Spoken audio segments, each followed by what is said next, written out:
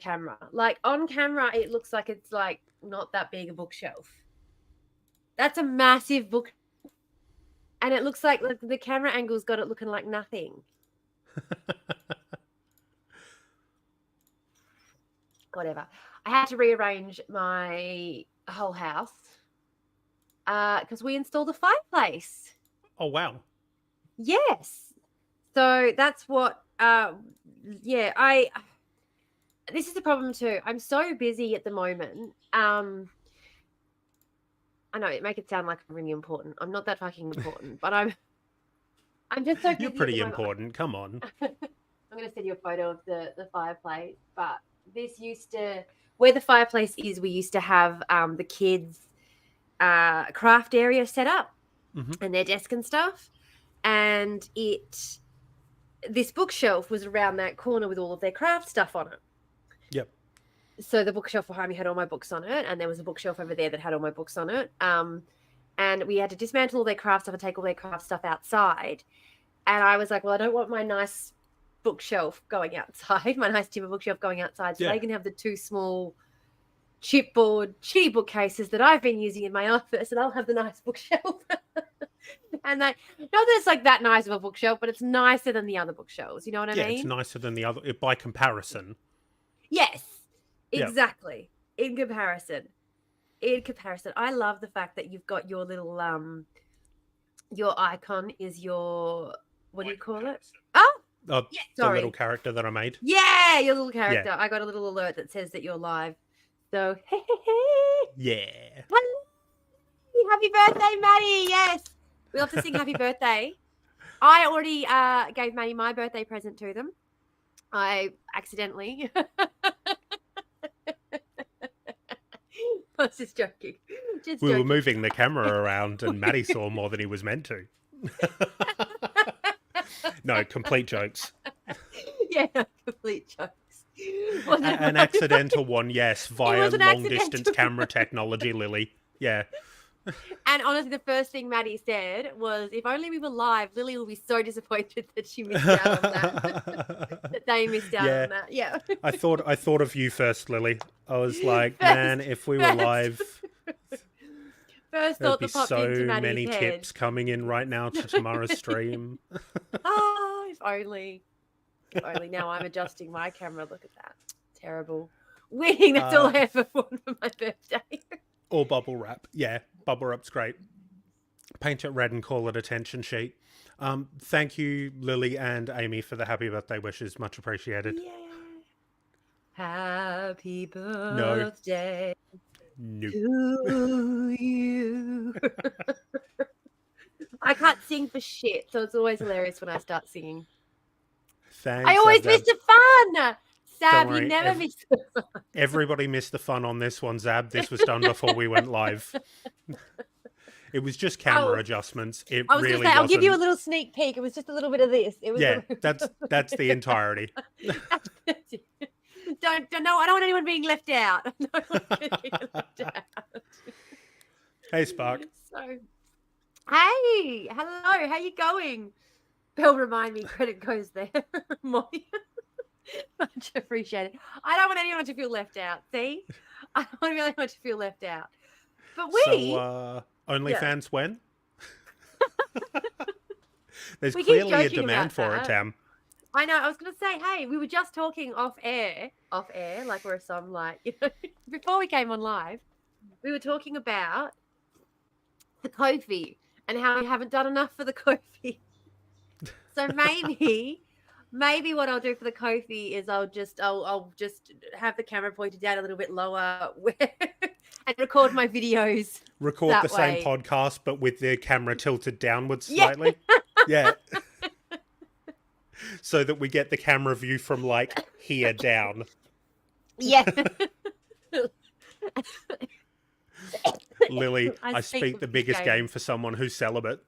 That's what I was laughing at. My friend came in the room before when I was getting dressed, and I was putting my makeup on, and I'm wearing the dress that I'm wearing is I'll take off the jacket so you can see it. It's a shitty little $5. Oh yeah. Bodycon. It's not a Yeah, Bodycon. It cost me $5 20 years ago at Supre, when Yep. Supre was still around, for God's sake. Oh my god. Yeah, I know. We're So, dating ourselves here tomorrow. yeah. So, and this is the thing about me is I've always been a big fan of getting like basic pieces and then just wearing them forever. So, you know, I had this dress longer than I've had my children. And I was doing my makeup and she walked in and she went, "I'm sorry, I have to grope you. I know it's really inappropriate, but like your butt's just jiggling in this really, really appealing way." And I was like, okay, quick grope then. Come on, quick grope. And then I got a double grope. I got one of these and one of these. And I was like, oh, was it all jiggling, was it? She's like, yep, it was all jiggling. I'm like, okay, fair enough. Credit to the friend. If I had the bravery, I'd do the same thing to my friends. I get it. My friends have no shame. My friends are just like, we see it jiggling, we come in for a grope. Sometimes people just bounce in the right way, okay? Absolutely. You got to get, people just bounce in the right way. Oh, does Supre not exist? No, not from. Yeah, I think it got bought out. Yeah. It's not existed for a while as far as I knew. Also, everyone let us know what the sound levels are like. Apparently they're still alive, but they've become a partner for the Cotton On brand. Oh, okay. I knew that they still had a Supre out at what's it called? Harbour Town. What's it called? Yeah. It's not Harbour Town anymore. It's what most people remember it as. Yeah, we still call it Harbour Town. Yeah. They tried to change it to Waterfront Shopping. Yeah. Nearly a decade ago now, and everyone's like, Harbour Town. It's Harbour Town. Yeah. It's Harbour Town. That's what it was called when it first. Yeah. Despite the fact that the primary AFL stadium in WA has moved from the suburb of Subiaco to be next to Burswood, people still call it Subi. People still call it Subi. And it's so funny because I lived in Subi. It was so funny when it moved and everyone was like, oh, you going to the game? You going to Subi? We're heading out to Subi for the game. And I was like, you know, it's not in Subi anymore. Everyone's like, oh, yeah, but it's still going to be called Subi, isn't it? It's still Subi. It's still Subi. Yeah. Like, yeah, okay. I lived in Subiaco. The train station that everyone used to get off at for the games was my local train station. Yep. Well, that would have been a nightmare. Yeah, it was. It was a nightmare. When I say that, there were two train stations because the way that Subiaco runs, Subiaco is a nightmare. Mm-hmm. Don't I know it? Yeah. I don't even have to say anything else. Anyone who lives in Perth is just like, yes. Everyone avoids going to Subiaco in their cars if they can because of the way that the roads are. If you've lived there, though, you kind of get it. But there's a train station over at the top end of Subi. Mm-hmm. And then the train line cuts under and along Subi, and there's a train line on the other side. So there were two train stations that were close to me. The one that was out of the mess of Subi, so I never actually had to go into Subi, which is the one that I used most of the time, which was like out of Subi, heading out of Subi to get to that one. The one in Subi, I only ever rode my bike when I lived in Subiaco, so it wasn't as bad. But if you were someone who drove a car in Subiaco, I've been told that sometimes people would actually just park their cars and get out and walk home and then go back and get their cars later because traffic was so bad in that little gridlock section, like between that train station and the other train station where because it kind of cuts Subi. And you know Thomas Street, how Thomas Street comes up and then like it's just it's honestly like they built all of these major roads on top of a suburb that then they just figured everyone would stop. It would just die on its own, like all the other suburbs that they built all these roads through, but it just refused to die. And so now they're stuck with a suburb that really shouldn't be there. That's what it feels like whenever you're driving through Subiaco. But the suburb is lovely. I do love Subiaco. Yeah. Anyway, rant over. Subi used to be great. This is what I'm going to go with, okay? It used to be a great suburb. You're talking about the local council changes? Not only the local council changes, but the amount that it costs for rent. That's because of the local council changes. So many of the cooler little weird shops and stores and interesting boutique places and cool little restaurants have been forced to shut because the rent has just increased year on year to the point where the only places that can afford to rent there are multinational chain stores. It isn't actually the cost of the rent. It is that the local council made a concerted effort over several years to stop renewing licenses, particularly alcohol licenses to businesses, specifically to drive them out. Because you remember the Llama Bar? Yep. When the Llama Bar opened up, massive complaints from the local community. Like, everyone was huge up in arms. There was a huge pushback. And even like the Subiaco Hotel had massive issues when it tried to reopen, because everyone was like, there's too many places around here. And so they were like, and this is one of the reasons why when I was running in Nedlands, it was honestly, I got to know so much about the local council and all of that bullshit. But the state government started instituting rules around local councils and the things that they could make decisions over because of Subiaco, because of that. They were literally driving out the business because they wanted it. A whole bunch of old people were in the area, seeing it become this new, young, hip area, didn't want it, and so made a concerted effort to kill the industry. NIMBYs. NIMBYs are killing Subiaco. It will never cease to amaze how frequently people move to be close to nightlife and bars and things like that, and then find out the experience of living close to nightlife and bars is detrimental to their particular way they wish to live, and then they try and shut down the nightlife and bars that they move next to. It's like, if you don't problem, want that, move away from it. The biggest problem with Subiaco is because the land development didn't happen at the same rate as the town development happened.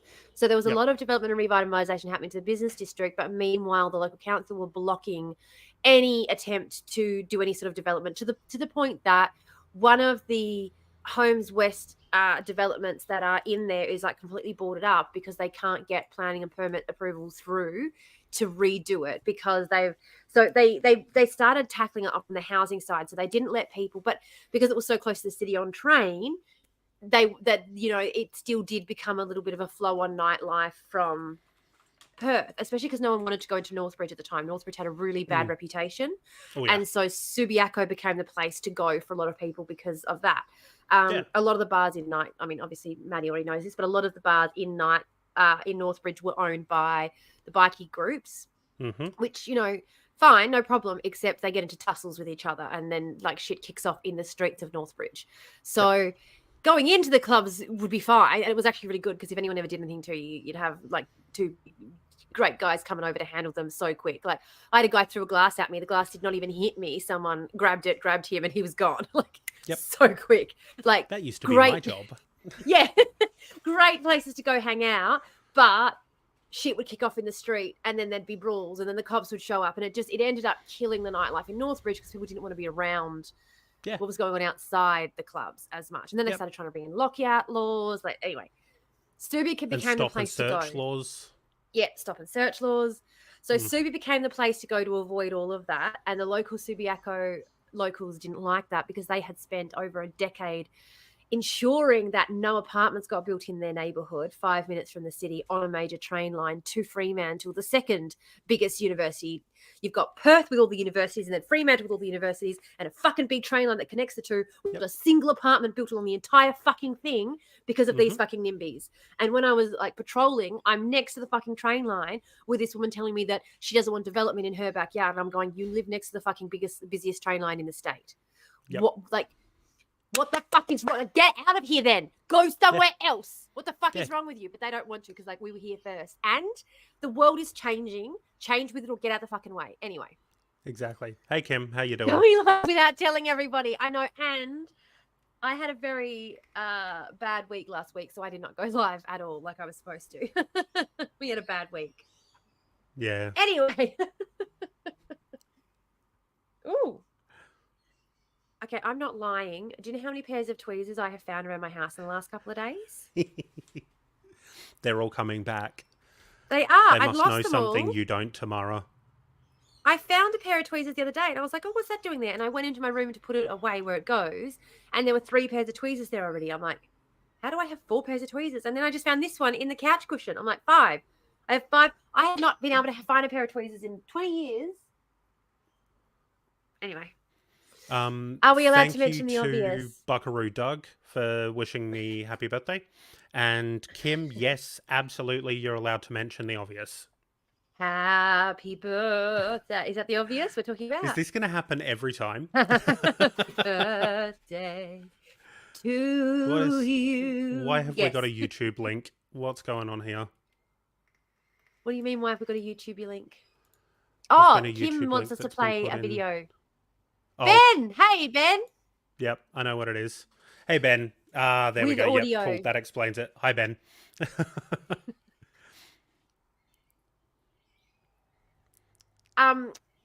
So do we want to? What do we like? Oh, we've only been on for like 15 minutes. So I'm like, do we want to get started? This is so not like me. No, So we'll give like it. We'll me. give it another 10 minutes at least, Tam. Another 10 minutes of mucking about. What am I doing, rushing us along? That's not I like don't know. me.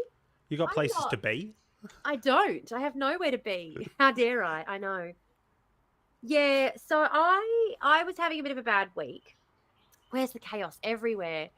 I was getting sad, Panda, on Friday, missing you. I was thinking about you on Friday, honestly. I was so sad on Friday. I nearly came on live just because I was like, I know that Lily's going to be missing me.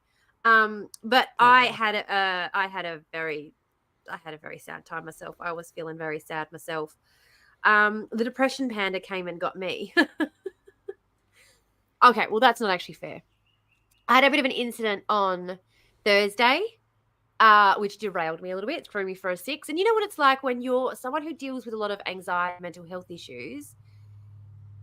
If you get emotionally dysregulated, it can take a lot for you to emotionally regulate again and get back to a point where you're human and you're not just months. Man. Yeah. So when I got into that state, which happened on Thursday morning, I sent Maddie, I think, a voicemail. What day was it? Like Sunday, where I'm just like, or was it Saturday? I'm like, I cannot speak to anybody without having a fight. Like I am. I'm so wound up still. I'm so fucking angry still. And then, yeah, sure enough, Friday, was it Friday that I had the massive argument with him? Yeah, it was. It was Friday. I had the massive argument with the ex over what happened on Thursday. Yep. And then Saturday afternoon, by about 2 p.m, I was like, all right, I'll try and human some more. Tried to human some more. Nope. That did not go well. Literally on the phone with this woman going, this is not your fault. I know I'm crying. I'm really sorry. This isn't on you. This has got nothing to do with you. I think we're going to have to end the phone call. I'm going to have to try again later. She's like, no, we can get through this because she had a job to do. And I'm like, okay, if you think, if you're sure. And then Saturday, Maddie messaged me and I was like, oh, I so badly want to like get into a conversation right now because I had just found out that message that I sent you about the housing being at its least affordable level ever since we started keeping records. Yep. That had popped up and I was literally going to message that to you. And then I was like, oh, no, I'm still ready to like, because it's, I get it. I mean, sometimes you want to impart information, but you're not in the space to hold a conversation following it. Yeah. Look, just for future, right? If you ever in a place like that and you want to send some information so that I can have it, just be like, I'm just sending you this, not in place for a convo, and drop the link. And here's the link. I won't push you. You know, I'm never going to push you because I understand exactly how that is. Yeah, throwing an info bomb. Perfect. Yeah. But that's just a good way like of putting it. put a little sort of here's the caveat around it. Here's the caveat for how we interact after this message gets sent. I'm sending this so that you know it, but I'm not in the place for a conversation right now. I don't want to talk to you today. And I'm never going to think that it's because it's something I've done because I'm fucking lovely. You're on mute, Tam. You are lovely. And that's the worst part is that I'm well aware of all of the people that I am being emotional at don't deserve any of that, you know, and it's a lot of Which again, you know, I've been criticized a lot in the past for going MIA when shit gets real. But I'm like, yeah, but if I don't, you're all gonna fucking hate me. No, no. See, here's the thing, right? Yeah. When I get really wild, like Yeah. when things up here start going a little bit fucking space cadetty, I am very like blah blah blah blah blah blah blah. Like try to rely Yeah. on my friends, you know, Yeah. because that's what I need to do. Otherwise, I'm going to eat myself. Yeah. You know, um, so when it comes from somebody else who I give a shit about, I'm not going to be like, "Oh, you're angry at me." Like, I understand I have context clues for why maybe you're acting a little bit out of sorts. And I'm not going to sit Yeah. there and go, "Oh, you're targeting me. Why are you being such a bully to me?" It's like, no, you're processing some shit, and I'm here to help with that as a He's friend. probably not processing it the best. No. Thanks, Lily. And thanks, Matt. Yeah, I appreciate that. It's one of those things though where again, trauma response when you Mm-hmm. are and again, like I know this is one of the reasons that I know with my kids that I know I'm not doing the best job ever, but I know that there are things that I'm more aware of because of how I experience them. So my kids, like even Charlie, you know, gets really upset and comes at me with something and the other day was getting really upset and said to me, "Can I just tell you how I feel, please? I just want to tell you how I feel." And I was Yep. like, "Yeah, absolutely. No worries." And it comes in and all of this fucking shit comes at me. And I'm like, "Oh, all right. And how are we feeling now?" "Oh, much better." "Okay, Yep. that's good." I'm so I've got glad. a thing with my partner who, by the way, chat, my partner is actually here today because it's a public holiday. So there you go, Huh? hand. So they may Hi, partner who remain occasionally unnamed. they may occasionally wander past the screen. They don't particularly Oh, like being on stream, but my house is so small that really it's unavoidable. So they may occasionally Maddie's wander partner past is the camera. gorgeous. So, you know, I can Mm. understand why they don't want all that extra attention. They'd have people knocking down their door constantly if they showed their face on stream. So, Thank you, yeah. everybody, for maintaining partner as the level rather than using the name even when you do know it. Yeah. Tam was just saying, by the way, you're gorgeous. They totally understand why you wouldn't want the extra attention by appearing on camera. Since you can't hear what Tam's saying. Oh, I forgot they couldn't hear what I was saying. I'm like ripping them up and hello, Yeah, human. I assume that they're human. Yet they are human. yes. Why didn't I say howdy? I know howdy's the most fun thing to say, Yeah, especially when you especially say since I'm using partner. the term partner. Yeah. It just Absolutely. fits. Angry Amy's guinea obsession is full on. Amy, you are fueling my guinea pig obsession. I'm so Mm. ready to get some guinea pigs up in here, this bitch. My kids are so excited for guinea pigs too. Though my cats, I don't know how my cats will go with them. We'll see. I'm off my Yeah. game. I need to go chop. Howdy, howdy. Let's get rowdy. Yeah. Yes. I've got some here ready to go, Lily. So let me know when you're all when you're lined up, and I'll be lined up too, and we'll get going. That's what you're doing too, Zach. Oh my god. Excellent. We're all gonna do it together. Yep, that is a Vladimir in frame behind us, getting comfy in the Vlad the heated bed. Impaler. He's just behind the fan. I have this one weird. I mean, it is good, obviously, because it looks much more natural, but it's obviously not natural. So who the fucking hell cares? But it just looks like anyway, whatever. I Anyway, actually stop really looking at like it. that. It's fine. I really like the way your hair's fading out. It's dope. Thanks. I am definitely not going back to blonde. As No. much as it's my natural color. Yeah, it's boring. That video of you with blonde hair, T, was so off-putting. I'm sure you didn't mean it like that. Oh no, Kim meant it exactly like that. Oh wow, okay. Fair That was enough. hideous. Never show your face again in blonde hair. Damn, get wrecked, I guess. This chat is the closest I get to a circle these days. Oh, me Yeah, too, no, Zach. I get that. Me too, Zach. I get that. Did not lie, cheeky fucks.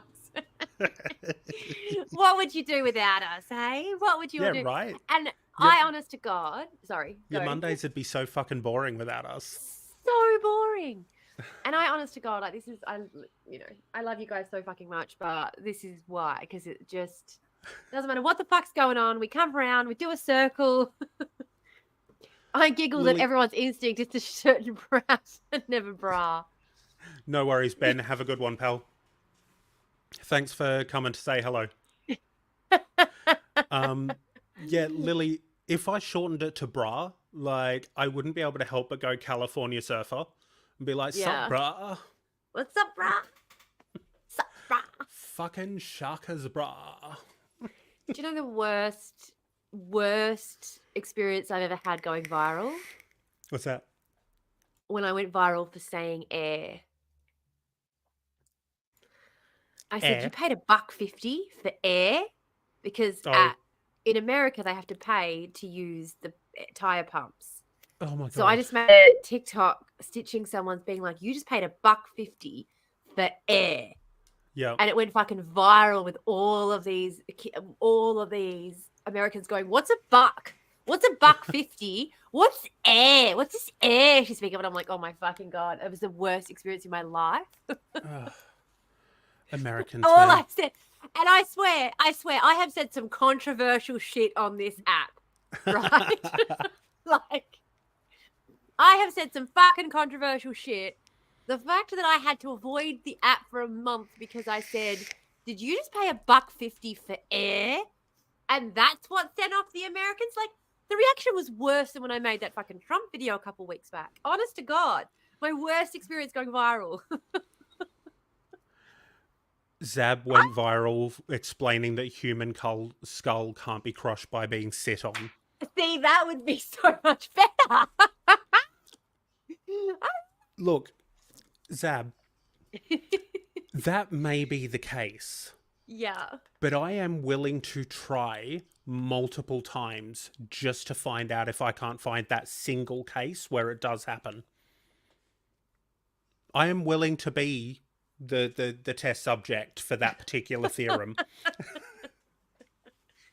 Oh, Lord. Oh, that's what I was going to say too. When we do decide to start, let me know, because I'm going to do the big floop, floop, floopy. I've recently figured out why editors do all of the things that they do during filming to make editing easier. Oh, I'm going to start doing them all. Yeah. 100%. It's the reason why sometimes, Tam, you'll see me just put my hand up like this. It's a notification that there's something that needs to be cut around that. Yeah. Like if we accidentally dox ourselves or say one of the kids' names. I was going to say, that the visual clues aren't as easy to pick up as the audio clues, because it has it does a spike on the audio that you can go straight to. Maybe I should just clap right next to the microphone then. Maybe we should. Sorry for headphone users everywhere. Apologies for that. I'm so sorry. We probably just ganked your ears there. So I've just realised something. Lily's username is literally brafling. Not braffling. No, brafling. Like the boys used to do in high school. Wow. Yep. If my daughter, if someone flick her bra strap, I expect them to strangle that person with their bra strap. Correct, Kim. That is the correct approach to Absolutely. take. Yep. Yeah. I have had people twice my size sit on my face, still alive. Yep. That. Tragically, there are not a lot of people who would be twice my size. I am a large human. But still. At this point, the list is long. I was going to say, just get your partner to hold some weights. We can test it out that way. Get a dog training whistle. Yeah, no one needs these, thanks. Oh, your MySpace name. Oh, wow. Mine was Spleech is here. And it was my Hotmail address for ages. Spleech is here at hotmail.com. I think mine was... Oh, No, I don't remember. I don't remember. And besides, even if I did, it'd probably wind up doxing myself with my dead name, so not gonna do that. yeah, don't do, don't doxing, dox or no doxing. Yeah, Spleech is here. Monkey me, he. That is cute. I was 80 kilos. She was 160. The heaviest I have ever been is like 88 kilos. When I was pregnant with my son. I have gotten back up to like 80 kilos, at other times, but at the moment I'm the smallest I've been since before I had kids. Well, I'm nearly the smallest I've been ever, which is not good. But we are going to get that checked. We're going into the hospital. So, you know how I had to wear that heart monitor thing? Yes. For 24 hours the other week? Mm-hmm. Turns out there is an issue with my heart. Oh, surprise. Surprise. Apparently, people just collapsing and fainting, not the norm. No. All good. Oh, we forgot to keep the ads up. It's all right. We'll do it when we get to the actual podcast. We've got to remember to do the ads at the proper time. Oh, yeah. Jesus, that's right. Let me just open my Twitch. Otherwise, I'll completely forget to do that. No, you're all good. For everyone in chat currently saying that they're the heaviest they've ever been, you are not alone, my friends. I am as big as I've ever been in my life, and I hate it. And you need to be, because winter is coming. It is. It's fucking coming. So I've got a heart block. Hey, Tom. You've got a heart block? Don't know what that means. Yeah. Yeah. So, I was just about to say, Kim's on it. Tamara, it's spring.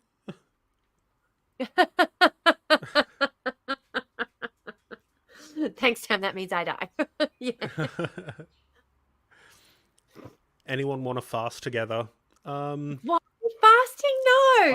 I technically do. I only really eat once a day. Which probably isn't great.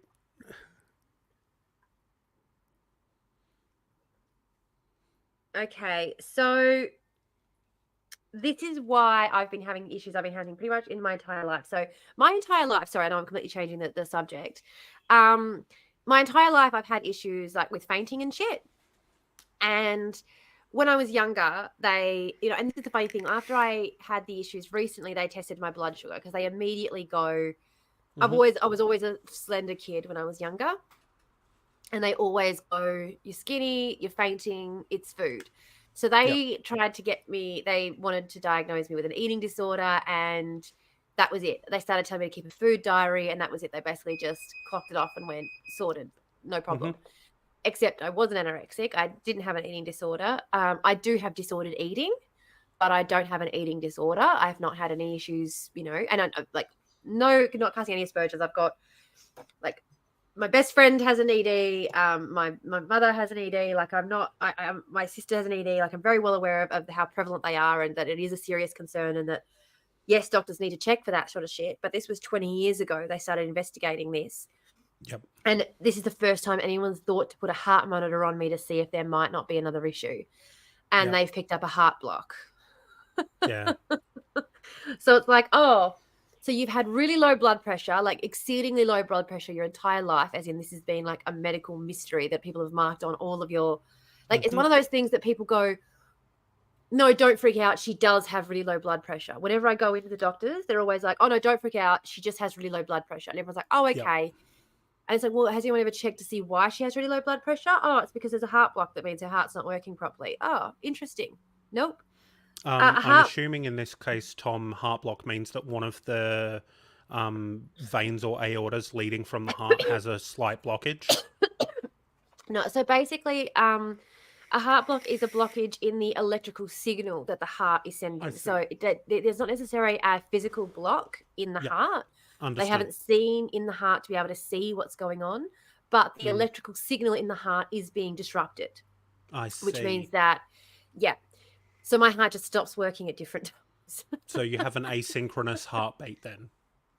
Well, I have an irregular heartbeat with a heart block. Right. Lordy Lou. So Good times. yes, yeah.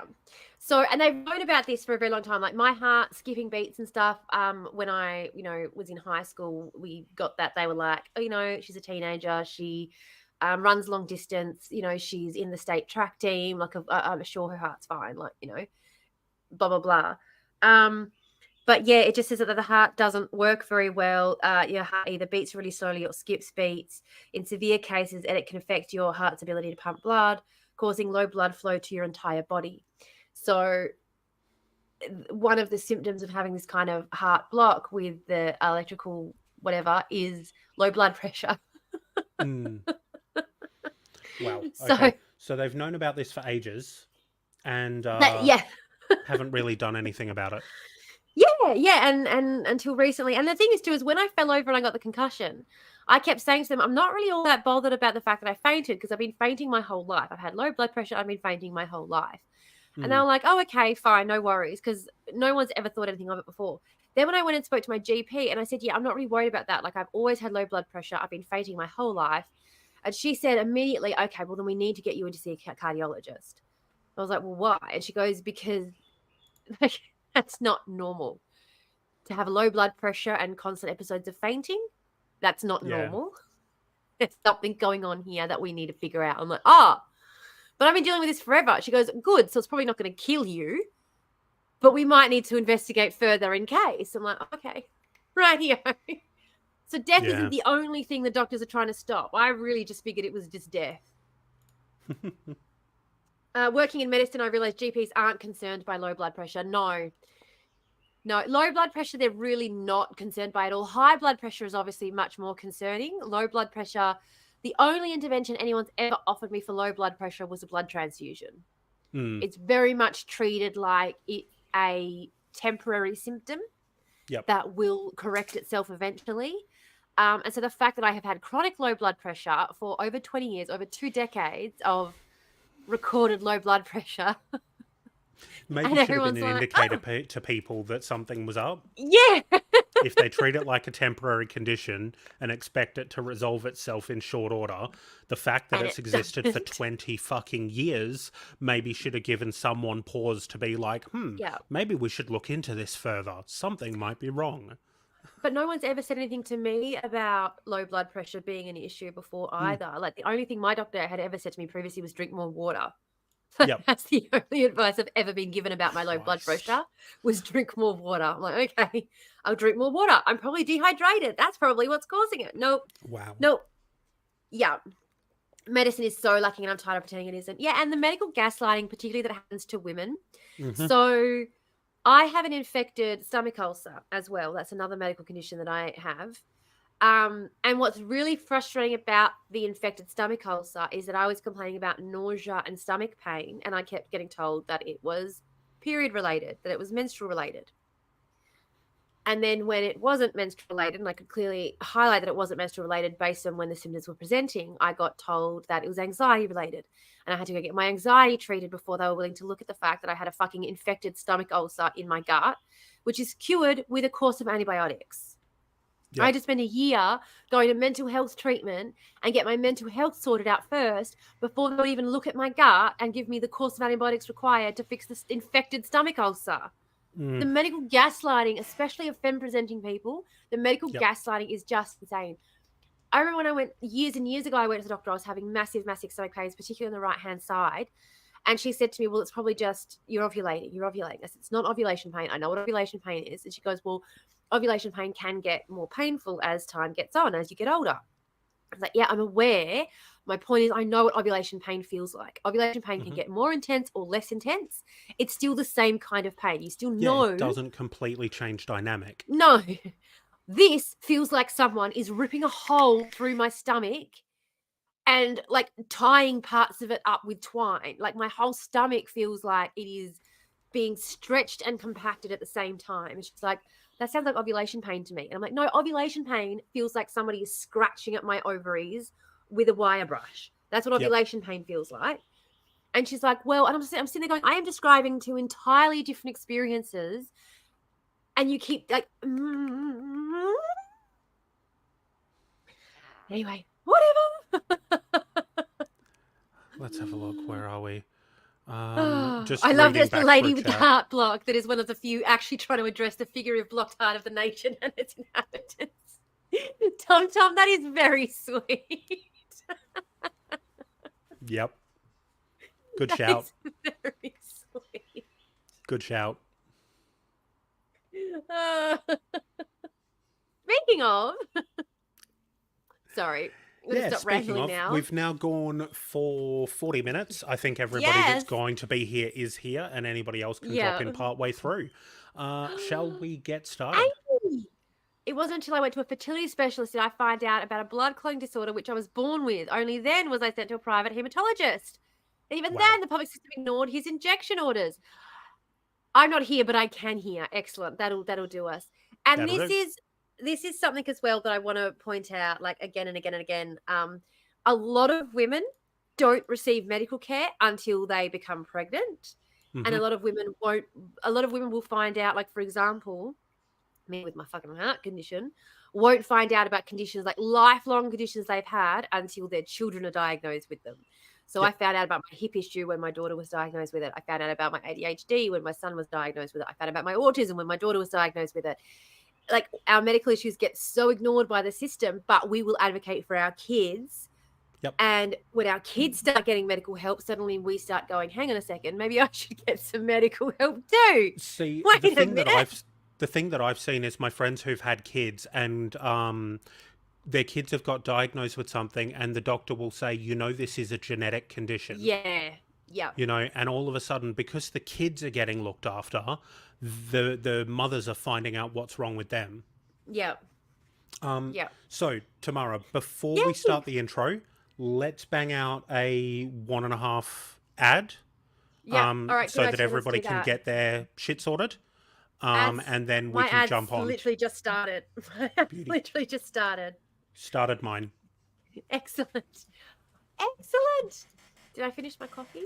I didn't finish my coffee. Excellent. Belong time. Let's do a belong quickly while we're in ads. Go for it. I had that many. Only reason why I got diagnosed. Found out periods weren't supposed to hurt at 27 years of age.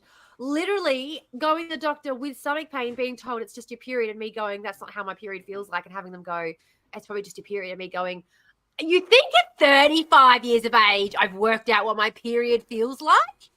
Yeah, right. Been doing this now for 23 years. Been bleeding out my hoo-ha for 23 fucking years. I've worked out what that feels like. Yeah. I'm not even surprised when it happens anymore. Yep. Oh my God, it's the racist amount of days. We're using partner. Yep. Just Belle. I'm not naming. No. I was going to say, don't respond to any comment in particular. No one make any other further comments. Yep. I'm just going to say we're using the word partner to refer to people who are off screen, and I'm not going to say anything else so that nothing else is picked up on. Fair. Good call. Good call. So many things I found out aren't normal, but they've always been so for me. How am I supposed to? Exactly, Lily. Exactly. Delete. Belle. I'm so excited, Belle. I'm so excited. I put in a fireplace. It is going to be summer when you're here, but I did put in a fireplace just in case it gets too cold for you. I do also have central heating, but I put in a fireplace because it's so much better. And the fireplace, oh my God, it's in the best spot too because I'm knocking down that other wall, and so it's going to be in like the whole living space. I mean, I'm very excited. Let me do a code quickly. Ads are over. Quick. Ads are over. We're back. Yes, we are back. What's happening? Why wasn't this spoken about? Oh yeah, then we found out my sister has endo and PCOS. Yeah, I've had an ovary removed due to PCOS. Oh my gosh. Tom, I was actually talking about that earlier. I did not manage to make it to the protest, unfortunately, because on Thursday morning when I got up to leave for the protest, we had a bit of an incident here, which resulted in a 3-day emotional tailspin from me. So, central heating. Ooh la la, I know. I'm very fancy in my home that I own. I like to just remind all of the people who come in my comments saying that I'm just bitter because I can't afford my own home. No, I can't afford my own home. I'm bitter that nobody else can. Yep. Are you allowed to be bitter on behalf of others? Absolutely. I enjoy you being better on my behalf. I would love to afford my own home. The more Yeah. people who are better on my behalf, the closer I might get to actually having that chance. Exactly. And like, this is the thing too. I bought my home and then immediately realized that if I hadn't bought this home, and when we were trying to buy this home too, my ex who I was buying with at the time Hmm. wasn't sold on this home, wasn't particularly invested in it, was um very much like Jon Snow in Game of Thrones, stuff happening to him rather than him doing anything to actually direct the story. And it gets really annoying after a while because when someone's not doing anything to direct their own story, but they're just kind of going along in it, Yep. you're just dead weight. Like, just get the fuck out. Anyway, I forgot where I was even going with that because I just got stuck on the dead weight thought of the dead weight, just dragging people, limping along behind. But yeah, they weren't particularly fast. Like, they didn't seem particularly invested in the house. And I was just like, I don't fucking care. I honestly couldn't have cared if the building report came back and said it was falling apart. I was like, we're buying this fucking house. So we put it in the offer, bought the house, asked for settlement date. There were tenants living in the house at the time. This is what I keep saying to everybody. Yes, but I was a tenant. Now I'm not. So I have removed a tenant from the housing market as well. So don't give me a hard time. Yep. Also, the tenant who I removed from this property, I have met, and they're both doctors, and they could afford to buy a house, but they choose to rent because they don't want to live here where I live full time. Like, they don't actually want to live in this area. They're just here for work. Yeah. So, yep, that's not where they're planning to put down roots. This isn't where they're planning to put down roots. So I was like, okay. I still have issues with buying. Like, I obviously still feel sick to my gut about it. I wouldn't be sitting here making excuses for why it was okay that I did it. Yep. But the reason I feel sick about it is because it's not accessible to everybody, and it should be. If it was actually accessible to everybody, then I wouldn't have to give a shit about the person who lived in this house before me, because I'd be like, well, they'll easily just find another house. No, instead I'm like, and we made the settlement, and everyone said to me as well when we bought the house, it was so funny. I had all these assholes online just being like, oh, sure, you bought a house. No one buys a house and then has a 3-month settlement period. No one buys a house and then leaves it to settle. And I'm like, okay. So we made one of the conditions that it was a vacant possession, which literally meant the house wouldn't settle until the tenants found new accommodation. And that took 3.5 months. Yep. Did it suck waiting for 3.5 months to be able to move into my house? Yes. Was I going to put somebody else in a fucking shithole position just because I was impatient? No. Yeah, no. No. So this is what I'm saying. There are things you can do. There are ways, if you actually do give a shit about everyone involved in the process, there are ways that you can ethically do the process. They're not the easiest. They're not the best. It costs a lot more money to do it that way. It wasn't like it cost us another 11 grand to do it that way, literally. Like, it was not cheap in any stretch of the imagination. But the difference is 11 grand, then I'm going to have to, it's actually going to end up being 33 grand by the time I finish paying off the bank with all the interest they fucking charge. But the difference was that, or somebody else doesn't have a house, doesn't have a home. Yeah. Yep. And my house is already worth more than I paid for it. So that 30 grand extra expense is like nothing. Yeah. Literally nothing. It's already paid for itself. The house is already worth more than what we paid for it.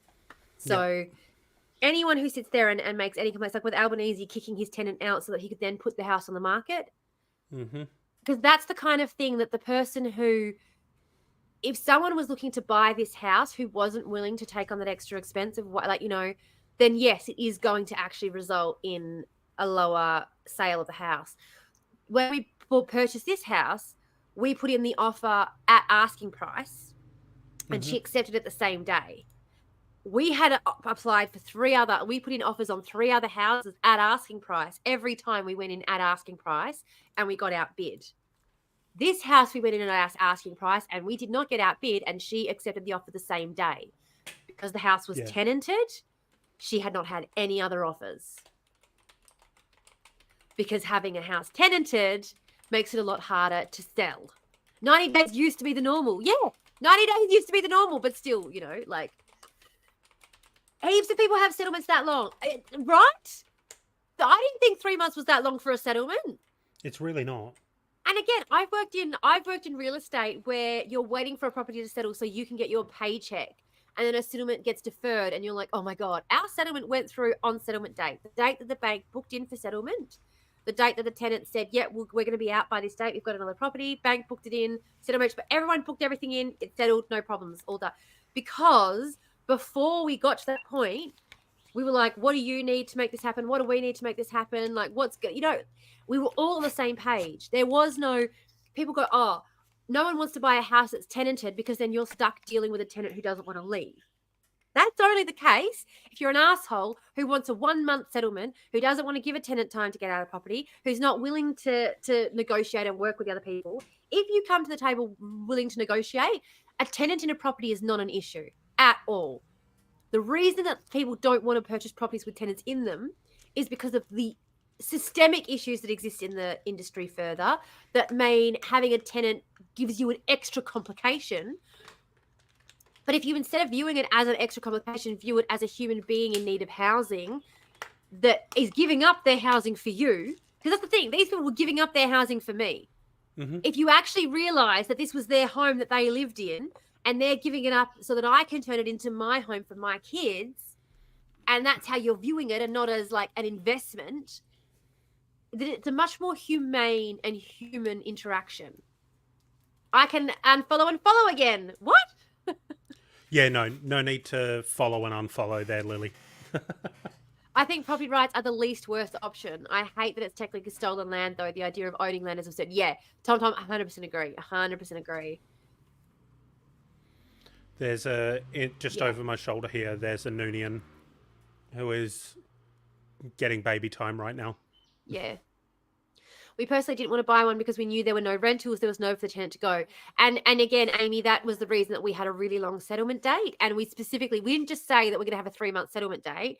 I put into the contract that one of the conditions of settlement was vacant possession, which meant that if for whatever reason the tenant had any issues getting another property, it would just delay the settlement. Like, they weren't going to get pushed out. They weren't going to be, they weren't going to have magistrates bailiffs knocking down their door with an eviction notice, because vacant possession was a condition of settlement. The property wasn't mine until they were out of it.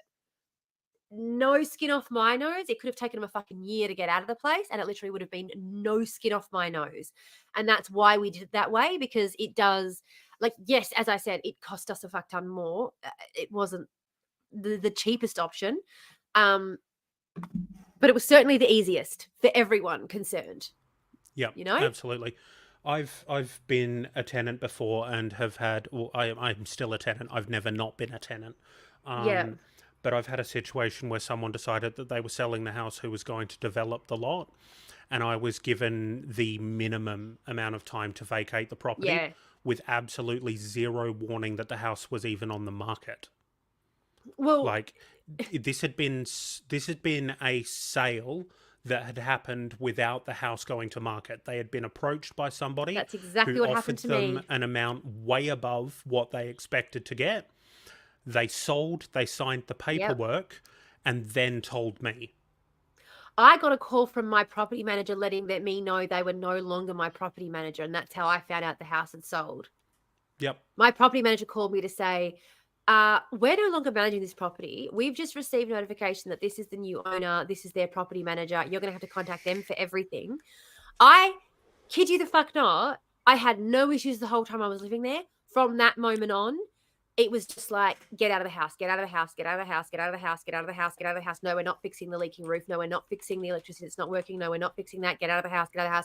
If you get out early, we'll let you out of the lease. We're going to let you out of the lease. We're going to let you out of the lease. No, we're not going to fix. Yeah, it was an old house, and so it had big, solid, built-in wooden curtain rails, and it was a mammoth effort unhooking and change. So to take off the curtains and wash them and then hang them back up was a mammoth task and a half. And it had fallen off the wall. The whole thing had come down off the wall, and it was just sitting there. Like, I had no curtains on my bedroom window. Yep. My bedroom was the corner property in Subiaco. It was on the corner. There was nothing between me and the street when I was laying in my bed, like not even a curtain between me and the street. I asked them to repair it several times, and they were just like, no, it's not urgent. And literally, when I moved out of that house, that curtain rail was still sitting there on the floor. Yeah.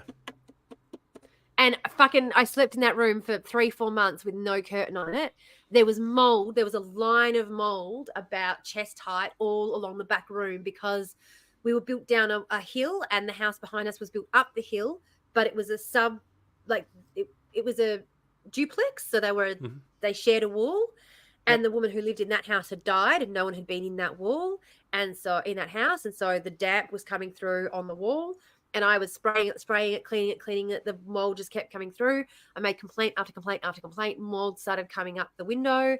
Didn't matter how many times, because he owned both houses. He purchased that house as well. Didn't matter how many times I complained about it. They said, it's not our problem. Not our problem. Yep. But the mold is coming from the premises next door and it's seeping through the wall into my bedroom. Yep. Got the exact same issue here because I live in a block of apartments. We had a situation where the unit on the 3rd story had some plumbing issues, and it has resulted in mold in my bathroom and the ceiling bubbling with water that had been dripping down from the pipes from the 3rd floor. And I've made complaint after complaint and nothing happens. Yep. I was just sharing Kim's comment about his daughter giving him olives because that sounded so cute. Mold is the most insidious thing, and it's so dangerous as well. It's a hidden killer, and not even that hidden, to be honest. Like, it's just, I'm just going to turn that one a little bit more that way. It's my lovely sister. It's my lovely sister who came all the way down to Albany and didn't visit me. Oh, yes. Anyway, should we get going? Yep. Yeah, let's get started. Narajan Karajan Nunga Buja. Welcome to Two Girls, One Garbage Can, the Ozpol podcast where we discuss the garbage can state of Australian politics through a historical lens of what came before so we can try and better understand what the fuck is going on right now. I'm your host, Tamara. And I'm Maddie. And today we have a bit of an interesting one for you. I'm so excited.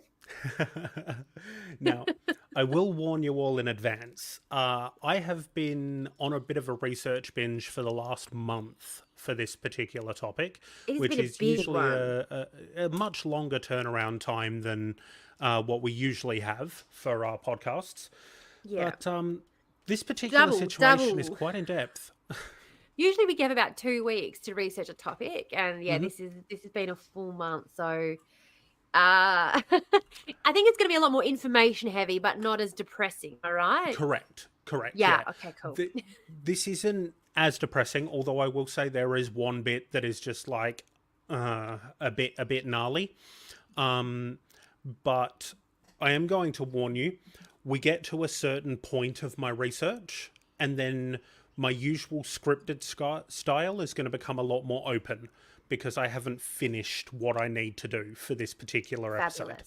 I am planning on continuing the research, putting together an actual timeline of what's happened, and releasing a video on my Ko-fi for anybody that's interested in it. But yeah, that'll be later down the line. Lily, I ended up stress passing out accidentally. Well, that's not good. Yeah, let's try to avoid stress passing out if we can. I'm, not playing the blame game. It'd be better if you didn't do that. Thanks. With luck, this episode shouldn't do that to anybody. It might make you irrationally angry. Yeah. Or rather, rationally angry, I should say. Hey, Mike. How you doing, buddy? Finishing things is a downer. End finishing. Yeah.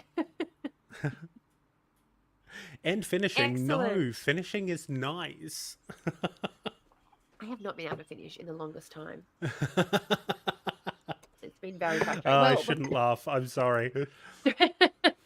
You have my sympathies. It was all the stress of New Zealand. It was all the stress from New Zealand. I'm sure it's going to be fine now. Now that I'm back. Yeah. Just. Alrighty. So let's get started. Now I'm going to have a quick sip of water before I do because I have some talking to do. That was a mistake. I've made an error. It's fine. You're good? Yeah. Yeah? Let's go. All right. Let's do it. Cool. Oh. Here we go. Okay, so today we discuss a complex period in the history of our very own state, Western Australia. Now, I do need to warn you all that this episode of the podcast will feature a bit of jumping around between topics and timeframes. This has been an incredibly hard to nail down the details and specifics. A lot of the reporting from the time has been lost, or at least with my investigation skills, I haven't been able to find it. So basically, I've had to piece together a lot of disparate pieces of information. It's However, as I always said before, this is a topic that I will continue to research, and I'll put more information and get it into a timeline of events that will eventually go on my Ko-fi for a period of time, and then will get released publicly so that everybody has access to it. I was going to say as well, we have to also remember that the Murdoch media plays a very large part in the reporting that is available to us. And so that's obviously going to play a part in how much we have available. Yes, Yeah, and how much of it's behind a paywall that we're not going to be able to access, which is, you know, true. fun times. Although there's plenty of ways to bypass paywalls. We wouldn't do any of those, would we? No, those of course are illegal. Not. That'd be illegal. Yeah, we are all law-abiding citizens over here. No theft from me. No. Okay. Alrighty. All right, let's get into it. I'm excited. Our tale from the dumpster today involves a corrupt state premier who tried to run the state like a corporation, political donations that changed federal tax policy, a Labor Party-aligned fundraising venture which allowed businessmen to purchase the ear of senior Labor politicians, and it ends with a $1.4 to $2 billion loss in 2024 money, chalked up against the state of Western Australia's books, and a royal commission that wound up with a few politicians and high-profile businessmen jailed or fined. I always love it when there's a high court case and a royal commission involved. Yeah. Oh, so much fun. So, our story begins in August of 1982, when the Australian Labor Party WA branch state platform was amended at the party's state conference to record a resolution that a Labor government would, and I'm quoting here, actively participate with private enterprise to establish a financial institution to be known as the Western Australian Development Corporation for the purpose of attracting major inflows of capital to Western Australia and developing the Western Australia-based finance market. So that was put as part of party policy. On February 25th of 1983, Labor politician Brian Burke became the Premier of Western Australia. During his time as Premier, he also held the portfolios of Minister for Forests, Minister for Tourism, Minister for Women's Interests, Minister coordinating Economic and Social Development, and finally, Treasurer. Let's see if we can work out where this is going, shall we? Don't you just love it when you start hearing all of the portfolios that are assigned to particular ministers and immediately seeing the conflicts of interest? Like, I mean, he was the Premier and the Treasurer. God. But it's like they do it on purpose to ensure that they can always say, yes, but we have to balance these other interests as well. That's why we're not giving a shit about you people. Yep. We also have to balance business interests. Like, Minister for Finance, oh my God. He's also the Minister for Forestry. Yep. Minister for Forests, Women's Interests, Wonder why the forests... God. Wonder Yeah. why the forests have been having a shit time of it recently. Anyway. Right. Yeah. So, the very day after he became the Premier of the state, he held a meeting with a group of high-profile businessmen, including one Laurie Connell, who we will come back to later, to discuss setting up a way for the state government to become more heavily involved in the business and financial markets. This was the genesis of the WADC, the West Australian Development Corporation, being set up as an actual entity rather than just an idea within the Labor caucus. The WADC enabled the state Labor government to involve itself in large-scale business transactions without the normal transparency and accountability of traditional government-guaranteed corporations.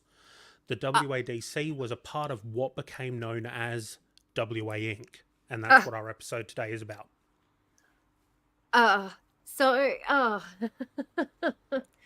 mean, I know that there's a little bit of a spoiler here because obviously WA Inc. is the kind of thing that everyone who lives in this state knows a little bit about. Mm-hmm. The name Alan Bond is like famous. So obviously we all already know a little bit about where this story is going. But for us West Aussies at least. Oh, yeah, for us West Aussies at least. I think it's not as well known in the other places. Mm-hmm. But whenever I complain about, private industry, places like BlackRock, people go, oh, so you want the government getting more involved? No. As a West Aussie, no. That's not what we want. We've seen where that goes. And whenever anyone starts on with the whole bullshit about like, oh, you want big government, it's like, no, it's not big market or big government. It's big both. Fuck off all of the little guys. Yep. Like, big market doesn't mean small government. Big market means big government. It's just that all their attention and focus is on the market and not on us. So, yeah, I don't trust the government to fix this problem either. Look what happened last time they tried. Oh, I'm getting sweaty. I always choose ones that I know are going to wind you up. Yeah, you do. Oh, you really do. It's the reactions you're doing it for. You like to see me sit here and just go. Yes. It's so much fun, though. I'm muting myself again. No worries. So, a prominent Catholic businessman named John Horgan was appointed as the chairman of the WADC on a salary of $800,000 per year in 1983 money. So that would equate to $3,042,150 in 2024 money. That's an extraordinary figure for a public servant even now. Per year? Yeah, per year. That was his salary to run the WADC. So right from the start, you can see the corruption. $3 million a year. Yeah. $3.042 million a year. Oh, I'm sorry, I forgot about the point. I forgot about that extra 150,000 on the end there, which is more. The 42 grand, which is more than a bartender makes. That's more than I made last financial year. Yeah. The rounding error on the end of his salary is more than I made the last one. Holy fuck. Yeah. And this is again why we're doing the commune the way we are, with me as the chief executive officer with no income. Yep. No income. Because that's how you make sure shit like this doesn't happen. Yeah. Your CEO doesn't even fucking income. Jesus fuck. Yeah, Jesus. A little rounding error and it's more than some of the households of the people in our chat. Jesus fucking Christ. I'm so sorry. That's more than I made as a professional stripper. Yep. That's more than I'll make in my entire fucking life. Yeah. Like. Oh, I'm only on page Jesus. 2 and I've got you guys this riled up. I'm doing so good right now. Jesus Christ. Oh, geez. Dab, and you're actually working for your money. What did this motherfucker do for his money, Maddie? I'm reckoning it's not much. Nothing. Of course it's fucking nothing. Oh, my fucking God. Oh, my fucking God. Lost the state government approximately $2 billion. Oh, just $2 billion? Yeah. Did any of it end up in his pocket? I'm guessing all of Probably. it. Should we do an ad break now, or do you want to? We can do if you want. Well, one's going to come up in a minute anyway, so just wondering whether you want to get started again on another thing, or whether we should. Yeah, let's blast an ad break on. All right. And then, what length, mate? 1:30, 1 minute 30. 1:30. All right. Yep. Cool. And then we'll go make tea, and then we'll be back. Cool. After these messages from our sponsor. Oh, let's say hair care. Yes. All hair. Right. Look at my beautiful hair. We've been talking about hair a lot. Look at my beautiful hair. Hair care ads. Hair care ads. Well, I think my maximum is 1 minute 30. I don't think I have. Yeah, same. I've started mine, by the way, dude. Oh, I started just now. Bye. I don't know why I'm saying bye. Everyone's still here. I'm going to go pee, though. All right, go for it. Go now.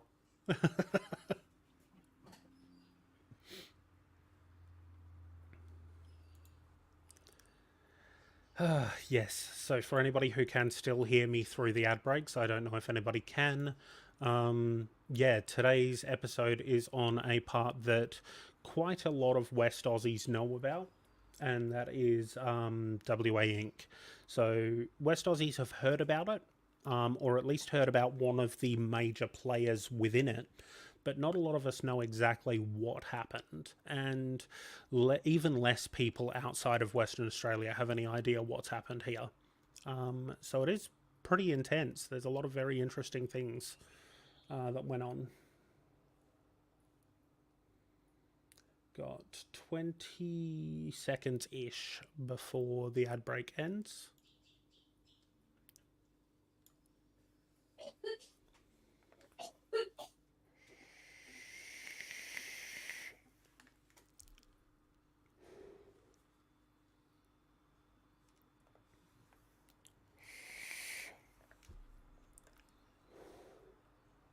Alrighty.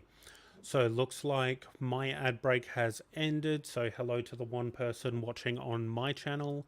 I think Tamara's will be ending any second now. So hello to everybody on that side. And Tamara returns. Almost perfect timing. Hello. Almost perfect timing, buddy. Hi. Almost. Yeah, very close. You got a toy ad. And an ad for the Joker. Oh. This is the best day ever. Oh, Lily, I'm glad you're having a good day. Excellent. I'm glad we can make it better. Yes. Why aren't I seeing ads? Loving it, but not sure how I managed it. I was going to say, just love it. Love it while it lasts. Zab's never had an ad on Twitch. That's good. You might have a very good ad blocker. I was going to say, also, I have done the settings in the back. It doesn't work for everyone. I don't know why it doesn't work for everybody. But I had it set so that my moderators didn't get ads, and then I made everyone a moderator. Yeah. So sometimes moderators get ads, and sometimes they don't. I don't know why. Like, Kim still gets ads, even though... Why had I not realized to double stream? I don't know, Kim. Yes, thank you for also joining in on my stream and having it running in the background there, Kim. Appreciate it. Yes. The more viewers that we can get on each of our streams, the more that it actually pushes the podcast towards the front page and brings in other people. Into the nether. Into the nether. Oh, so I appreciate you jumping on there. Appreciate it. Itchy nose. Yes. Alrighty, so when we left off, we discussed the salary that John Horgan received back in 1983 of $800,000 a year. Yeah. Which is just over $3 million. Yeah. In today's money. Tom, no, we don't have a Patreon. We do both have coffees. The links pop up every now and then. We have the Two Girls, One Garbage Can podcast has a Ko-fi. Yes, it does. We do have a Two Girls, One Garbage Can podcast Ko-fi, which we both keep forgetting about. There it is. I think I'm gonna have to put. Oh no, that's your one. That's for mine. That's for my Ko-fi. Hang on a second. Let me just grab it. Yeah, because Kim's in my chat at the moment. So we keep forgetting about the Two Girls, One Garbage Can Ko-fi, and I'm actually going to put all of my scripts up on the Two Girl, One Garbage Can Ko-fi from now on. Yeah. All of my scripts. So I do it like a full-on essay with not actually written like an essay. What I mean is I have references. Okay? I have references. So I will put the references up on the Ko-fi for everyone afterwards. Did that show up? Not even behind a. You don't even have to put it behind a paywall on Ko-fi. Just FYI, like you can just put it up on Ko-fi. So I'm not saying that I'm going to put it behind a paywall. I'm just saying that's where I'll put it so that it's with the Two Girls, One Garbage Can stuff and not with the Void stuff. If that makes sense. Good idea. All right. Yeah. So that didn't show up. I'm just going to jump into tomorrow's Twitch. For some reason, my chats don't show up on here, which is really annoying. So I'm just going to jump into here and there. There we go. There we go. Cool. I have got your thingy up on my other window too, but it keeps timing out. I have to keep remembering to click on it. Yeah. That did perfect. I'm always torn which stream I should be in. You just be wherever feels right in your heart. Ames? Yeah. You can always, as Kim is doing, double stream it, have one going in the background on mute. Put one on the TV and one on your phone. Yeah, mute one of them. How many devices do you have?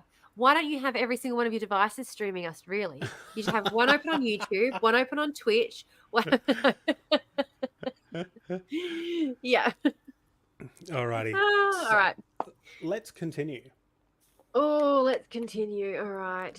So, to make sure that he kept secret the dealings of the WADC and its shady subsidiaries, such as the XM Corporation, which sought to create and exploit export markets for education and other products, Brian Burke pushed through legislation that not only gave the WADC commercial confidentiality, but also unshackled it from ministerial accountability. A portion of the legislation that enabled the WADC reads, and I'm going to quote directly from the legislation here, so do apologise. 4.3, the corporation is an agent of the Crown in right of the state and enjoys the status, immunities and privileges of the Crown, while 4.4, notwithstanding subsection 3, the corporation shall not be subject to direction by the minister.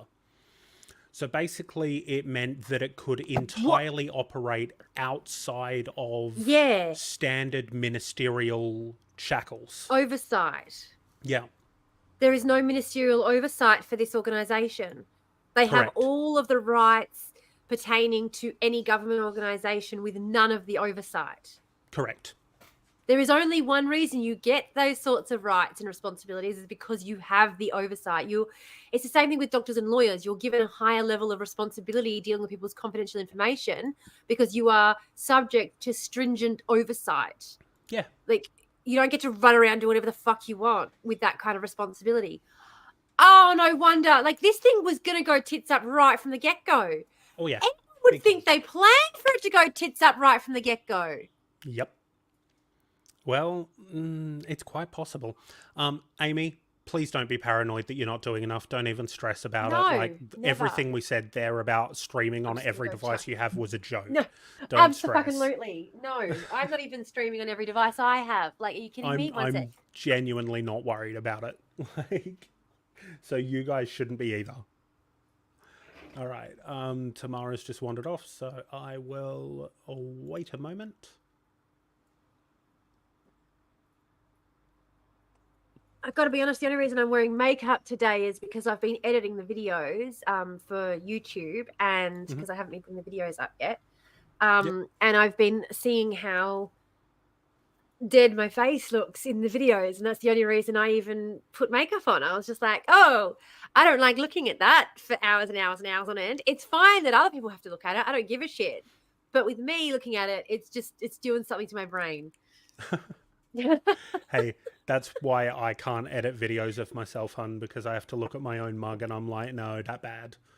I don't understand it. I've never had this problem before. Though I have not actually edited videos of me, to be truth be told. I've done a lot of video editing of stuff, but yeah, not a whole lot of my face. Yeah. Alrighty. All right. Should we get back to it? Here we go for the next bit of information that's going to make you mad. Oh. So they're making millions of dollars with no governmental oversight and all of the rights and responsibilities of a government agency. Yes. Brilliant. Nothing can go wrong. Correct. Now, in his dual role as the state treasurer as well as premier, Burke had the statutory capacity to direct the financial affairs of substantial state corporations like the State Government Insurance Commission, which at the time was the SGIC and later became SGIO, the insurer, and the Superannuation Board, which was later renamed to the Government Employee Superannuation Board, or what is now GESB. Which basically these two, the SGIC and the Superannuation Board, were given sweeping new powers in 1987 after the stock market crash, which enabled both of their extensive funds to be used for virtually any purpose that was approved by the Treasurer. So these were people's insurance and super superannuation that could now be utilised by the Treasurer, who was also the Premier, who was also in charge of WADC, to utilise that money for anything. So, what a shock that the government would want private citizens' funds that were tied up with these government, because SGIO was the government insurance option. Yeah, it used to be called SGIC. Yeah, SGIC, sorry, before it became SGIO. So SGIC was the government's insurance option. So you are not buying into a private organization's insurance. You're buying probably the less bells and whistles, maybe a little bit more expensive, but more stable and more reliable government-backed insurance, thinking that money is going to be, oh my fucking God. Yeah, thinking it's going to be safe as houses, and if you need to make a claim, there'll be available funds. So he's using the government, the reliability of the government, that idea of like the government's reputation to take private citizens' money and use that government entity to invest that money into another government entity that he's operating that has no ministerial oversight and is allowed to do whatever the fuck that it wants with that money. Yep. Quite a convenient little chain, huh? I have no fucking clue how people tell me that I just don't understand how governments operate. Yep. This particular period was one of the biggest rorts that has ever happened in government in this country. Oh my God. Oh my gosh. So now, obviously, these things happened after the stock market crash of 1983. So where we've started this story and where it's all getting set up was when he gained the premiership in 1983, so 4 years earlier. Yeah. Okay? So this information here is a bit further down the timeline.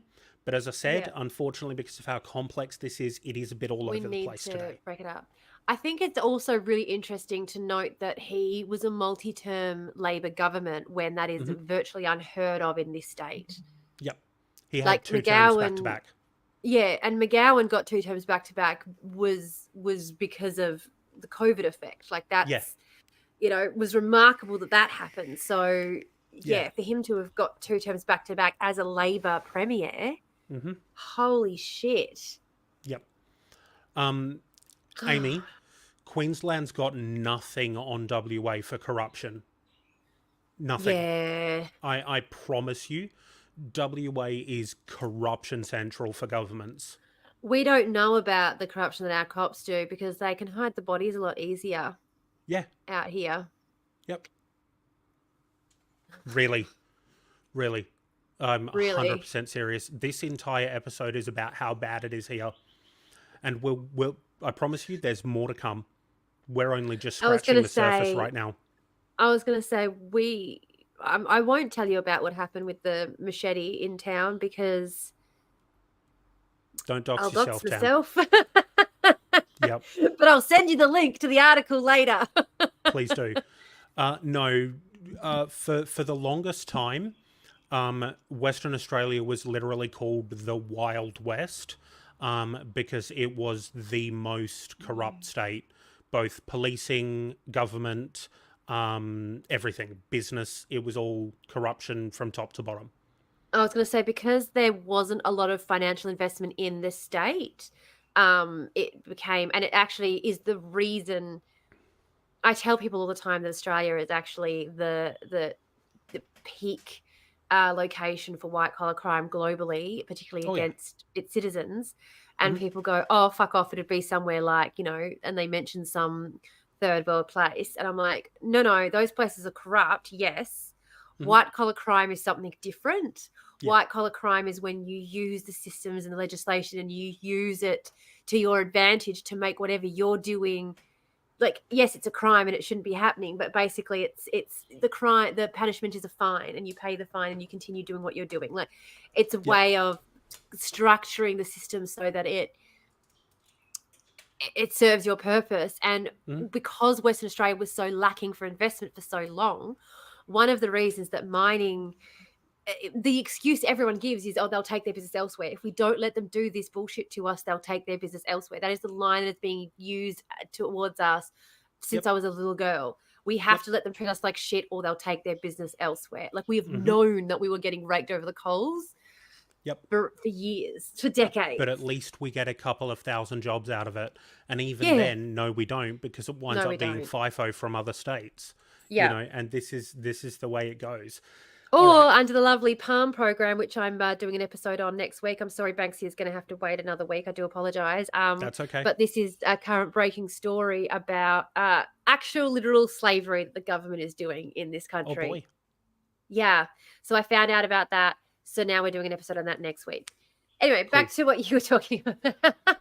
All right. So to understand just how deep this whole situation goes, at this point, I'm going to introduce a few of the major players in this saga and give you a bit of background on some of them as I find it necessary. Yeah. Okay. So first up, we'll start with the head honcho, the man in charge of all of it, and that is Brian Burke, the state premier and treasurer at the time of WA Inc. Burke made his start in politics with the help of his brother Terry, who was already a member of the Legislative Assembly of WA. He challenged for pre-selection for the seat of Balcatta, which no longer exists. Well, Balcatta, the suburb, does. The seat doesn't. It's now Balga. In 1973, when he was 26 years old. At that time, the current Labor Minister for Balcatta had announced that he was going to retire. Brian Burke won the seat on the 28th of July by-election in 1973 after Kim Beazley, which is a name that's very recognisable to West Aussies, gave Burke's campaign $6,000. Which was every single cent left in the WA Labor Party's electoral account. Burke proved himself to be a larrikin in his initial times in Parliament. He would frequently come up with odd fundraising ideas, like a Labor-owned printing press or a Labor-run Chinese restaurant. And he once spoke at a press conference while wearing a kaftan. Burke was chosen to lead the Labor Party to the 1983 state election after he won a leadership spill 20-11, and he became the opposition leader at 34 years old. Wow. At this time, he changed his attitude and his behaviour and modelled himself after Huey Long, an American populist politician who held no concrete policy positions and instead picked up policy based on populist rhetoric at the time. Burke would not only be deeply involved in the WA Inc. scandal, but was also responsible for Indigenous land rights being curtailed in Australia. I was going to say, just back before we move on, just whenever you hear about anyone taking on populist rhetoric, like populism is not... Whenever we think of populism, we're not thinking of, oh, it's popular now to be woke. No, populism is fascism. Populism is blood and soil type rhetoric. Populism is you're being hard done by, you as an individual, because of all these bad people who are coming in to hurt you. Like, we're going to protect you. And that becomes popular with people who are struggling. And it does pop up. You do see it popping up around times of economic upheaval and strife, which is why it's getting more pervasive today. But whenever anyone starts leaning on populist rhetoric, Trump is fascism. This. You're absolutely right, Amy. Yeah, That's what Trump is. He's a populist. Absolutely. He's got no political convictions other than enriching himself. No, that's his entire populism is the language ideology. of fascism. Yeah, absolutely. Exactly. Populism is the rhetoric of fascism. So, yay, we've got a fascist running the opposition party. Amazing. Running the Labor Party. What were you saying after that? But then what did the fascists do next? The fascists say what? Yeah, right. So, as I was saying, he was also responsible for Indigenous land rights being curtailed. Oh, wow. Surprise. In 1984, it was proposed at Labor's national conference, so Australia-wide, that Indigenous land rights be made uniform nationally, including the right for Indigenous people to refuse permission for mining on their land or to impose conditions under which current mining operations may proceed. Mm-hmm. Burke appointed Paul Seaman, Queen's Counsel, to conduct an inquiry, and he returned with a report that agreed that the idea of refusing permission for mining, as well as proposing that Aboriginal Lands Tribunal have the power to rule on land and compensation claims. Wow. Burke Didn't like opposed this this. advice, Of course. saying that the government should be the only arbiter on land and compensation claims. Oh. Burke and Prime Minister Bob Hawke eventually came to an agreement in October of 1985, such that the federal government's legislation would not allow Aboriginal people to veto mining proposals on their lands. The state government introduced its own legislation on Indigenous land rights in March of 1985, but although Burke lobbied the opposition leader Hassel to support the legislation, it was defeated in the Legislative Council. Burke told Hassel that if the opposition did not support the legislation, then the federal government would introduce stronger legislation. In August of 1985, federal cabinet approved stronger legislation. Burke threatened to take the proposed legislation to the High Court. But after the 1986 state election in February of that year, the federal government dropped any plans for uniform national legislation and instead accepted Western Australia's proposal for 99-year leases for existing Aboriginal reserves. All this goes to say, some pretty fucking cooked business-focused politics. Yeah. And this is the Labor Party. So once again, whenever anyone talks about Labor being on the left, we just need to highlight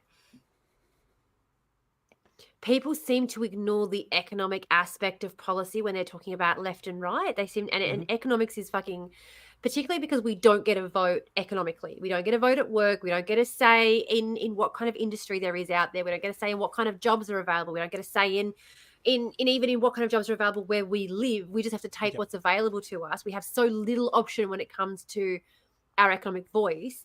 To have governments, to have people misunderstand that the Labor government is not a left-leaning economic government. And, oh, my fucking God. And I know Western Australia is the worst for it. I know we're the worst for it. I know we're the fucking most backward state in the country. But my God almighty. My God almighty. 100%. It just makes me so angry. Oh. So, yeah.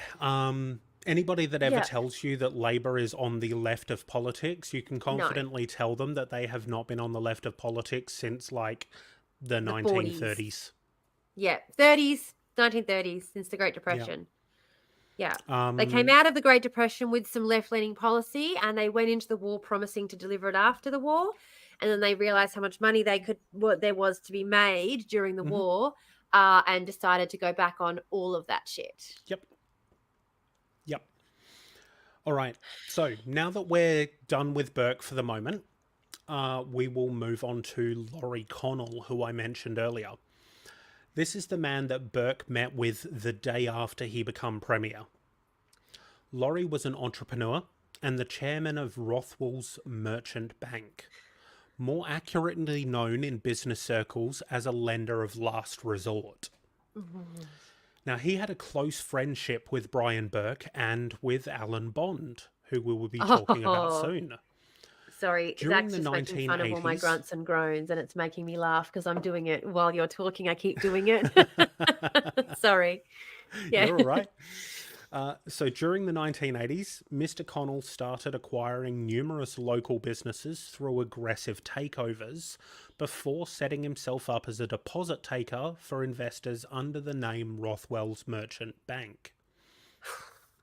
Laurie Connell was one of the people who came up with the idea of the John Curtin Foundation, a Labor Party fundraising initiative that put high-powered business people in direct lines of contact with the Premier and the Prime Minister Bob Hawke. As the chairman of Rothwell's, Mr. Connell would be at the heart of the downfall of WA Inc. So Now, since I've just mentioned, sorry, go ahead. he set up a group, an equity group that basically provided access to the government. I'm just about to talk about that, so your intuition is on point. Well, no, I was going to say that's the Curtin Foundation. Yeah. Yep. That's what like. Yep. Yep. Now, since I've just mentioned the John Tell me Curtin again how the Foundation CFMEU are is doing corrupt. illegal. Yeah, right. Oh! Right. All right. So since I've just mentioned the John Curtin Foundation, I'm probably going to have to talk about that while we're here. Sorry, yeah, you are. Sorry. That's okay. This was the brainchild, as I said, of Laurie Connell, a Labour strategist by the name of Jack Walsh, and Brian Burke himself, who had been known for his interesting fundraising ideas. And it was named after Bob Hawke's wartime political hero John Curtin in an obvious attempt to gain favour with the new Prime Minister. Its two vice patrons were Kim Beazley Sr. and Mick Michael, an electrical contractor and the former Lord Mayor of Perth. In October of 1984, 21 months after Brian Burke became the first of a...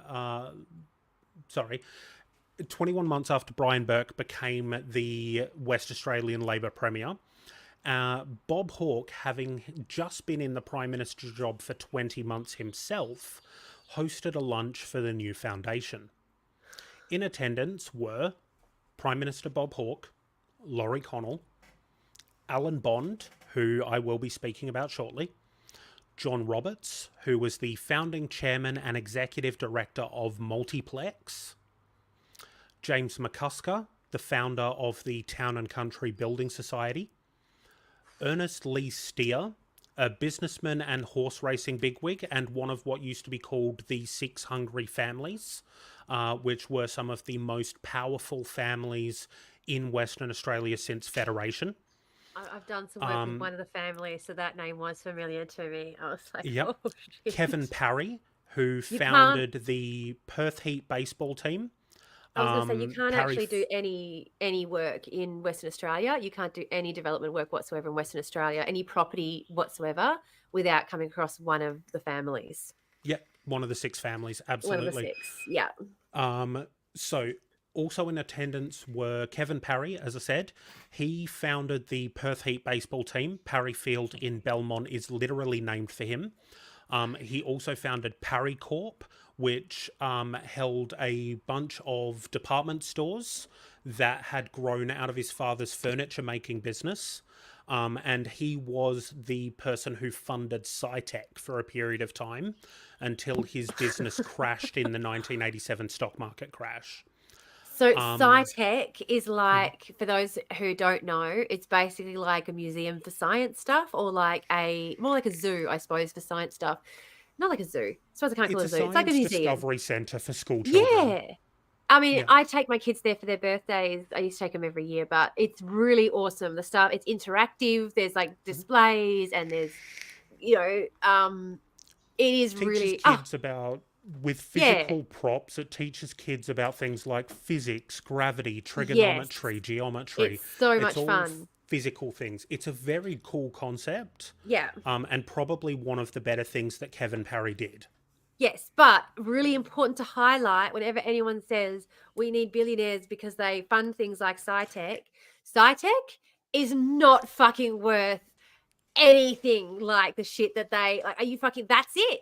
That's all we get. One big fucking science room with a couple of amphitheaters in it. That's what we get. I wanted to talk about how great SciTech was before I ripped it to shreds. But that fucking room in fucking Inaloo, that's what we get in exchange for all of the shit that you wreaked down upon us. Go get fucked. Fuck off. No. Agreed. No. Bad deal. Absolutely fucking shocking, terrible deal. Fucking worst deal ever. And that's the best thing you fucking did for us? Fuck off. Fuck off. And the other big name who was in attendance at this particular luncheon was Rick Stowe, who is known as Australia's most reclusive billionaire. He had acquired Griffin Coal in 1979. Which is just up the road from me. Yep. Now, in evidence that was later given to the WA Inc. Royal Commission, Laurie Connell, who you'll remember helped set this foundation up, alleged that Bob Hawke dropped a proposed gold tax after Connell and various Perth high flyers at this lunch donated $250,000 each to Labor during an infamous lunch in Brian Burke's office in 1987, a claim that the former Prime Minister denied. I've got an ad starting now. Fuck. Okay. What a fucking moment to have an ad pop in on. You're fucking what? $250,000 each in yesteryear's money. So what we're talking like how 700. I'll find out for you 1 second, and we'll come back to it after the ad. Have you got ads on too? Yeah, mine's just started. Okay. There we go.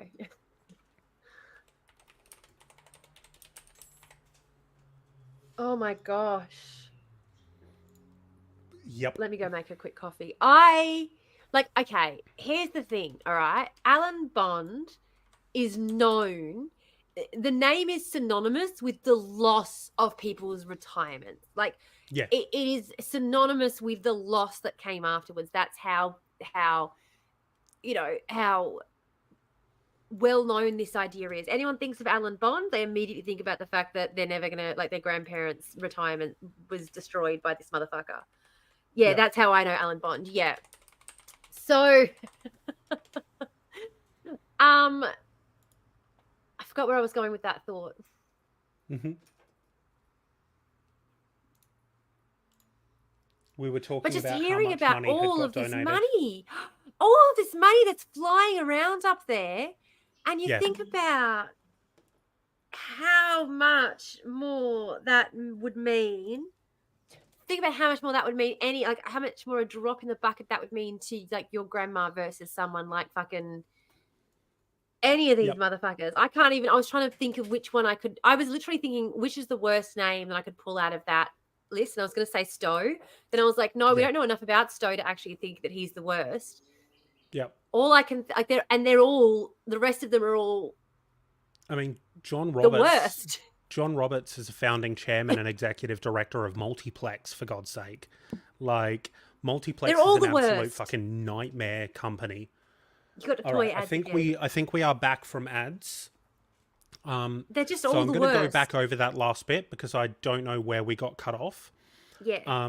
So as I said, in evidence that was given at the Royal Commission for the WA Inc. Situation, Connell, who was part of setting up the John Curtin Foundation, alleged that Bob Hawke had dropped a proposed gold tax after Connell and other various Perth business high flyers donated $250,000 each, which is $724,000 in today's money, to the Labor Party during an infamous lunch in Brian Burke's office in 1987. Now, the former Prime Minister vigorously denied this, but it is evidence that Burke's loyalty to those who had donated both their efforts and their money to Labor was incredibly fervent, and he would reward them with contracts or favour from the WADC. Now, and that has honestly been Labor's policy from the get-go. Like, this is what they do. They honestly, you see it again and again and again and again. Like, for fuck's sake, it's ridiculous. Mm-hmm. So, cumulative donations by individuals who were connected with the government's business involvements was a matter of concern to the Royal Commission, which published the following list to justify its concern. Now, there are some people whose names I haven't mentioned here, but that's just because I couldn't find a lot of information about them. So Mr. Anderson, a chap named Warren Perry Anderson, who was a speculative investor, donated $366,000. Alan Bond, just over $2 million donated to the Labor Party. Yeah. Laurie Connell, $860,000. Mr. Cullity, $30,000. Mr. Dallas Reginald Dempster, who we will be speaking about soon, donated just over $500,000. Mr. Yossi Goldberg, who I couldn't find much info on, donated 425,000, including 125,000 to the Puppet Theatre. Lang Hancock donated Oh, $950,000. that's another familiar 950. name. Yep. Mr. Hill, 20,000. Michael Robert Holmes a Court donated 30,000. Mr. Martin, 15,000. Mr. Kevin Parry, 205,000. Mr. John Roberts, 692,000. And Mr. Jovich, $125,000. In the Royal Commission, they stated the size of the donations was quite extraordinary, particularly when compared with the size of donations that had been made to the Labour Party before Mr. Burke became Premier. I was going to say, yeah, there's definitely something that I found really frustrating when I was so there's something that you can do, okay, as if you want to help out a political party but you don't have the funds to just hand over, you can lend them the money, right? So if you've got 20 grand in your back pocket, you can go to the Greens, lend them that money, and after the election, they give it back to you. Yep. When I was campaigning with the Greens and I said wanted to talk to them about this, the woman I spoke to was so dismissive. She was just like, "Oh, we only do that with like large sums." And I was like, "Okay, rightio." I had 50 grand in the bank and I was like, "Oh, so it's obviously not 50 grand wouldn't be enough then." Find out, no, she thought I was talking. I've got like $1,000 to lend. She was just being a dismissive bitch. And I'm like, "Oh, okay, great." So but these motherfuckers walk in there and for 30 grand, they own our government. Like, Yep. Because they have, and that's the thing is, it's because they have that kind of money to throw away on something like that. Because I don't have 30 grand to throw away ever. I don't have 3 grand to throw away ever. The best I could do is lending it. $3 to throw away, bud. No. The best I could do is like offer to lend it and, and it still felt like small chips in comparison. And these guys are buying our governments for so much less. And but as you said, the idea of donating money to a political party wasn't. Neoliberal politics really began in the 80s. This is the beginning of a neoliberal wave. So it wasn't really that common to donate to political parties before then, I guess. Correct. Or at least not in significant sums. Yeah.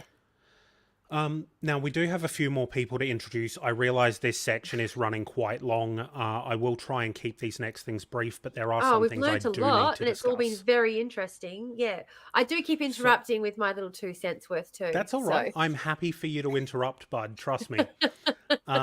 So the first person I'm going to mention, and this is just a very brief section because there's not a lot to say about this bloke, but he does have a part to play in the actual WADC, WA Inc. situation. So I did mention him before, Kevin Parry. As I said before, he was the founder of Parry Corp, which in 1986, before the stock market crash, was listed at 96th place in a listing of Australia's top 100 non-financial firms. This chap had started as a professional baseball player. His father was a furniture maker, and he took the products that his father made and created a retail chain out of them, which eventually expanded into a department store chain, and he wound up with speculative investments becoming one of the largest firms at the time. Wow. So the next person I need to talk about is Dallas Dempster.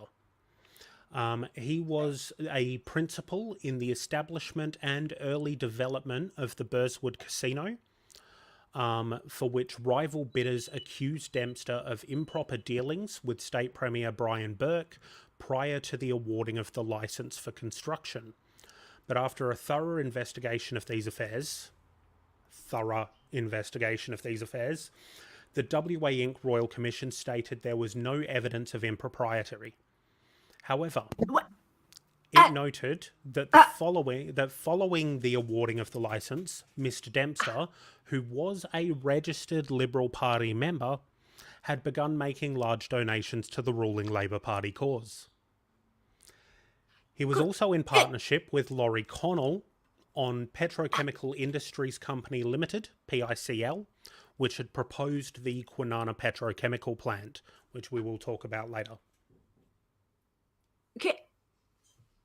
Did they read the legislation that governed WA Inc. before they came to that decision? Because you read 2 points of the legislation that governed WA Inc. and we went, oh, this is corrupt as shit. Yep. And you're saying the Royal Commission read that and went, nah, seems fine. No, there's nothing wrong with it. The dude's a registered Liberal voter. He's been a Liberal voter for his entire life. He's backed the Liberal Party the whole time. And the second he got the license to develop Burswood, he started donating massive sums of money to the Labor Party. Makes perfect sense. There's nothing wrong with that. Nope. Just... and the literal legislation that they've written that governs the organisation he's doing this through says that he gets to do this without... And anyone who knows Burswood, anyone who's aware of the Burswood development knows how sprawling it is, how much money they used to pump into it. It's definitely fallen off in recent years. But I remember when I was younger, they would just plant like a brand new array of colourful seedlings. All of the grounds and gardens all throughout Burswood are immaculate because that development...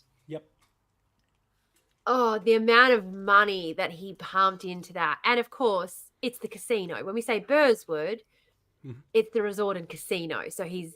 Yeah. And keep in mind, Burswood used to be a rubbish tip. Yes, it was. That used to be a municipal rubbish dump. Yeah. And it's the casino.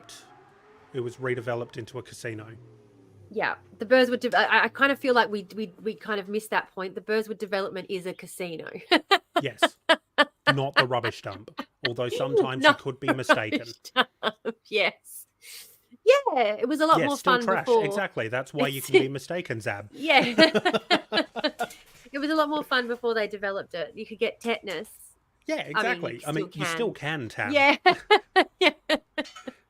It's just now you can also get other sicknesses from the various restaurants. Yeah, food poisoning. Yay. Alrighty, so the next person to talk about... I'm going to do a cone quickly. Sorry, I'm going to mute myself. Yep, you go. Okay. The next person to talk about is Robert Holmes à Court, who entered Oh! I've got a bit to say about Robert Holmes à Court, so you feel free to do your belong. You can chime in once I'm done. Okay, you're like, shut up. I want to rant first, okay? It's not shut up by any means. I know you have a lot to say, but I do have a bit to get through here. Of course, because you're like, I also know he's an asshole. Shut up. Yeah. I want to try and churn through a bit of this before you jump in. So if you're too busy coughing your dot up because you've just done a cone, like... I kind of feel like that reaction was necessary, though, to prime everyone for what's coming next, because... Anybody who doesn't know this bloke. All right, get ready. So here we go. So as I said, next up is Robert Holmes à Court, who entered the corporate stage kind of by accident in 1970 when his law firm was asked to act as the administrative receiver for a small publicly listed company known as West Australian Worsted and Woolen Mills, later Albany Woolen Mills, also known as AWM or WA Wool. The company was the single largest employer in the regional city of Albany, in what he later described as his most challenging takeover, probably because it was his first. He found a way to invest $500,000 in the ailing business on the proviso that the State Minister for Industry, Sir Charles Court, would persuade the government of Western Australia to forgive the $500,000 in loans that the business had made.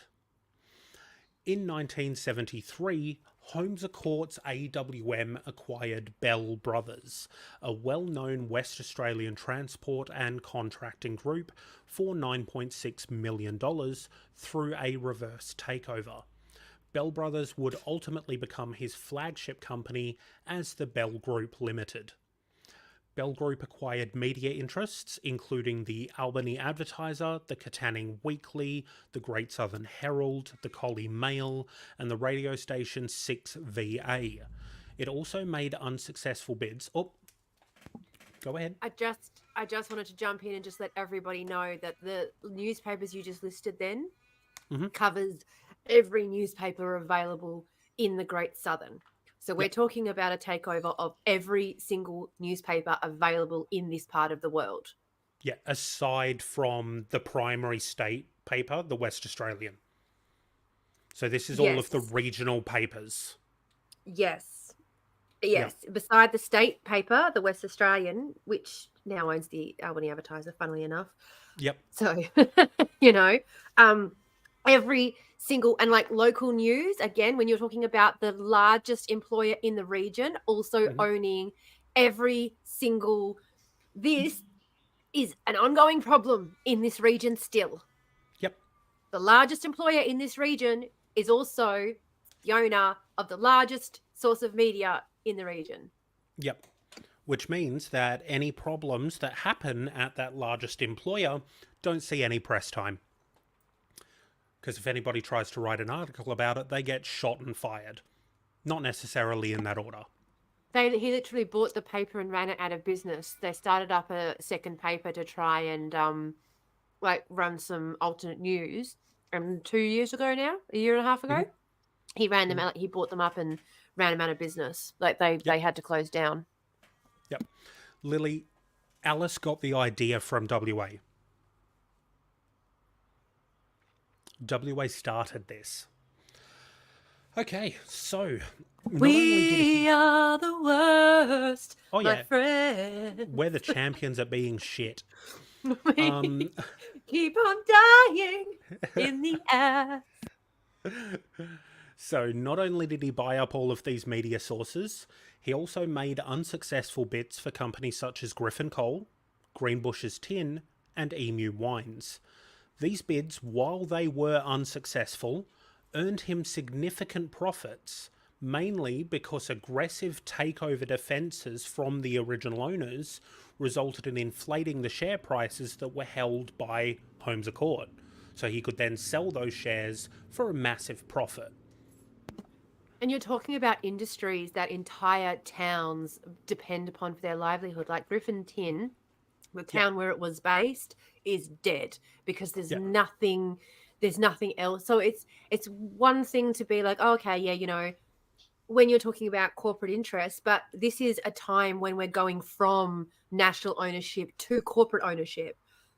There's a change in the way we're doing things. So people used to, obviously, I'm as I said, I live in this sort of region. Like I live in the coal mining region. You fucking know where I fucking live. I live exactly where we're talking. To it that you've seen the impacts of how this sort of privatization affects the local areas. Literally affects the community and the effect that it has. And when people turn around and go, oh, kids, they've got nothing to do anymore and they all just sit around and smoke drugs all day. Do you know how hard it is to try and find young people a job in town? It's fucking impossible. It's fucking impossible. And you haven't tried to develop anything else for them to do because all you want them to do is work. All you want any of us to do is work. So that's the only thing you're investing in and trying to build is places for us to go to work. But there is nothing for young people to do. There's no third places. Yeah. And you're not trying to build any because you just want us all going to work all of the fucking time. You want us working at home. You want us working on the car. You want us working on the train. Effectively, a lot of the towns in the Great Southern of WA have become corporate towns. 100%. And Katani is still the woolmaker town. Yeah, because the major employer there is the biggest swinging dick. Yeah. They basically hold the local council to ransom. Because if the local council does something that they don't want, they say, right, well, we'll cut jobs. And then the problem you can deal with unemployment. A lot of these local councils as well out in these regional towns might have like small populations to oversee, but huge, big, massive areas to oversee. Yeah. So a lot of the time what they actually do, which a lot of people don't realize, what they'll do is they'll literally sign over parts of the town for the mining organizations to take care of. So, for example, in Boddington, if you go out to Boddington, if you need house repairs and things done, you give Rio Tinto a call. Yep. Like it's Yep. People have no idea how bizarre it is in Western Australia. Like, really have no idea how bizarre shit is out here. Yeah. We live in a strange place. We do. We live in a very, very, it is like the Twilight Zone out in this bitch. Oh, yeah. Like, and when I say, like, when we needed to get someone a wheelchair or something fixed, we gave up the mining guys a call to see if they could get it fixed for us, because chances are they would be able to. Chances are, yeah. And they'd be so the bizarre. only one you could turn to, like. Yeah. We turned to them to get kidney services set up for one of our clients, to get a dialysis, because there was no one else offering the service locally. So we went to the local mining organisation and said, hey, and they went, yeah, okay, we'll give some funding towards that. We're like, thanks. It's so bizarre. It's so fucking bizarre. Anyway, sorry. Back to doing my belong and not interrupting anymore. You're all good, buddy. Don't stress. So this all happened sort of between 1973 and 1978. Then during 1979, the Bell Group made an unsuccessful bid for Ansett Transport Industries, which used to be the state airline, basically, Ansett Australia. It was based out of Perth of its hub, but was a national second airline in competition with Qantas. So he made a bid for that, and was defeated by Rupert Murdoch and Road Freight Group TNT, who co-joined. However, he made a profit of $11 million on that unsuccessful attempt, because as with everything, he was a great strategist. If nothing else, he was a great business strategist. He would buy up a bunch of shares and start making a concerted attempt to buy enough shares that he could launch a hostile takeover. Yeah. And to defend against the hostile takeover, the company would buy back shares, thus increasing the price of share shares. Price. So suddenly, even if he fails, he now has the ability to sell the shares that he owns for more at than a higher valuation than he ever had before. So whether he wins or loses, he's making money. Interesting, just an interesting side point about Ansett. They were failing and knew they were failing for quite a while. Mm-hmm. And when September 11 happened, they literally went, oh, thank fuck. And then they announced that they were going under. They literally, when they saw those planes hit the Twin Towers, they went, fuck, yes, thank God. And immediately announce on their failure. Yep, was the funniest shit in the world. They didn't even bother waiting until a Friday afternoon when the market's closed, which is the usual way it's done. They went, quick, now! It was immediate. Immediate. Yeah. And we knew because Ansett sponsored the school that I went to at the time. Yep. So our school no longer existed, apparently, because we had no funding. Yep. Yeah. Okay. I mean, it did, obviously. Qantas just started sponsoring us. Yeah. And we, we immediately got funding again. It's fine. But the point is that we were like, wait, Ansett are going under? What are we? And our teachers all wore Ansett shirts to school. Like my teacher had an Ansett shirt on. Yep. Get him early. So bizarre. So bizarre. So bizarre.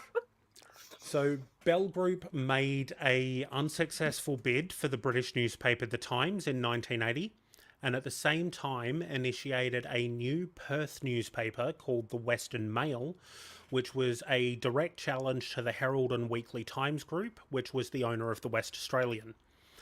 By the end of 1980, Bell Group had accumulated cash reserves of $100 million.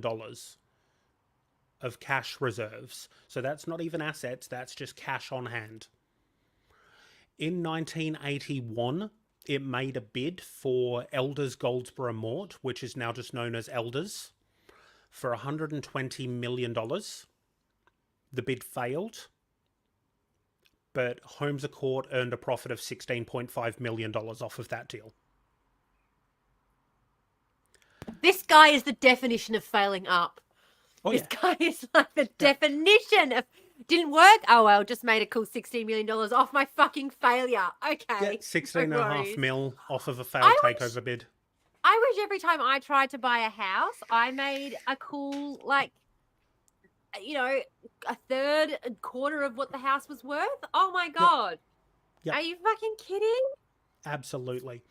During 1982, Bell Group took stakes in Rolls-Royce and Portland Cement and made an unsuccessful bid for the Herald and Weekly Times Group. Later that year, it acquired the Perth television station TVW7, so the Western Australian version of 7. Well, I think we have to change our definition of success, because if this guy is unsuccessfully taking over businesses but making himself like a couple of dozen mil on the side. Yeah. Well, unsuccessful in the sense that he doesn't take over the business. Successful in the sense that he makes an arseload of money off of the attempt. Unsuccessful in the fact that he didn't get what he wanted. Yeah. He didn't win the business, but he got a bunch of money, Yeah. So which, let's again, be honest, the only reason he wanted the business was so he could get a whole bunch of money. Yep. So here's that word again. Unsuccessful bids were made for Carlton and United Breweries, and Elders IXL, so that's Elders with another name change. But as usual, his strategic corporate plan him let him walk away with another massive profit. Why does he want Elders so badly? Oh, that's me. Never mind. Let me just get that. Because they were a massive employer. But, like, there's other real estate groups you could try and buy that are also massive. Like, Realty Executives is a massive employer. Like, why Elders specifically? Ray White, massive. I suppose, no, that's national. He was looking for a state. Yep. Sorry, I'm just getting rid of somebody who has dropped a scam message. This is why you have to knight everybody. He wanted them because he was petty. They said no to him. Yeah, he couldn't, so he wanted it. Hey, Gremlin. Portland is an abandoned cement factory. Oh, awesome. I see people doing that, like, geocaching shit where they do, like, the urban exploring stuff. I really want to do it, but I'm nervous. I'm too nervous to go on other people's property. People where I live pull out weapons if you're on their land. Not, like, in a bad way, but, like, I live out in farming land, you know? Yeah, absolutely. Okay. Oh. So, yeah, Elders do insurance and livestock. Yeah, exactly right. Yep. Yep. It's bigger than just property. Correct. Right. Okay, so continuing, we've only got a little bit of talk about Robert Holmes à Court for now. Okay. There's a little bit more to go. Before the next ad. Should I snooze the next ad? No, I can get through it in 3 minutes as long as there's no more interruptions. Muting. So, as a result of a boardroom coup during 1982, Bell Industries acquired Lou Grade's UK Associated Communications Corporation, ACC, then sold off ACC's stake in the Central Independent Television and ATV music publishing interests, including Northern Songs, a company initiated by the Beatles to control the copyright of their music. ATV Music Publishing was bought by Michael Jackson, and as part of the deal, Holmes à Court persuaded Jackson to make a brief visit to Perth to appear on Channel 7's annual telethon. In 1987, Bell Group purchased a stake in Pioneer Concrete, and made a second unsuccessful bid for the Herald and Weekly Times Group. The bid went to takeover competitor Rupert Murdoch for $1.8 billion. The Bell Group took ownership of the West Australian during that sale. So part of him walking away from his attempt at a takeover bid was that he got the West Australian. So in 1987, Holmes à Court gained control of the West Australian. Which now means that every single paper anyone in the south of this state has access to is coming from the same guy. From him, from Holmes à Court. Correct. Yep. So that's everything I have on Holmes à Court for now. Fabulous. Yeah. And we got through it just in time for the ads to start. We did. Oh my gosh. Should we run the ad now? Yeah, let's run it now, Before we get mate, to the and next then we can bit? jump back in. Okay. Before I continue after the ads, we will go through chat and answer a few people's questions because there was a few Yeah. asked. All right, let's run those ads. All right. Now, sponsoring a school is an insane sentence. Yeah. Yeah. I've got to be honest. I didn't realize how insane it was until they had to change all of the logos at school.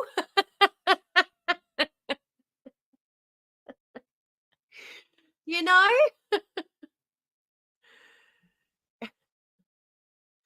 When they started having to change the paneling at school, I was like, maybe schools shouldn't have corporate sponsors. I don't know. Like, you're muted. You're muted, Maddie. I was just saying, yeah, maybe that's a bad idea, Yeah. having corporate sponsors at a children's school. Yeah, it doesn't feel right. I know. I'm sorry Yeah, for eating in front of you guys. I'm about to eat another one too. I'm just going to pull out another. go for it, bud. They did. I was going to say, do you have anywhere you've published or shared your full plans for the commune, Tam? No, not at this stage, because my dear friend who is like sending me messages in all caps is saying, I need you to organize that meeting. So we have to have our first board meeting so that we can get it all voted on and decided on, because we have to have a meeting of the board. And I keep saying, Maddie and I are available all the time. It's you other board members who are the problem. We're not the problem. Yeah. But anyway. All right. My ad break has ended now. Has it? So has mine. Huzzah! Excellent. Just eat All it right, really slow. so Okay. let's go through and have a bit of a look. So Kim was saying elders do insurance and livestock. It's not just property. And Yeah. then it's way bigger. I know a member of the family. They are rich beyond rich. Yeah, Yeah. absolutely.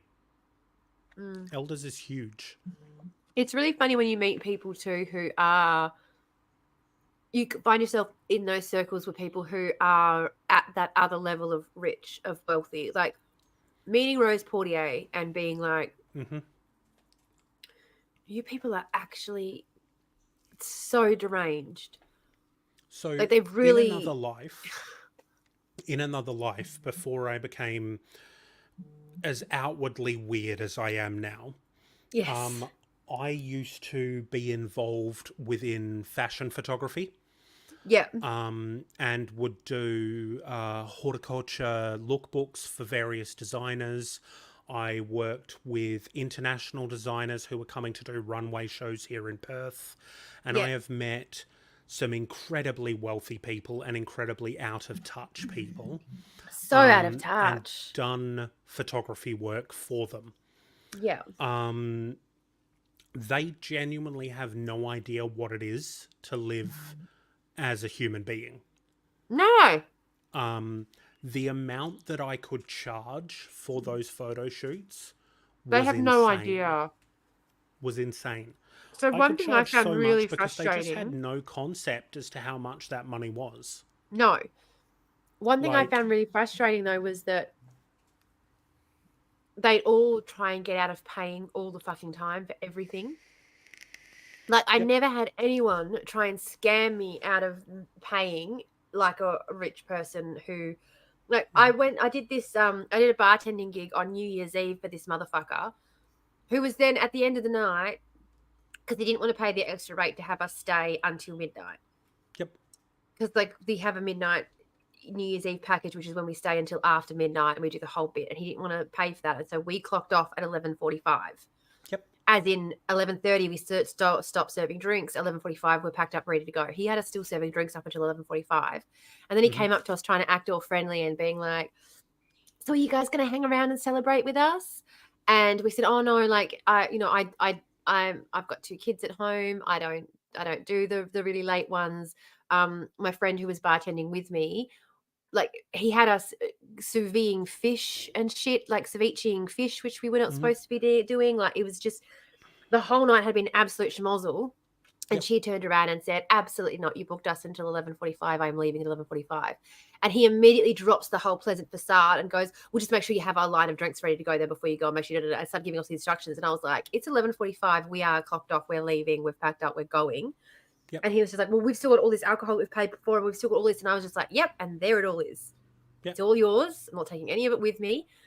And then for months afterwards, he kept trying not to pay the bill. We kept trying, like, making all these complaints, trying to get the bill paid down. It got to the point that we went to the Airbnb that he was staying at for hosting the party and told them, because he hadn't paid them the party bond.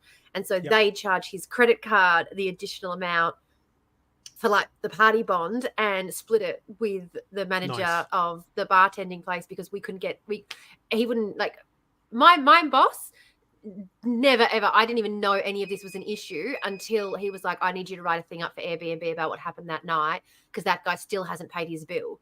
I'm like, are you fucking kidding me?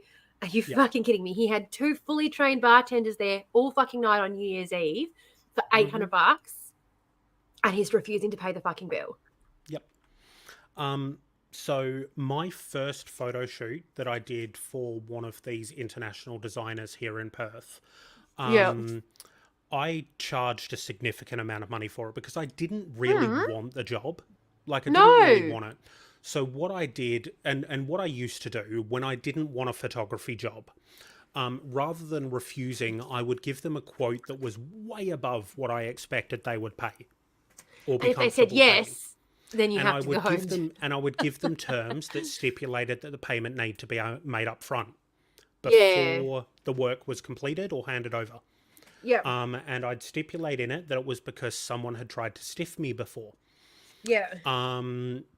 Which is all true. But the first time I did it, I charged way more than I thought was necessary. It was paid into my bank account within 15 minutes. And I was like, well, shit, I guess now I'm doing this job. Now I have to do the job, don't I? Correct. So I did the job, and it actually wasn't as bad as I thought it was. Like, it wasn't as bad as I thought it was going to be. They were actually a pretty decent client. They were a bit of a pain in the ass about some of the edits, but, you know, that happens sometimes. You ask people, what's your vision for this? And they give you I don't know. So you do your usual style, assuming that that's why they employed you, because they liked your style. Turns out they didn't look at any of your shit, and they just found a name and hired someone. And so you back and forth like 5 or 6 times and finally get it right. Okay? Yeah. The next time it came, because I spoke with the models who were used during that period, because they were all booked from Chadwick's or Vivian's, which are 2 of the biggest modelling agencies here in WA. Yeah, I used to work for Chadwick's. Yeah. Oh, actually, I used to work for Metros first before they became Vivian's, didn't they? I think so. Yeah. Yeah. So they told me later down the line that their additional fee had not been paid. That they had not been paid the additional fee for the multiple extra looks and the extra time that they were given. So the initial fee was paid to the agency because they license out the models. But the additional fee, which is paid directly to the models, was not paid out by this designer. So in future, what I started doing, I found out from these models what their fees were, and I included those fees into quote. my rate. Yeah. So my rate almost doubled. Yeah. At that time, again, which was an obscene amount more than what I usually charge for, like, private portraiture shoots. And I would get that additional money and I would hold it and I would wait until I found out whether the girls got paid or not. And if they didn't, I would send them the money out of my fee. Because that's the thing, is that they get you there and they hire you for a price and you don't have access to a clock. You're the talent. There's a site manager. There's someone who's on set who's doing the time management and shit. You know, like, you're there to do a job. You do your job. Things will always fucking run over. You expect that it's going to be handled because it's not your job to handle it. You're there to do your job. And every single fucking time a shoot ran over, every fucking time, never ever got paid the additional. Never, not once. So I took it Not upon myself once. to make sure that that additional fee would be covered. Yeah. Because it wasn't fair. Every fucking time, Lily. Every time. Yeah. Yeah. Had to go sort out a small person who needed a guitar tuned. Kim, that You're sounds good. like much more vital than what we were just talking about. Very Yeah. important. Small people need their guitars. We were And they just need them talking some now. crap. Yes. But I mean, yeah, I want to be shocked, but I can't. It's textbook behavior, honestly. Sorry. I'm wearing a bra again for the first time in like a week and a half, and I'm not used to it. It's very uncomfortable. Somebody clip that.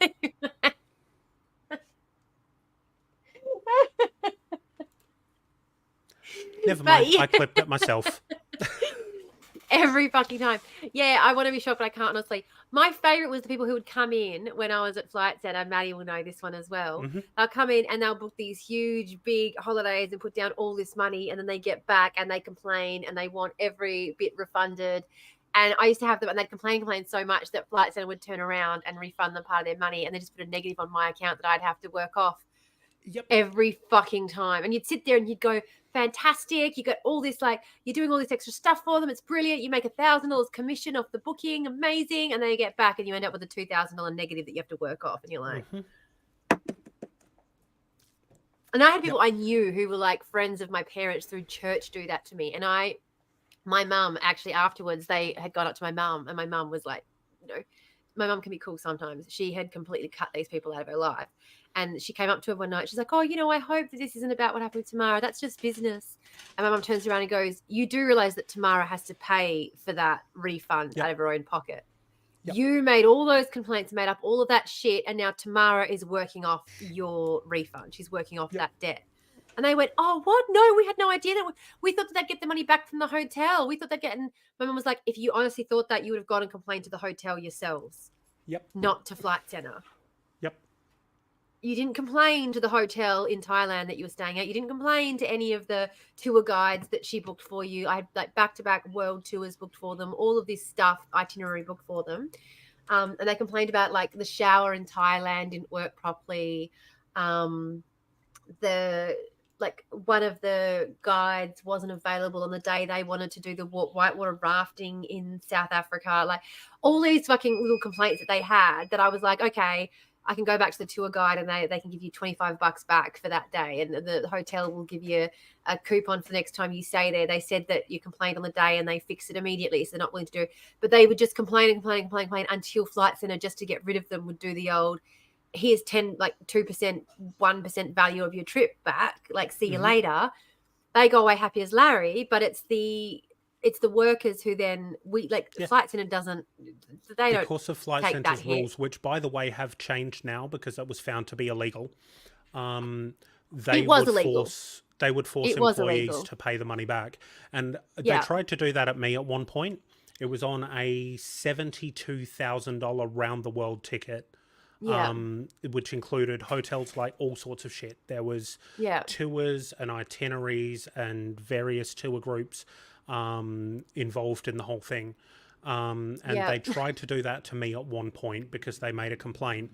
And I literally said to them, I don't care how broke it makes me. I will fight you all the way up to the High Court to not pay this. I do not care how broke it makes me. I will challenge this. And you will eat my balls. And my area leader wound up giving up. Was that Megan? I don't remember. I was in energy. Same. Yep, it was. So my big problem was that the area leader of energy was fucking terrified of my store manager. So they literally didn't give a shit. My store manager, what she said went, and she was a cunt. She was a fucking cunt. She used to, like, this particular couple who did all this shit, when they came in and were making complaints, she was literally bitching about me to them, going, oh, and Tamara's just useless, isn't she? Like, ugh. Wow. And dealing with her and waiting for her to get back to people for you just takes forever. Like, so she'd be complaining to them about me when they came in if I wasn't there. Gave them, literally just gave them back this money, complaints basically. I tried to fight it and they said, oh, it's up to your team leader. It sits with your team leader. My team leader, who, by the way, barely even showed up to work. There was a bit of a joke in the store that I was actually the team leader because I was the only full-time worker in the store who was actually ever there. Yep. The team leader was never even fucking there, only showed up to fuck shit up. But literally the area leader of energy was terrified of her. And so what she said went. And anytime I go to Megan with a problem, what a prick, obviously need kneecapping. Yeah.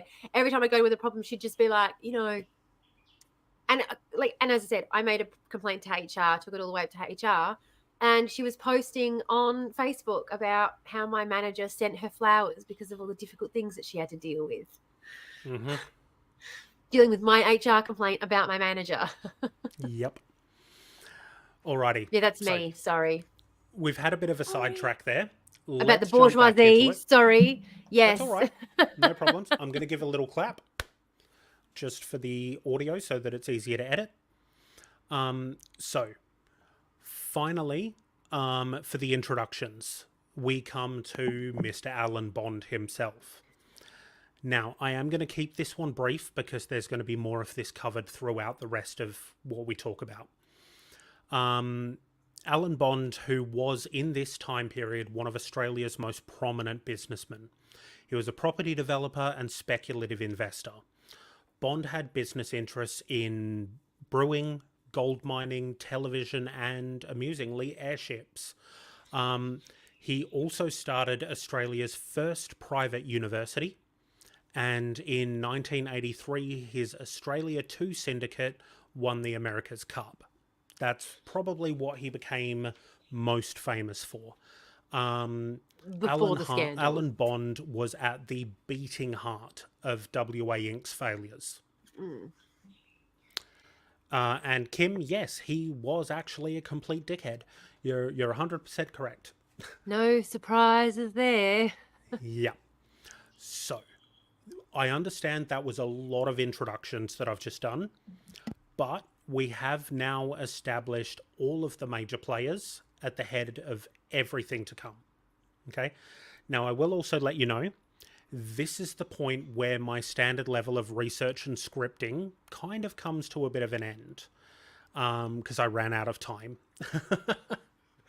But I do have the information. It might just be a little bit more scattered than it normally is. So, we're jumping back to 1983. Just after Brian Burke became Premier, Laurie Connell, who helped him set up the John Curtin Foundation, advised the state Labor government on the purchase of Northern Mining from Alan Bond's Bond Corp for approximately $12 million in 1983 money, which in today's money would be $45.5 million. So, yeah, advised them to purchase it for, in today's money, $45.5 million over its actual value. At the same time that he was acting as an advisor to the state government in this sale, Connell was also acting on behalf of Bond Corp, which is a fact that Premier Brian Burke knew but kept secret from Parliament. He advised them to spend $43 million over and above what it was worth. Mm-hmm. He was also working for Bond Corp, who they were purchasing, who he advised to purchase, and our Premier knew all of this. Yep, and hid it intentionally from Parliament.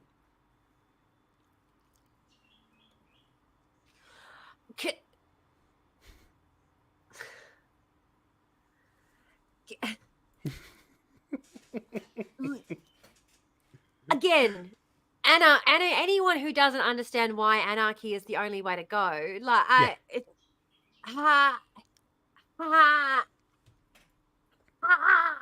Yep. That's our money. That's our money. Yeah, that's our money. That's the West Australian people's money. Our money, and this is why I call it money laundering. I call it money laundering, and people turn around and say, well, you can't use that term. That means something. And I said, and what is this? Yeah. What is this? Alan Bond gives them nearly $1 million, and so they give him $43 million of our money? Mm-hmm. Because it's not their money. They get $1 million, and they give him $43 million of our money. They don't care. It's not their money. It's just numbers on a chalkboard to them. But that's our fucking money. Yeah. Oh, boy. Early in his All term cool as and normal. Premier, Burke was approached by the developers of the Argyle Diamond Mine. They claimed to have an agreement with the O'Connor Liberal government that their obligation to build a town at the mine would be waived if the coalition had won the 1983 election. Burke decided to allow the waiver to go ahead, provided that the government be compensated by $58 million. The government then spent $42 million of that $58 million to buy a 5% stake in the mine from Northern Mining, which was the company owned by Alan Bond. Burke later said, "That showed me that revenue raising could be done." At the expense of the Australian people. Yeah. This So, deal... Sorry, go ahead. I have a personal connection to Argyle Diamond Mine. Yep. I was born there. Oh, real? Yeah. Oh, no shit. My granddad actually managed Argyle Diamond Mine. So right around this time this was happening in the late 80s, my granddad was up there. My parents were up there. I was born there. My brother and I lived up there. Yeah, right around the time you were talking about. That's also the time I was living up there. Wow. So, well, there you go. Yeah, there you go. Damn. That's wild, man. What a fascinating connection. Yeah. Yep. So apparently this deal was basically the introduction of fly in, fly out work in Australia. Yeah. Saying, and it was said at the time that the social implications of the deal are pretty ugly because there was no town up there. So basically it was like you've got to fly in and fly out to the place. Nobody can live there. The closest town is Kununurra, and it's a nothing town. There's nothing there. That's where I was born. That's where I lived. There's nothing there. Like we literally lived up above the news agency that my parents operated. Yep. And the town was shaped like a horseshoe shape, and it was literally smaller than the high school that I went to when I moved down to. So we did not have the infrastructure to house. Now it's gotten a lot bigger. It has gotten a lot bigger, and it's because of Argyle that it has gotten a lot bigger because they didn't build another town. So Kununurra became the place everyone goes to. Argyle. Yeah. Yeah. So anyway. After this stake had been bought in Northern Mining... So you could have stopped this. Sorry.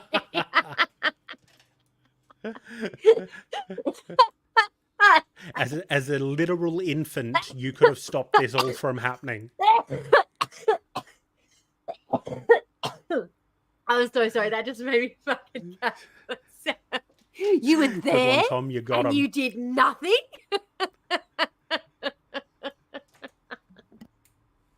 So yeah, after this deal went through, Burke held a meeting with several federal government MPs, including John Dawkins, Kim Beazley, and Peter Walsh, where he pitched the idea of becoming a state capitalist to help with the state's financial situation.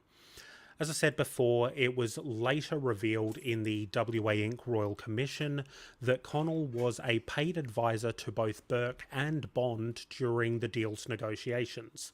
The Royal Commission found that Burke had known about Connell advising Bond, but had deliberately chose not to tell his cabinet colleagues. And they called it grossly improper conduct, but did not find it to be illegal. Okay, this is my problem. Whenever anyone says the law is the law and you just got to follow the law. Okay, why is the law? Because if something is grossly improper, then it should be illegal. Because, I don't know, I don't think stealing food if you're starving is grossly improper, but that's illegal. Yep. I do find interfering with small children grossly improper. Glad that's illegal. Yeah. If you're going to call something grossly improper, it should definitely be illegal then, right? Like, that's why we have laws. Yeah, to try and put controls on behaviour that we don't like. On improper behaviour. Gross and improper behaviour? Improper behaviour. Yeah. Oh, my God. Yeah. Oh, my God. It continues. In June of 1983, Burke announced a number of measures designed to improve West Australia's finances. Gas and electricity prices were raised for consumers by an average of 15%. Water prices increased by 7.9%. Housing Commission rents rose by 10%. Bus fees increased by 5%. Rail and road coach fares increased by 10%. And hospital bed charges rose between 11.5 and 19%. These cost increases were expected to gain the government $60 million for the upcoming budget. He also announced pay cuts for senior public servants, politicians and the judiciary, and that 1,000 government jobs would be removed, saving $15 million. The tribunals that usually set salaries were bypassed as these changes were done via an Act of Parliament. Although the Public Service Union described this as lunacy, the general public approved of the pay cuts, which overshadowed the cost increase. A Morgan Gallup poll taken as Burke announced the changes, announced the charge increases and salary cuts, showed Burke to be Australia's most popular premier at the time, with an approval rating of 72%. That's insane. Yep. That's insane. How could he be taking? Because the West Australian government is the largest. Well, is it the largest employer in Western Australia? I think so. Besides Woodside, I mean, who's actually the West Australian government? Yeah, possibly. But how could they have cut that many jobs and had no one have anything to say about it? Cut that many people's wages and have no one have anything to say about it? Yeah. What the fuck's wrong with people? You hear that they're taking money off people, regular people, and you go, that's good. Why? What's wrong with you? Yeah. Yep. Okay, so... Sorry, I'm just baffled by people's... Like, I get it, because we have the same problem today, where people are saying yay to silly things they shouldn't be saying yes to. Mm-hmm. Yep. Sorry, I just... No, you're right. Woo! You're right, bud. You're right to say all of this. So... Basically, during the period from 1983 until the stock market crash of 1987, the West Australian Development Corporation, WADC, which was the pivotal part of WA Inc., because you have to understand WA Inc. was something that the public and the media termed it. Yes. The WADC was the actual enterprise that caused all of these issues. Yeah. So basically, during that time, it made a bunch of investments in different companies and corporations and things like that, trying to partner the West Australian government directly into business ties. So it was making it the West Australian government's best interest to weaken legislation that protected workers in order for its business interests to be more successful. So this is the problem that you have with government getting involved in for-profit business, is that it then becomes the government's best interest to fuck over working class people in order to make a bigger profit for the government. Yeah. Okay? Yeah. So this is why any government enterprise needs to be run at break even, never as a profit industry. Not for profit, as a not for profit. Yep. This is also why I get really frustrated, though, when we have KPIs, you know, we give KPIs to frontline workers in government agencies. Because when people say, you know, big market or big government, like which one do you want? Is that the bigger the market is, the bigger we need the government to control the market. Yeah. And the bigger... Because government is meant to be the opposing side of the coin to industry. Yeah, literally. You're meant and to so have when industry people say on one side, government on the other, and they're meant to work as counter levers against each other. Yeah. And when you have people who say that they want small government, especially like Republicans and people on the right, they'll say that they want small government. What they mean is they want small government protections. They want no government intervention. They want laissez-faire capitalism. Yep. They want us to go back to the Austrian school. Less intervention. But the Austrian school is what led to the Great Depression. Like Yep. the economic system that we developed, the Keynesian model that kind of sprung up around the 30s and 40s. And this is whenever anyone says to me, oh, you hate talking about economics because you don't understand economics. It's like, no, this is the problem. I understand it. I understand it too well. This is the problem. So we had the Austrian school, the laissez-faire, the market will correct itself. Oh, whoops, no, it didn't happen. A whole heap of fucking shit went wrong and a lot of people died. Actually, we do need to have some government intervention. Oh, this is going really, really well. People are doing really well. Wages and productivity are staying in line with each other. We're going to ignore the fact that a lot of that is also due to the fact that that imperialism is a big thing and we're taking over other places and we're pushing a lot of our poverty off onto the third world. Like, we'll ignore all of that. We'll just focus on the Western world economic side of it because that's what we're talking about right now. Mm-hmm. But we did that with the whole Keynesian model. And then in the 70s, we see this introduction of neoliberal politics, which is that what's good for business is good for all of us. And that's when we start seeing productivity and wages split away from each other. I see productivity going up and wages remain stagnant. Our wages have remained pretty much stagnant since the 70s. People go, oh, we're getting paid so much more than we are since the 70s. Not in terms of how much more productive we are as a society. Absolutely, we are not. Because the economic policy that was brought in the 70s was that while we needed to have big government to oversee things like the way that businesses operated and businesses interacting with each other, they were going to take their foot off protecting the public. That we were going to go back to the because what happened during the Austro period, the Austrian-Hungary period of economic understanding, we did have the Industrial Revolution.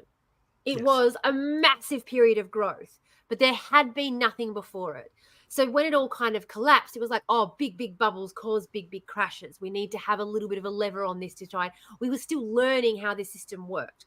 Capitalism, as we understand it, didn't exist before the 1900s. Inflation didn't exist before the 1800s. Like people really have no idea how modern monetary understanding and monetary theory and economic understanding is in terms of the broad scheme of political science, which is why I find it boring, because it's got nothing on the width and breadth and the depth of human, like the nation state. The idea of the nation state is such a new modern idea, and it is older than the idea of capitalism.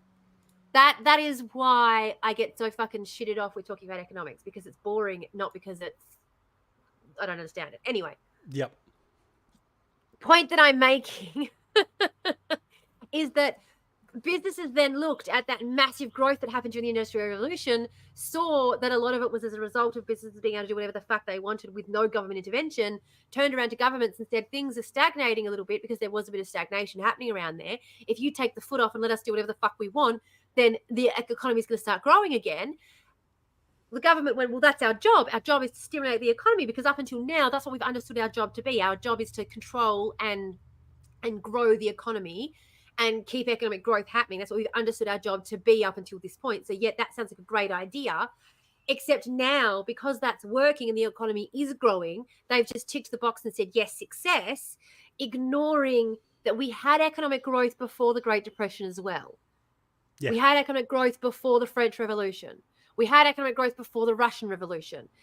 Aristotle was the first person who came up with the idea of the welfare state to try and stop rebellion when economic disparity gets too far out of whack. So, sorry, I'm just. No, I know Lily, I just went on a big rant. You're not alone here, Lily. You're not alone at all.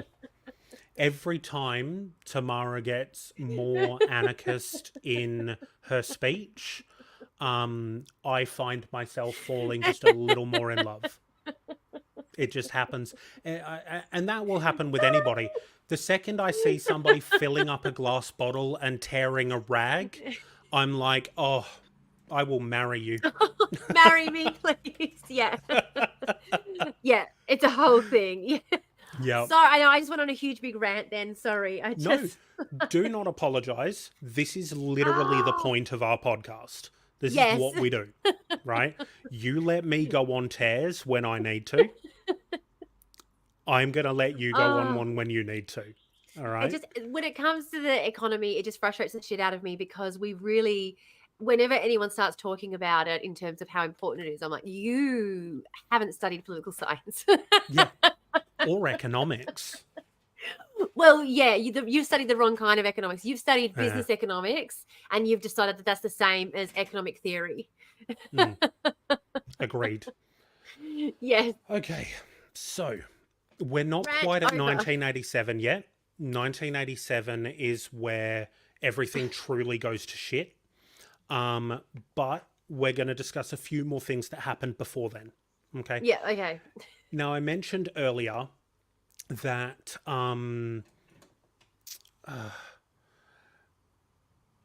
Before I distracted you. no, way before that. That in his role as the treasurer, Burke had the statutory capacity to direct the financial affairs of both the SGIC and the Superannuation Board, Excellent. which would become later SGIO and GESB. Yeah. Okay, So these are our state insurance and our state state superannuation government workers funds. superannuation fund. Yeah. Yes. Yeah. So I did say that in 1987, new powers were granted that allowed him to use the funds from both of those for any purpose that was approved by the treasurer, which was also him. Yeah. Yeah. Okay. Now he all was those also checks and balances. There's more checks and balances out the window, bub. Burke was also able to control the day-to-day operations and decisions made by those bodies through the appointment of entirely unqualified but compliant friends to senior positions. People that he elevated included Tony Lloyd, a local government clerk who became the assistant under treasurer and then the commissioner of SGIC and chairman of GESB. Kevin Edwards, a trade union official who became head of the Premier's Department and a board member of both SGIC and GESB, and Len Brush, the husband of Burke's private secretary, who became the chairman of GESB and also held a West Australian Development Corporation managerial position. So he had people installed into positions of power within both GESB and SGIC, so that he could also have direct control over the day-to-day. Fucking hell. So the Central Perth property and development transactions that were entered by the WADC between 1984 and the stock market crash in 1987 were part of the specific term of reference of the WA Inc. Royal Commission. These included the David Jones site, which in early 1985, the Central Perth former site of David Jones department store was owned by the Midtown Property Trust, a unit trust in which the units were held by or on behalf of the Bond Corporation and Laurie Connell. It was offered for sale to the Superannuation Board, which contracted to spend $11,175,000 on a 50% interest in a joint redevelopment venture. However, the Superannuation Board was to bear the entire cost of the project. Making an elaborate loan to materialise Midtown's share of the expenses. When the agreement was drafted in April of 1985, the two parties were also planning to secure the title to the Perth Technical College site. So, the Perth Technical College site was 1.15 hectares, 2.8 acres, of Crown land in a prime central location on the main street, St. George's Terrace, opposite the David Jones site. In May of 1984, Burke requested that the WADC manage development of the site, on which stood one important heritage building, the 1910 Technical School, that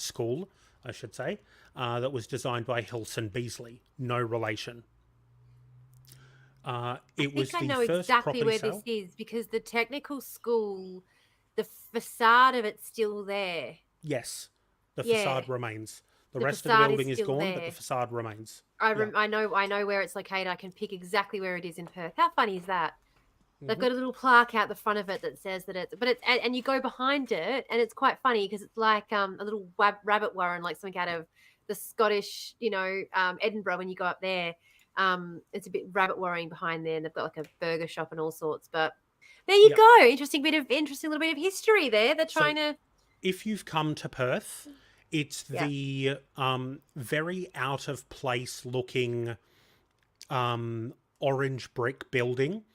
That's surrounded on all sides by skyscrapers and is to the left of the entrance as you walk into the bus terminal from St. George's Terrace. So that's it. The facade, the whole building is still there, not just the facade. So Tam. You mean that you're talking about the Harris Scarf? Sorry, the David Jones building, the red building is still there. No. The Old Perth Technical School. It's an orange brick building. Here, hang on a second. Let me just pop this link into your chat. Bear with me a moment, because you will want to see this. I was going to say, present, and can you present? You should be able to present. Oh no! I'll just drop it directly into your chat so that you can have a bit of a look, and you can present if you want to. But I'm not keen on it because I have a dual monitor set up. Oh yeah, and I was going to say other important stuff on my other screen. I was thinking that I should probably have more of this. There we go. Oh. So there's the link. You'll recognize the building as soon as you see it. I can't click that. Copy paste it. I can't even highlight it. I can't. Oh really? It's not in. It's not. Yeah. Just it's wiki only the Old Perth Technical School. Okay, I was gonna say it's like a picture. It's like a. Oh. Oh, I'd love to microwave that one that I forgot about. You want that? No, I'm having it. It's mine. Hang on. Let me pull up the Old Perth Technical. Hang on. Old Perth Technical. I could have just done that without, Yeah, probably. Here we go. It's medieval architecture. Oh, I was thinking about the Old Perth Boys School. That was the one I was thinking of. That because it's actually called the Old Boys. It was the first purpose-built public school in Perth, and was linked to Curtin University because it's where technically it was also a technical school, but it was the boys' school, so it wasn't just the technical school. And the Old Perth Boys School and Technical College were obviously linked, and I can find all of the information about it. It's almost as if my computer knows that what I am looking for is. Oh no, it's exactly the one that I thought it was. Yeah, so it's that orange building. No, it's. Yeah, I wouldn't call that orange. See, I suppose that's the Mont Blanc. You know how it's got the Mont Blanc sign on it? Yeah. I was literally going to say to you, yeah, they've turned it into the Mont Blanc store, and that's when I was like, maybe I'm thinking about the wrong one. No, we are correct. We're both thinking the right one. I'm going to show you guys what we're talking about because otherwise it's just not fair, is it? Yeah, right. But so you guys know, this building has literally been there since 1910. Yeah. I believe. It's a rather I'm just going to see if I can open up this one instead. Here we go. Yep, share this tab instead. So this is what so it is. Yeah, it's but if you go and see how there's these glass at the front there, you can kind of see the glass paneling there. Yep. You can actually there is a bunch of shops underneath. Yes. underneath, it's like a rabbit warren when you go through there of all different stores and things like that. I'd call that orange. Fine. Everyone agrees that it's Lily. orange. Except Appreciate it. I can see what you mean by orange now that I'm looking at it. Yeah. You could say red brick, but it's orange. Yeah. There's the entryway to it. Yeah. And I guess I more associate it with the sandstone. So I've always called it the sandstone building. And when you said red brick, I was like, isn't it sandstone? The entryway is sandstone, Tamara. You just don't pay enough attention to the rest of the building. The part that I go through is made of sandstone, so the whole building must be. Yeah, exactly. So sorry, with this continuing. building, yes. Proposed demolition of all buildings on the St. George's Terrace site was announced in 1985 by a state government agency, the WADC. With the extraordinary support of the National Trust of Australia WA branch to facilitate major redevelopment tenders. However, Brian Burke was persuaded to order preservation of the 1910 building only following a public campaign that was waged by a pressure group, the Castle Keepers. In February of 1985, the large site, including the various other college buildings, was valued at $19 million of 1985 money. Yeah. In 1986, Laurie Connell and Alan Bond, through his Bond Corporation, both bought 25% stakes in a larger amalgamated site, which included Newspaper House, the Royal Insurance Building, and the 1890s WA Trustee Co. building, in partnership with the State Superannuation Board. The consortium paid $33.5 million for the site. 2 years later, it was sold to Kerry Packer and Warren Anderson, who paid $270 million for it, and had grand plans to build on what they now called Westralia Square. In the early 1990s, plans for a $2 billion development by Indonesia's Sama Group fell through, and Anderson left the project, with Packer selling his investment in 2003 for $19 million, taking a loss of more than $200 million on the deal. It was purchased by a partnership of Multiplex and Rick Stowe, who we mentioned earlier. So yeah, that's a bit further forward than our time frame. But to give you an idea, on the Westralia Square deal, the West Australian state government at the time was estimated to have lost $74 million in 1988 money. Then we also have Central Park. It now hosts a 51-story office tower, the one with the Rio Tinto branding on top of it. So it's the Rio Tinto building. Yeah. Sorry, I'll stop that. There you go. You're all good. So there was a planned $150 million redevelopment of the site that was announced in October of 1985 as part of the WADC. The plans included a 45-story office tower, underground car parking, landscape park, and extension of the Hay Street Mall westwards towards the development. The demolition of the site started in October 1986, by which time the planned tower had been expanded slightly to 47 floors. The 1987 approval of the redevelopment by Perth City Council was controversial.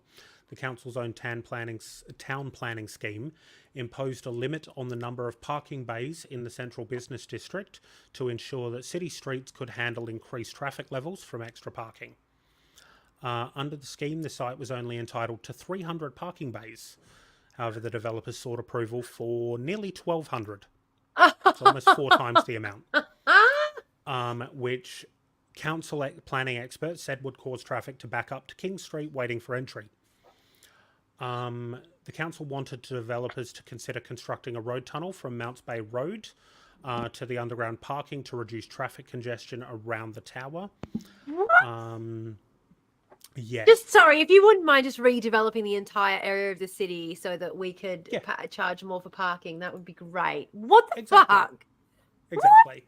Oh my god! And by the way, again, So remember we were talking about Subiaco earlier? They were yeah, trying to avoid another Subiaco. That's yeah.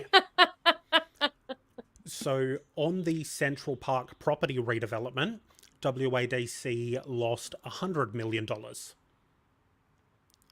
of 1988 money.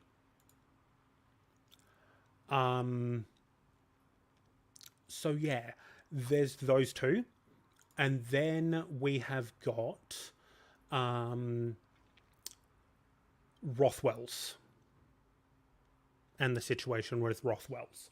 So let's get on to Rothwell's and also the Kwinana petrochemical plant. Oh, Kwinana, this is going to be good. So I was just thinking about this because we might actually have to split this up into another day as well. Like we might have to do a part 2 for this one. So far we're up to 2 different investment schemes that have gone sideways. Yep. That they've lost like millions, hundreds of millions of dollars of our money. Nearly $200 million just on these two things. Just nearly 200? 1987 money, by the by. So let me just calculate this out to today's money. We're talking hundreds of millions of dollars. So $174 more than million once. In 1988. We're talking like 300 million each. So today, $470 million just on those 2 projects. And they did that twice. So after the first time they did it, there wasn't like, oh wait, both of these things were happening at the same time. Right. They were just throwing around all of this money. Yeah. All at once. Yep. Oh. Yeah, both of these developments, Westralia and Central Park, occurred at exactly the same time. So if anyone is not familiar with Perth, you would be forgiven for not being familiar with Westralia. You'd be forgiven for not being familiar with it if you live in fucking Perth, okay? If you take the wrong turn, when you're coming out of the bus station, if you take the wrong turn and you don't go right the way everyone else goes and you go left, you'll accidentally find yourself in Westralia and you'll have no fucking clue how to get out of there. And somehow you will get out of there. Somehow you'll find yourself in a part of the city that no one has ever walked through before. And it seems like only cars exist and there aren't any footpaths, and you'll scurry along a little bit to another section. And then suddenly you'll find yourself back in a food court area where there are other people. And you kind of look behind you, and then Westralia is gone. It didn't exist. It's like you've just gone through the fucking back rooms. It's like you've gone through Alice in Wonderland without any of the wonder and all of the fear. All the psychedelic drugs. Like, you don't even get the benefits. It's the weirdest all of the trip with none of the benefit. Nothing's ever opened in there. Yeah. Nothing's ever opened in there. There are all these buildings. I swear it's just money laundering capital. Break, Tam. Oh, shit. Am I... Fuck. Where's my ad? I didn't even see that coming. It didn't warn me. Me either. I've still got 8 minutes until I've got one. I'll just start it now. Run. Okay. All good. It is the worst trip ever. There isn't much left for me to do, by the way. Oh, okay, cool. So we should be able to finish this off. We're only, believe it or not, 3 hours in. And an hour of that is us fucking about at the start.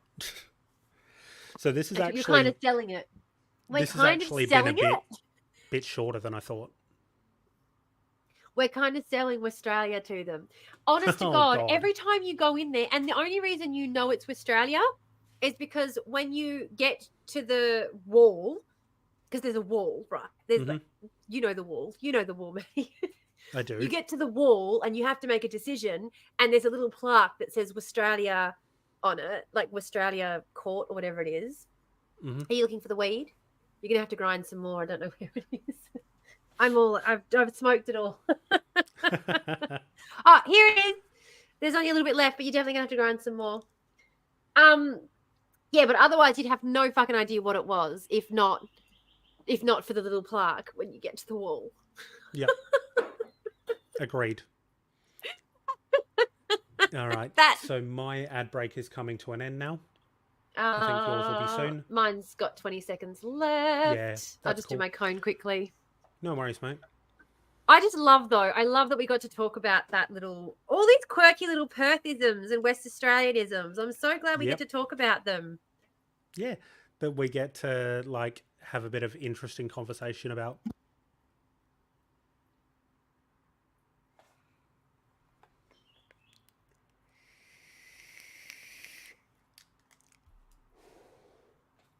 Not selling Perth well? No, we shouldn't be, to be honest with you.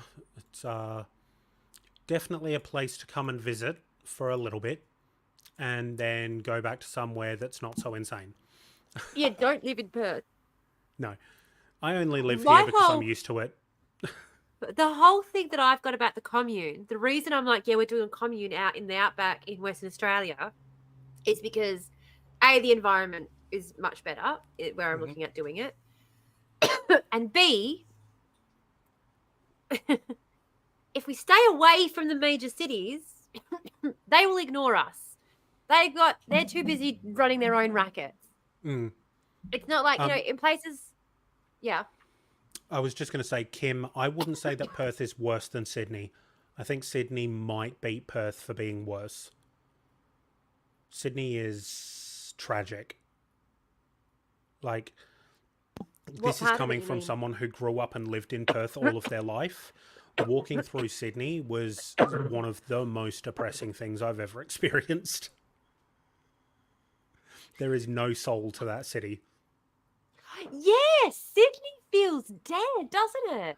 And, like, the Ultimo Haymarket area of Sydney up the top there, it just perpetually smells like piss, and I don't understand how that happens. It just smells like someone has taken a piss on the cornice of every building in that suburb. Yeah.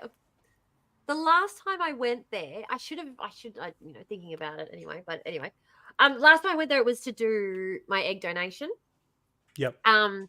And so I was there for 3 days because I had basically whenever you do an egg collection, you do like 2 weeks of medication injections beforehand. Or up to a month. Production. Yeah, it depends how badly stimulated you need to be. Some women have to go for like weeks and weeks and weeks and weeks at a time. I didn't. Every time I went to the first checkup to be like, let's see how you're going. And they were like, oh, you've got a lot of eggs ready to go. Like, no problem over here. Very fertile is me. So whenever we'd fly over there, you have to have then a trigger injection.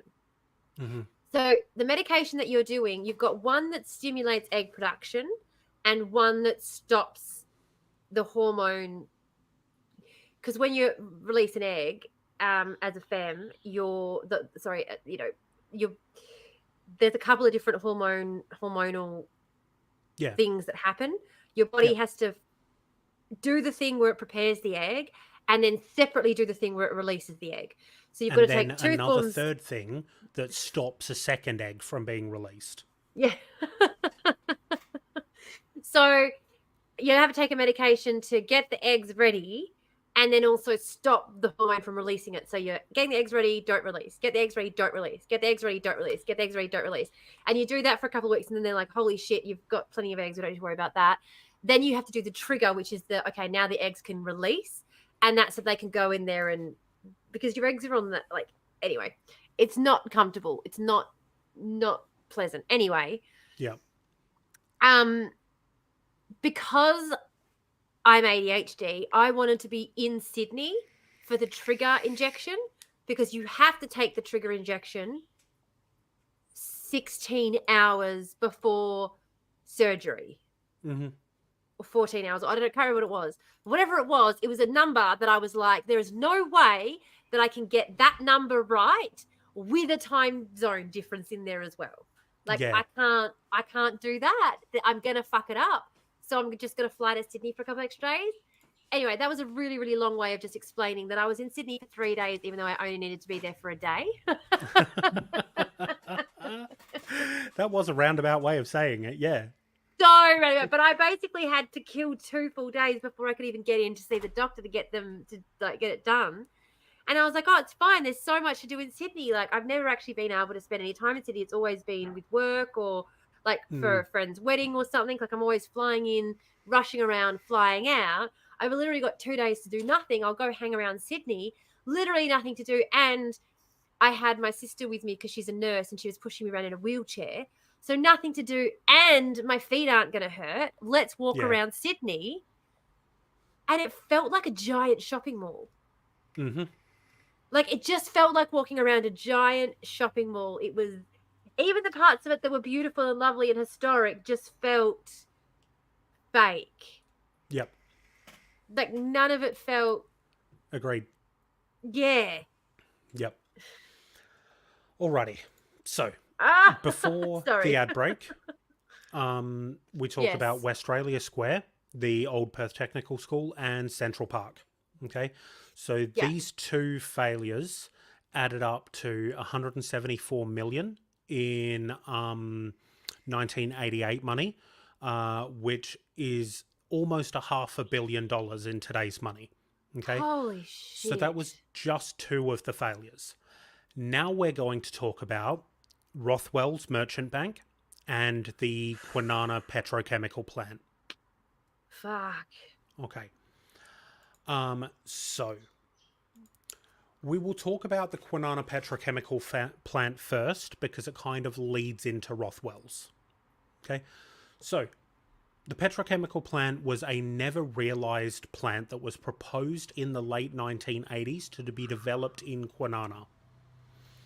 In September of 1986, Petrochemical Industries Company Limited, PICL, which is what I'll be referring to them from now on, a joint venture involving companies controlled by the property developer Dallas Dempster, who was the principal developer of Burswood Casino, and the merchant banker Laurie Connell, who's in charge of Rothwell's, proposed the development of a major petrochemical project at Kwinana, and on the 2nd of November 1987, agreements were signed by the state government-owned State Energy Commission of Western Australia and PICL, for the former to supply the latter with natural gas from the state's northwest shelf at a commercially realistic price linked to the Consumer Price Index.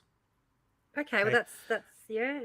Now, keep in mind, both Dallas Dempster and Laurie Connell had made big donations to West Australian State Labor through the John Curtin Foundation. Okay? By December of 1987, though, it was becoming apparent that Connell's merchant bank Rothwell's was no longer a viable financial institution, and Dempster had been unable to secure 100% debt finance for the project. Due to outstanding loans to Connell and Connell-associated entities, Rothwell's was short $300 million or more needed to restore its solvency and produce an acceptable balance sheet. And without these funds, Rothwell's would have to cease trading on its reporting date of the 31st of July 1988.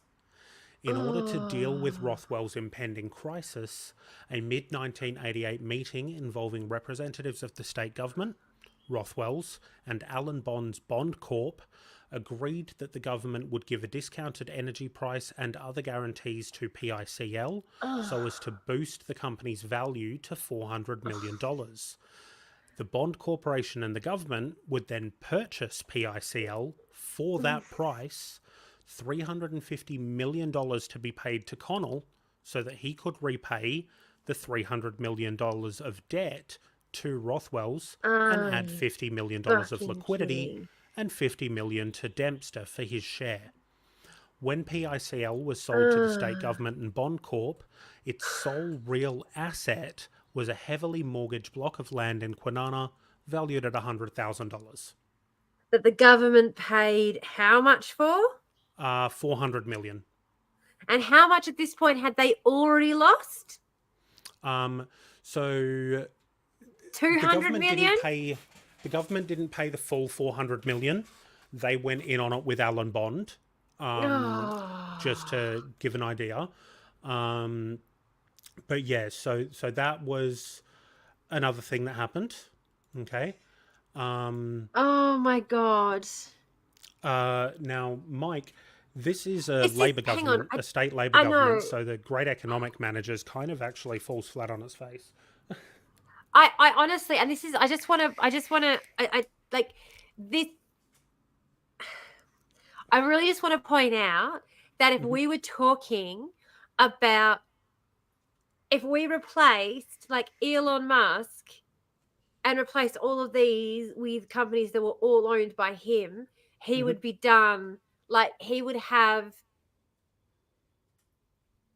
be done. Like he'd be done for fraud. Like this would not be you know what I mean? Like this is stock market manipulation. This is, what's it called when they get the big guys in there that everyone's, the ICCC is it over there? I keep forgetting who the Oh, American I guys don't know. are. Something like that.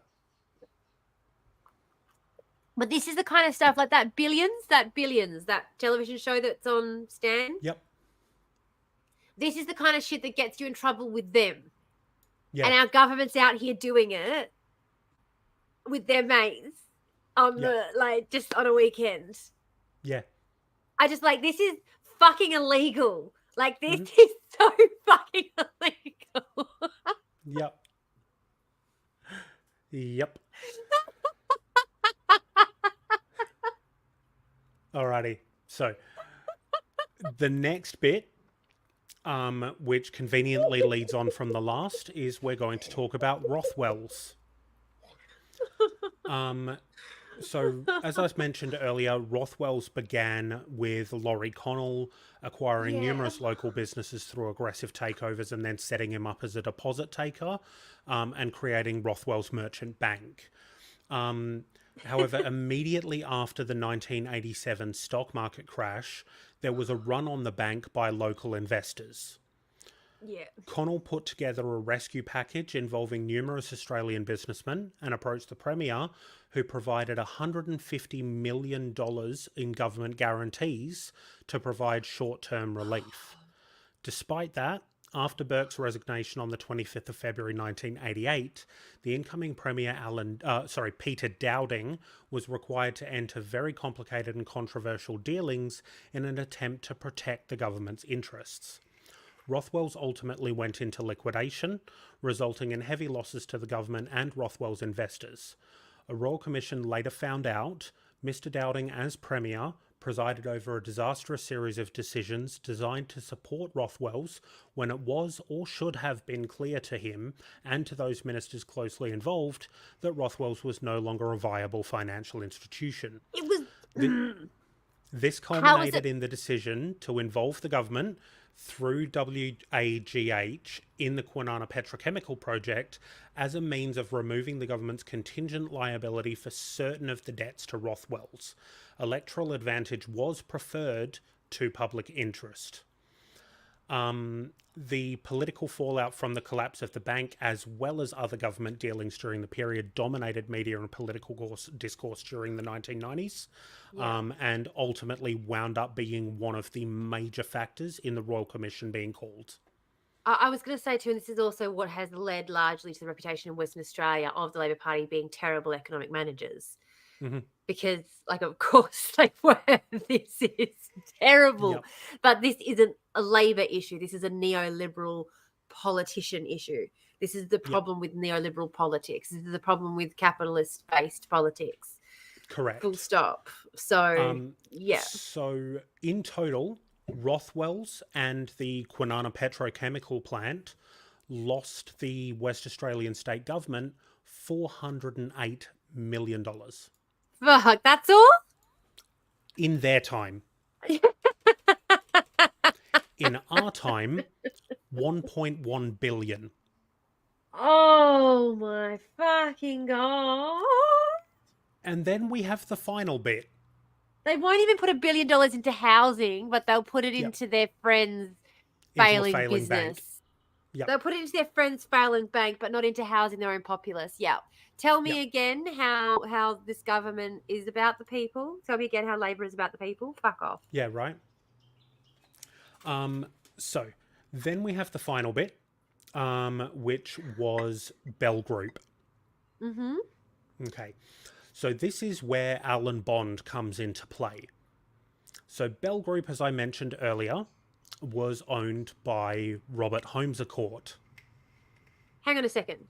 You're telling me that we've already lost, in today's money, $1.6 billion Yeah, 1.6 billion. Yeah. in today's money, and we haven't a bit even more got than that, to actually. 1.7. Sorry, my maths is not that great. Nearly 2 billion. Yeah. Nearly Getting $2 close. billion in 1.7. today's 1.7. I was going to say 1.7, and I was like, no, that's I'm rounding too high on that one. Now, there you go. Should have trusted myself. So we got $1.7 billion in losses for the West Australian people at this point. Mm-hmm.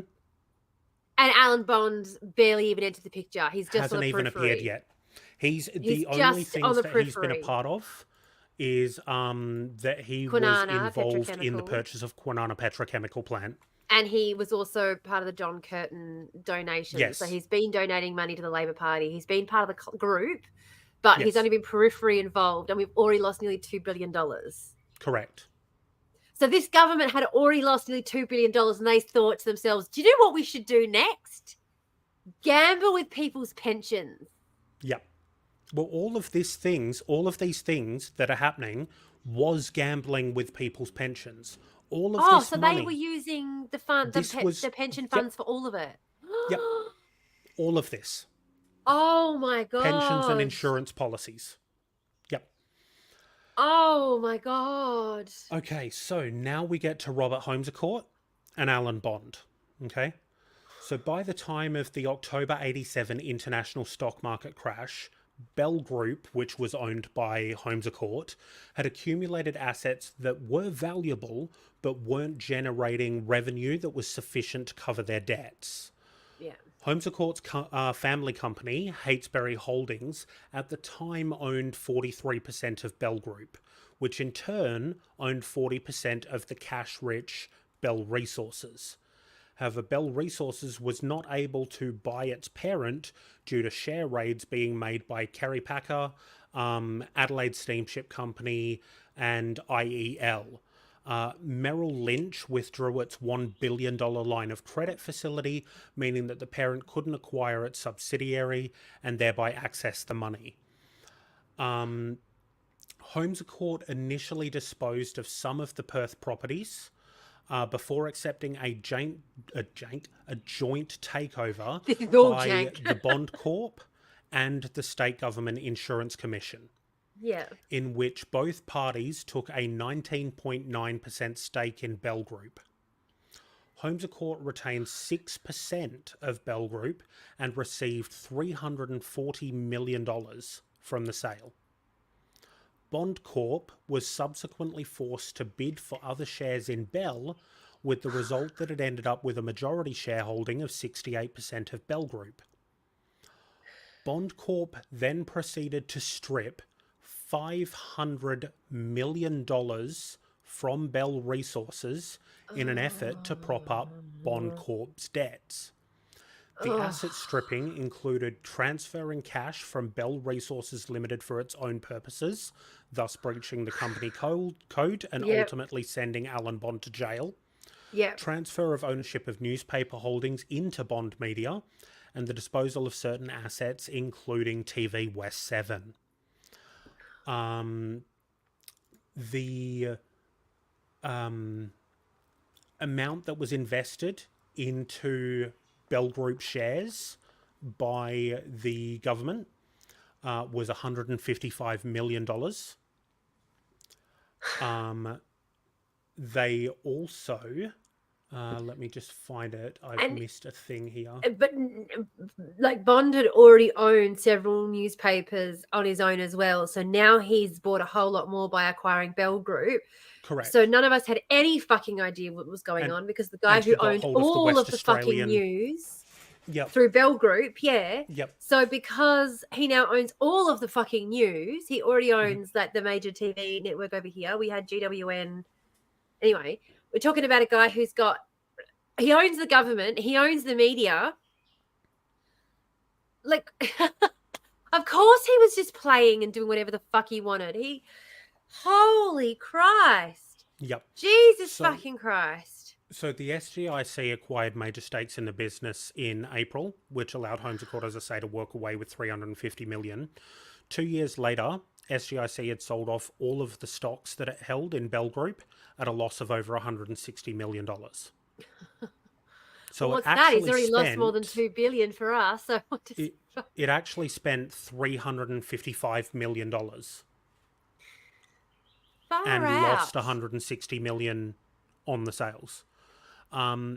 They also purchased, as part of the deal, unlisted bonds from Robert Holmes à Court for a price of $140 million, which were later assessed as having no value at all. Oh.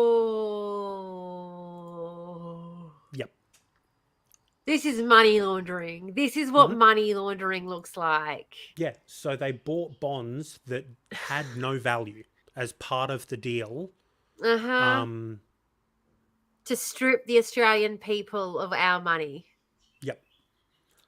And then finally, we're going to talk about Alan Bond for a bit. And then we'll briefly discuss what happened with the Royal Commission. And we'll be good to go. I feel like Alan Bond can be his whole own episode, in all honesty. Like, guy is a motherfucker. He could be, but I'm going to quickly mention it because it's important to this. All right. So, let me see here. In 1987, Bond paid $1 billion to purchase the Channel 9 television network from Kerry Packer.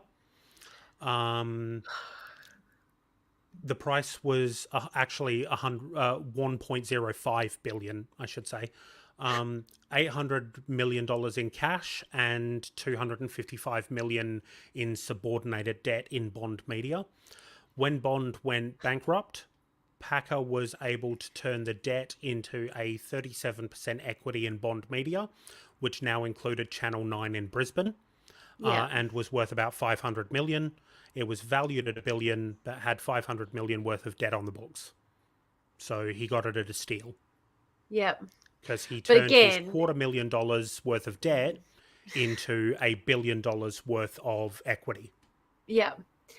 And again, like, he just owned all of this media during this time. Like, he just fucking owned the airwaves, owned the newspapers. Like, how? Of course, we had no idea what was going on. Anyway. Yep. The Fourth Estate. God almighty. In 1992, Bond was declared bankrupt after failing to repay a $194 million personal guarantee for a loan on a nickel mining project. His debts reportedly totaled $1.8 billion of 1992 money. He feigned brain damage to avoid answering questions during bankruptcy trials. In 95, his family bought him out of bankruptcy, with creditors accepting a payment of $12 million, a little over half of a cent per dollar owed.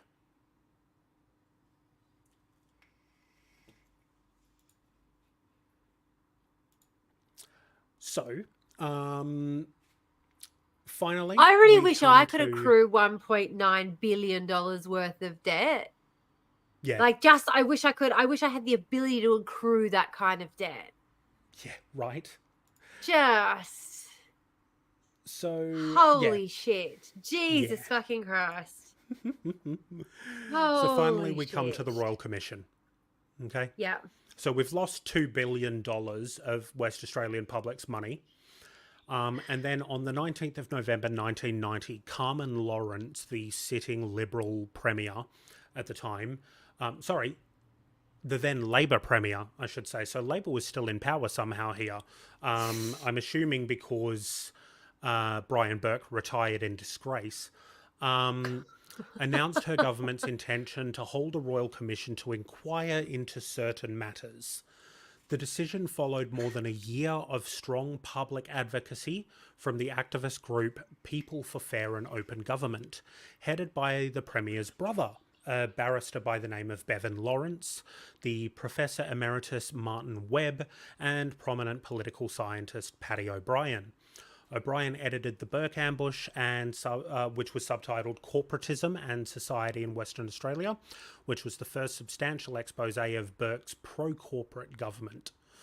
Yeah. The commission of three was headed by Jeff Kennedy, joined by Sir Ronald Wilson and Peter Brinsenden, with a brief to inquire and report whether there had been corruption, illegal conduct, improper conduct, or bribery on any part of any person or corporation in the affairs, investment decisions, and business dealings of the government of Western Australia or its agencies. Just a little question. Just a quick little small question. Just a little one. Been any corruption going around here? Been any impropriety? Maybe a little bit of dodgy dealings? Maybe some dodgy financial misconduct? I don't know. Not according to the Royal Commission. What the fuck? In the introductory part of its report, the Commission noted that it had heard from 543 witnesses encompassing 847 appearances. There were, however, some who may have been able to give valuable information to the Commission who died before the Commission hearings commenced or after they had begun. There were others who were unwilling to assist and were beyond the reach of compulsory process. The following had died or been incapable to attend on health grounds. Peter Beckwith of the Bond Corp, Bill Burgess of Rothwell's, Robert Holmes of Court, Thomas Hugel, Bruce Kirkwood of Sequa, Andrew Mensaris, a former Liberal State Minister, another couple of people from Rothwell's, Yossi Goldberg declined to give evidence. A couple of people from the Bond Corp fled. A doctor named Dr. Sharan Oscar was serving a 6-year prison term in the UK. Such an upstanding citizen. He can't come and appear before court because he's busy serving time elsewhere. Yeah. After approximately 21 months of inquiries and hearings, the Commission's final report began. The Commission has found conduct and practices on the part of certain persons involved in the government in period from 1983 to 1989, which were such as to place our governmental system at risk. Unfortunately, some of that conduct and some of those practices were peculiar to Western Australia, but there is no reason to believe that many of the fundamental questions raised by our inquiry were unique to this period or to this state. On the contrary, as detailed studies in other states and overseas clearly demonstrate, they have been raised elsewhere as a consequence of events similar to those which we have experienced. Some ministers elevated personal or party advantage over their constitutional obligation to act in the public interest. The decision to lend government support to the rescue of Rothwell's in October of 87 was principally that of Mr. Burke as Premier. Mr. Burke's motives in supporting this rescue were not related solely to proper governmental concerns. They derived in part from his well-established relationship with Mr. Connell, chairman and major shareholder of Rothwell's, and from his desire to preserve the standing of the Australian Labor Party in the eyes of those sections of the business community from which it had secured much financial support. It starts with, there's some stuff in here that's a bit dodgy and seems really particular to WA, but we don't think this is a problem unique to WA. Yep. And we don't think it's particularly even a problem, to be honest. Yeah. What?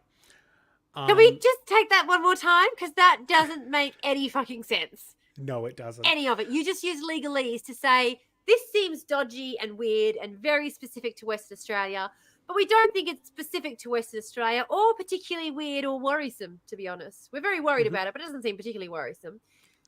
So, let's get to the outcome. So the Royal Commission cost $30 million, including $12.5 million in witness costs. Of the witness costs, $3.6 million was used to fund Burke's own legal fees and those of David Parker. Burke's legal fees were $1.71 million and David Parker's were $1.92 million. Burke and his predecessor, the Liberal Premier Ray O'Connor, ultimately served prison sentences as a result of convictions which arose from findings of the Commission. Now, neither of those prison sentences, by the way, were related to the loss of funds. They were instead related to improper spending that was found while they were digging around what had happened. How they The spent the Premier stolen immediately money. after Burke, being Peter Dowding, and the Public Service Len Brush were both found to have acted improperly. WADC Corporation's remit was reduced over time and finally wound up in 1998. Now, a little bit more fun information. The debts of Rothwell's, 300 million of that was debt owed to Laurie Connell's own businesses. So when the debt was brought up, the basically person in charge of Rothwell's had debt that had been sold to his own companies so that he would be part of any debt repayments in the event that a bank run happened and it had to shut up. So that is everything I've got. That's basically the lot. So what I'm going to do is, unless you have anything to add. Yeah, I want to again highlight to everybody that the Royal Commission decided that all of this was perfectly fine and legal and above board. Crime is a social construct because we have 10-year-olds in solitary confinement for stealing food. And these guys are wandering around perfectly happy, perfectly fine. Meanwhile, what this resulted in was a loss of billions of dollars in people's superannuation funds and insurances. This was a loss of thousands of people had to return to work in their old age. Thousands of people completely had their super wiped out at the point when they were at the very nearing retirement. This was really the first time for a lot of people. This was the first time the question of having any sort of financial instability really came up. This was, people talk about the high interest rates. Oh shit, is my phone going off? And like house prices and all the rest of it. But no one ever thought they would be able to retire before this point. No one ever thought that they were going to be long-term financially unstable throughout their entire lives until this point. This really changed. And it's one of the reasons why we literally had a property developer as a premier afterwards and had no qualms about that whatsoever. People go, what are you talking about? We're like, yeah, no, it was literally the state's largest property developer and also our premier. And that was fine. Yeah. Nope. Alrighty. Call it normal in WA. Honest to God, we could just do a podcast just about Western Australia and people would be like, there is no fucking way that this is in the same country. People think ScoMo's hilarious. Wait until the fucking shit we have happening over here. Yeah, absolutely. It's nuts over here. Like, there's so much shit that happens. All right, so what I'm going to do is I'm going to wrap up the podcast recording. We can stick about and talk after that. But we'll do the outro now and move ourselves on. Easy peasy. So, thank you so much for joining us for this week's dive into the depths of the trash fire that is Australian politics. If you've enjoyed what you've seen, please make sure to drop us a follow and do all the usual engagement things to help us get the word out there. You can find Tamara and myself on the social media links in the description below, but for now, it's garbage day, so the girls gotta take the trash out. Bye. Bye. I gotta crack my back. I tell you what. So that's there were definitely,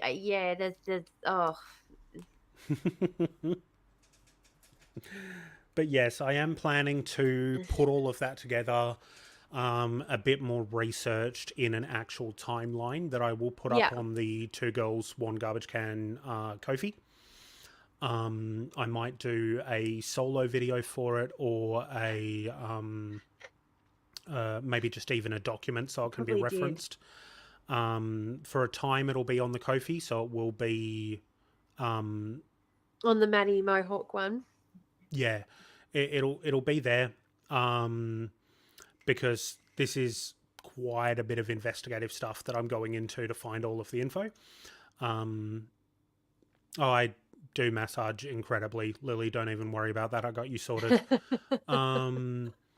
So yeah, it'll be there, but after a period of time, I am planning to actually release it for sort of everybody to have access to, because I think it's one of those things where it is important that we're able to, see it and be able to have access to all of this information in an easy to find place, because researching this has been a nightmare. I don't know if you ever tried to read through Royal Commission reports, but holy shit, it is some dry reading.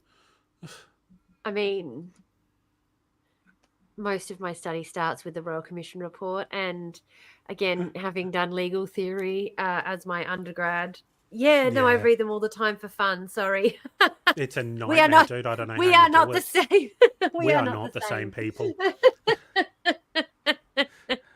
I I wanted to mean, bounce my head off of my desk. the thing for me with reading it though is like you've got to find the hidden snark and the hidden sass. Like lawyers are always trying to use legalese to be sassy. So if you Oh yeah. find the hidden snark in it and the hidden sass in it, they can be very entertaining. Hmm. Um, I it think I can just be need very to poorly understand written legalese drivel. better. Yeah.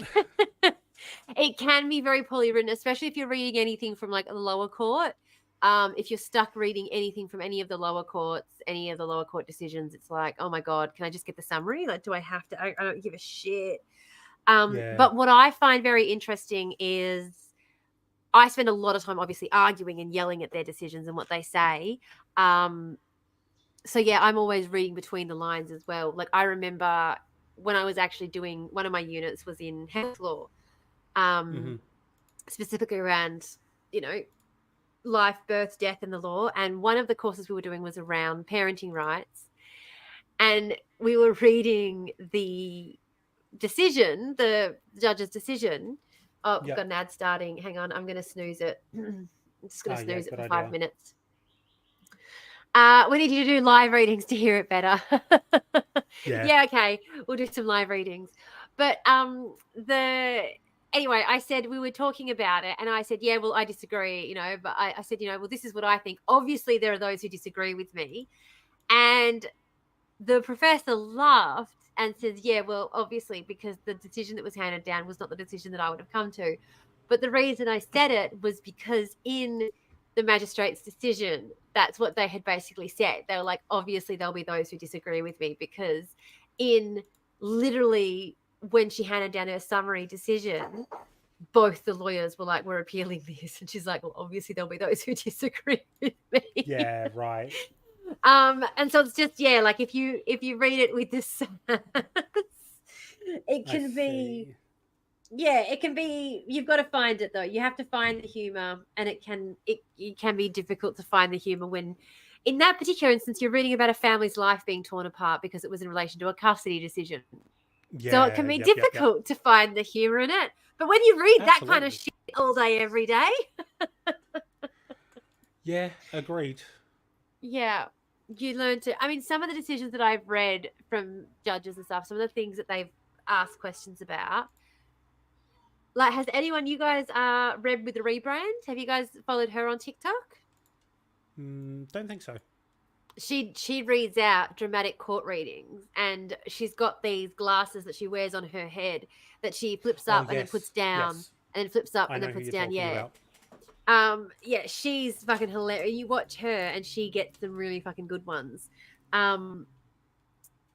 And the look on her face when she's reading them out too, she's just like that big giant eye she does where she's like, I'm sorry. I'm Yep. sorry. Where she zooms herself into the camera. I know. I fucking love her so much because It is deeply funny. and again, people say, are you this sassy in court? And then she plays some of herself giving arguments before the court. And she's just that, obviously it's toned down. It's dialed up a little bit for court. Like it's obviously a little bit of a different, but the presentation's still there. The sass is still there. And it's so good listening to her when the magistrate questions her and she says, as the argument shows. And she's like, and you're like, yeah, as the argument shows. That's right. Yep. You deliver it politely for court, but you use your language to deliver I the see. knockout. So it's very as per my last email. As per my last email, yeah. Yeah. I see. Very much. If you Which read is meant it, to read you absolutely fucking muppet. If you read what I actually wrote, we wouldn't be having this conversation right now. Yes. Fucking exactly. So if you know that It's corpo culture, speak, but make it exactly. lawyer. But make it lawyer, make it courtroom. And if you know that culture, it's fucking hilarious. Yeah, right. Understood. Understood. Anyway, I'm just gonna see if I can. Yeah. Oh, damn it. I wanted to see if I could end the recording without ending the stream. But I don't think I can. I think I have to end the stream to end the recording, which is annoying because when I'm using OBS, I don't have to. Or when I'm using StreamYard, no, what's it Yeah. called? What's it called? Um, Slobs. Streamlabs Streamlabs. OBS. Yeah. When I'm using Streamlabs, I don't have to stop streaming to stop recording. But this one I do, which is annoying. Yeah. What if I leave this? No, that won't work. Streamlabs, yes. That's right. And Dom's not here to yell at me for using Streamlabs, so I could have used Streamlabs too. Yeah. Just wait, Dom's going to pop up in the comment any second now and just be like, excuse me. But yeah, Streamlabs I can at least stop recording because that's the only problem. I mean, it's not that big of a problem to be honest because I just scroll back to where there was a large patch of Maddie speaking and that was the outro and I just cut it off from there. So it's not it's not that hard to be honest to just cut it off at the end. The only problem is uploading it. I have to sit here for ages with my computer loading with it uploading. Yeah, true. That's the only downside. Yeah. True. Say Streamlabs 3 times and Dom appears. Yeah. Accurate. Very accurate. Very accurate. Actually, speaking of which, it's 3 p.m. We usually have not a hard out, I should say, but we usually do have a soft out around now. I did say to you, I want to make sure that I'm not on here too long so that I can get the editing and the back end stuff done. Because my problem that I've been doing, guys, is I've been coming on for like 6 hours, which is great. Love it. But that extra 2 hours is then time that I can't spend editing and like getting it up online and out onto Spotify where it needs to be to hit the market, as it says. So I think it's actually probably better if I do log off, like, in the next sort of 10 minutes. It's not a bad idea. Keep them to 4-hour streams at the max. Yeah, it's not a bad idea, honestly. Yeah, just try to be a bit more, I don't know, because I feel like the problem is it takes so much work to get on. Not that it takes, I shouldn't say that. This is not it. With my ADHD, I have to do the big to overcome to get on that I'm on here. And then I'm like, well, I'm here now. It's like when I was younger, I used to think if roads were so hard to get onto because traffic was so bad, just never leave the road. Just stay on the road. Obviously, that doesn't work because, task initiation is a big thing. Exactly. So once I've finally gotten onto the road and I've initiated the task, I'm like, well, I'll just stay on it now. But that doesn't make sense. Yeah. Because then you're just driving endlessly on this road, getting exhausted, wasting fuel. Anyway, I'm insane. Don't mind me. Anywho, yeah. Sometimes. Most of the time. No, I've been avoiding TikTok too. It's draining me. Yeah. It's draining my energy. No, I get that. I ride momentum for too long and burn out on a daily. Yeah, that's the problem. It's a daily sort of cycle of burnout. Mm-hmm.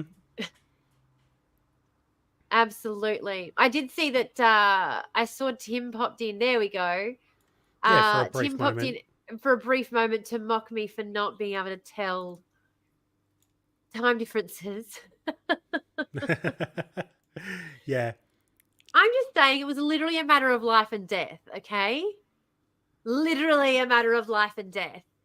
That woman has 2 babies now.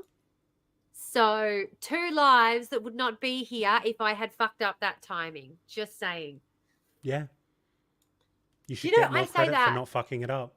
I know. I say that to people all the time, and everyone's just like, I'm like, whenever I'm talking about, particularly around that, I'd be like, it's a matter of life and death. Like when I had to go get all my documents signed, because in order to be able to donate your eggs, it's a very lengthy legal process. It's not just, I'd like to donate my eggs, and they go, here's the medication, here's what you do, see you in a few weeks. No, it's a very lengthy medical process.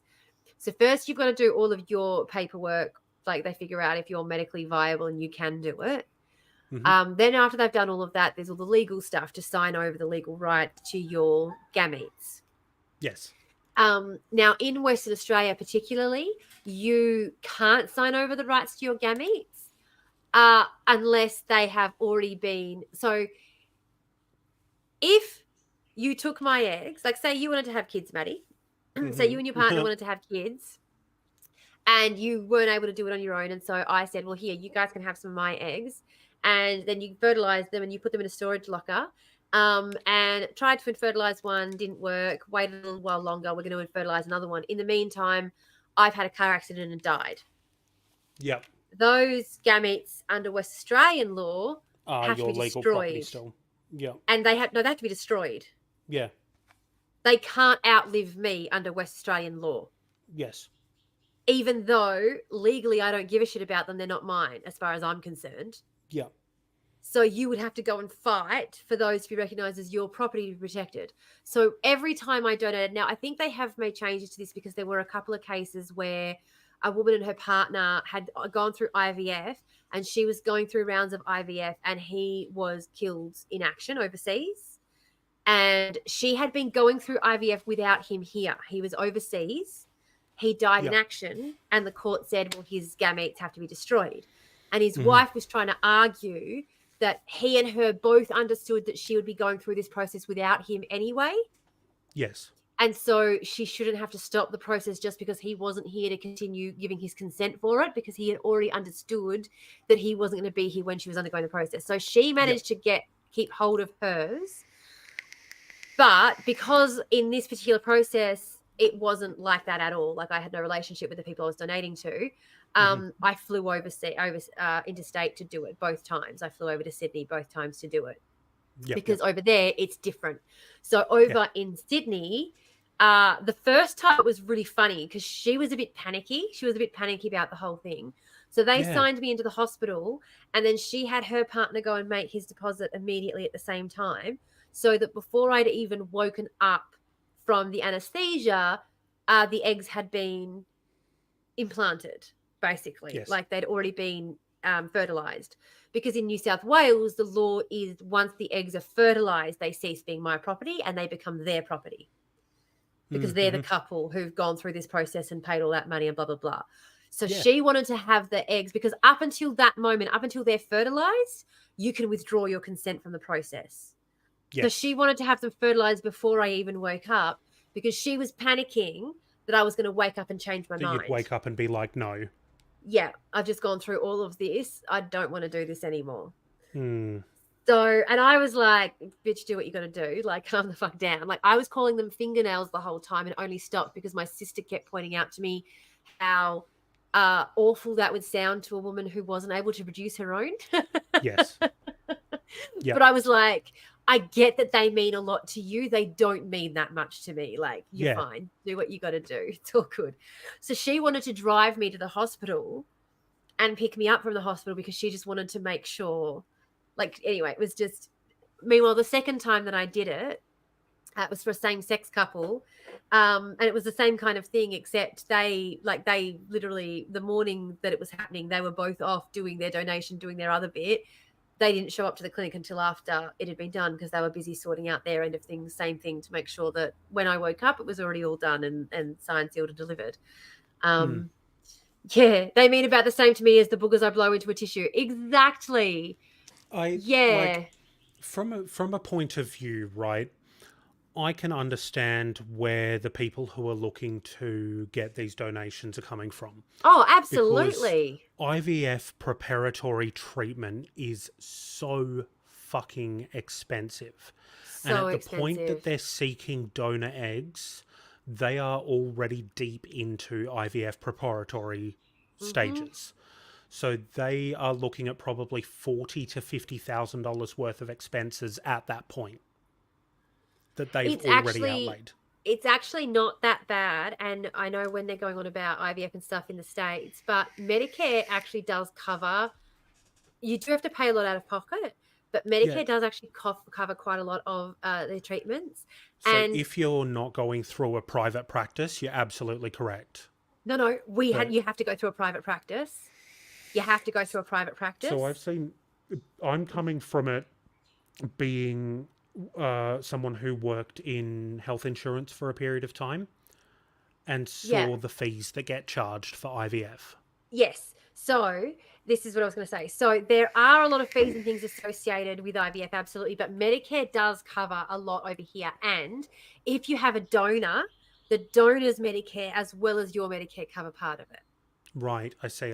So yeah, so and there's Lily just said not for lesbians. I was going to say it depends on what your health issue is as to what the cover is covered for. And it depends on what care you need. So in the first couple that I donated to, because she'd spent 15 grand on IVF using her eggs as a single woman trying to get access to it and did not have any luck. When she came into the process as a married woman trying to do it with somebody else's eggs because hers had been deemed unviable, it basically cost her nothing. Yeah, right. I see. So yeah, very, very different depending on how and who you're entering into it with. And the problem we have here in this country is that the majority of people accessing the service are single women or same-sex couples. And the next time I went through it with the same-sex couple, because neither of them was experiencing any infertility issues, they didn't get covered for anything. My Medicare covered my medical treatment, and that was it. They had to cover everything else out of pocket. So they had to pay a hell of a lot more, even though I was the one and only time they did IVF. It cost them a lot more. They also had to pay for a surrogate.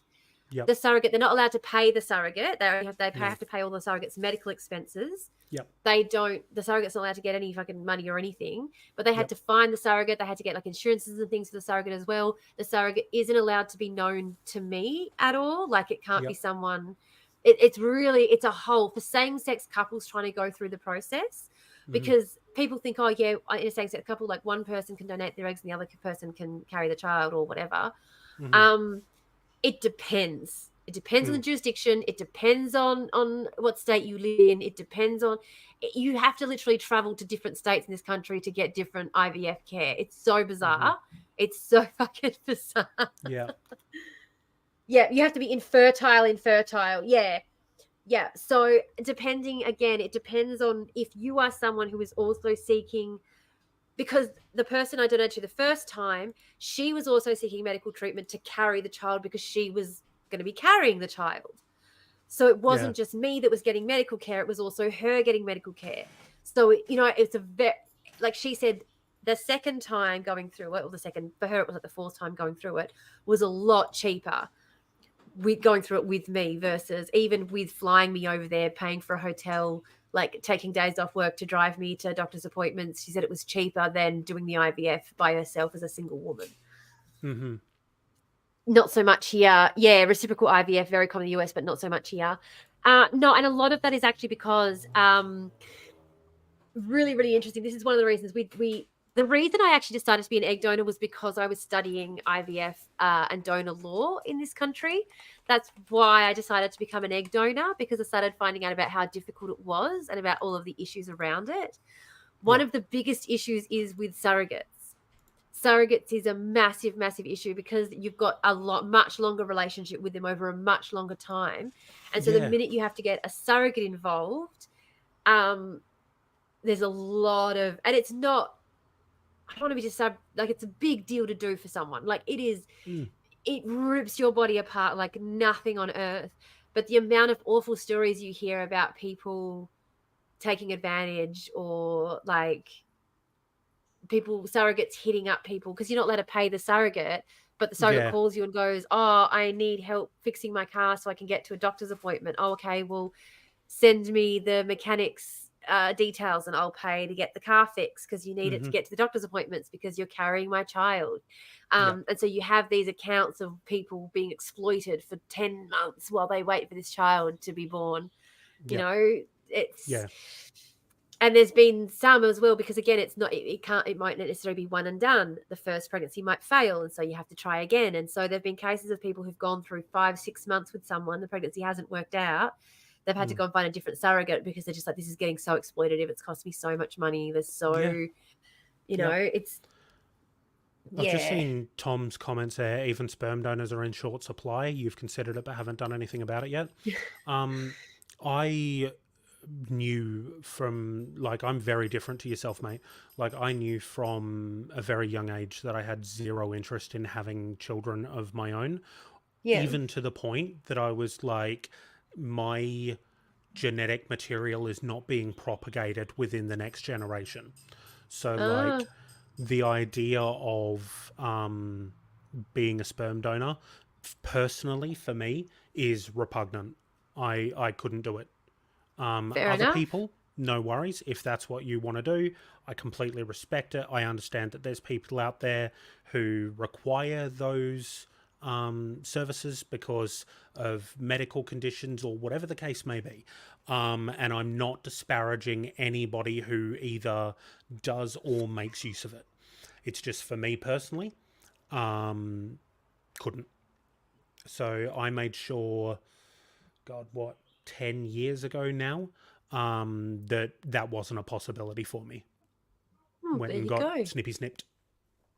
I was going to say, do you mind me asking why that is that you feel that way? Because there's a philosophical movement that is antinatalist, and I Yeah. like to bring it up whenever anyone talks about being pro-choice. I'm like, no, I'm anti-birth. I'm an antinatalist. I actually fundamentally disagree, because there's a really interesting philosophical argument against life, Mm-hmm. which I like to throw at pro-lifers all the time. But I would like So, to actually hear your honest belief. Yeah, if so you're okay. mine is purely based on my own self belief. It's nothing to do with philosophy or any greater situation. For me, it's that, and this is going to get a little bit dark, so I apologize to anybody. I'm not going to go into any details about my history because that's my Yeah, information and doesn't need to be known by anybody else. no, that's fine. But what I have gone through in my time, and also what I have seen other people go through, combined with where I see the future of the world going, given that I am a bit of a nihilist and I genuinely don't believe anything will change in the Yeah, greater scheme of things. We may be able to change things within our own circles, but in the greater scheme of how the world operates, I don't see any change that will have substantive meaning. I cannot, in good conscience, be the reason that another life comes onto this earth. yeah, That's, again, this is just my position. I do not judge anybody else who has kids. My brother, for instance, has 6 of them. He's a yeah. lunatic. I don't understand it. That's way too But I many. don't That's too judge many him for it. children. That's too many. That's enough. Agreed. Unfortunately, he did I'm get judging a unlucky and little have bit. 2 sets of twins. Oh, poor motherfucker. After the Yeah, first set of twins, surely you get the snip after the first set of you'd twins. think. Apparently, they don't have a TV there. Poor Um, motherfucker. but yeah, Oh, basically, it's a sorry, combination poor of wife fucker, because he's obviously doing a lot of that. yeah, it's a combination of what I've experienced in my time and not wanting anybody else to experience that, Yeah, and also looking at what I genuinely believe the future of the world at large to be headed yeah, towards, and yeah. not wanting to subject somebody to having to experience that. Yeah. That's No, where my philosophy comes. I just find that really interesting, because I very, very, very much agree with you. And I've always felt that if I wasn't in the cult at the time when I had kids, I probably wouldn't have kids. I didn't want kids when I was in the cult. Like, I was very much like not going to have kids until I met Adam. And then I was like, well, I'll have your kids then, I guess, because he really, really wanted kids. And I'm glad I've got my children. And I will actually say that that is definitely how I felt. And I was definitely not going to have kids, not going to have kids. And then I also have similarly gone through a period where I was like, I wish I didn't have kids, like bringing them into this world, blah, blah, blah, all the rest of it. Like, not blah, blah, blah, dismissing it, but just you've already said all of that. So I don't need to say it again. Yeah. Sorry. No, just like, I didn't take it as dismissal, mate. I took it as we're just shortening the explanation. Yeah. you just said it all. I know so you obviously well enough, know. Yeah. I just worry sometimes because I'm like, oh shit. And really. especially when I'm, it wasn't me who chose. Yeah, exactly. And that's the other problem as well, is that I was in a cult, so it wasn't exactly me who chose at the time either. But now I think I am of the opinion, and this has come from therapy, because I sort of thought, being responsible for all of the difficult shit, because that's kind of the antinatalist thought. So antinatalist philosophy is that if you knew that someone was going to suffer, would you do what you could to prevent that suffering? Well, you can't guarantee that someone's going to have a good life, but you can guarantee that bad things are going to happen to them in life, because that's just what fucking life is. And so it's better to not have a baby than to have a baby, because you are guaranteeing no suffering. And if you have the baby, you can't guarantee that they're going to have a good time of it. So it is actually better. The antinatalist view is that it's better to not have babies at all. On the balance of things, it's better to not have the baby. And I like to throw that whenever anyone goes, that child, I'd be like, there is no guarantee this kid will have a good life. There is every guarantee this child will experience suffering. Just being born is fucking suffering. I guarantee the least amount of suffering by vacuuming the fetus out of me now before it has nerve endings. Goodbye. Yeah. That is how we guarantee the least amount of suffering. I didn't realize that my thinking lined up with a pre-existing philosophy. This is just something I've come up with of my own accord. So who knew? There's no original thoughts under the sun. There are no. And this is actually one of the reasons why I love studying philosophy, and particularly political philosophy, because whenever I point these things out, people go, oh, like, you don't think things have changed since the 40s? And I'm like, I'm sorry, I'm quoting Aristotle. Yeah. Which 40s are we talking about? Literal 40s, like 40, no numbers before it. We're literally on a loop that goes back thousands of years. Oh yeah. But I've changed my view, and the reason I changed my view was because of therapy. Yeah. Because my therapist said to me, I don't want to give someone the same experience that I had. And this is why I started therapy as soon as I realized I was pregnant with my firstborn child as well. Good choice. And it is on me to make sure that doesn't happen. Like, I'm the only one who can make sure that doesn't happen. And so I've got children. So for me, it's a choice of, like, you said about, how hard the world is and everything. Am I willing to support this person that I'm bringing into the world throughout their entire lives? Because that's what it could mean. You might have a child with a disability who's never able to work, or the world might just change in such a way that it's impossible for that child to support themselves. So before you have a child, you have to be willing that for 100, not just until they're 18, the law says you don't have to anymore. No, you are bringing a person into the world. You have to be responsible for them for 100% of their life, however long that lifespan lasts, which is part of the reason why I'm like, commune, because how the fuck am I going to support my children for their entire lives in this little shitty house? It's already too small for us. We only have one toilet. And, like, don't get me wrong. In no way do I dislike children. I fucking love kids. They're great. They're so much fun, and they have such creative, weird little outlooks of the world that make me think in different ways than I'm used to thinking. Like, kids are incredible, but I just don't want my own. Like, I'm happy to be the fun, weird fucking uncle that teaches them how to make a pipe bomb while their mum's not looking. Like...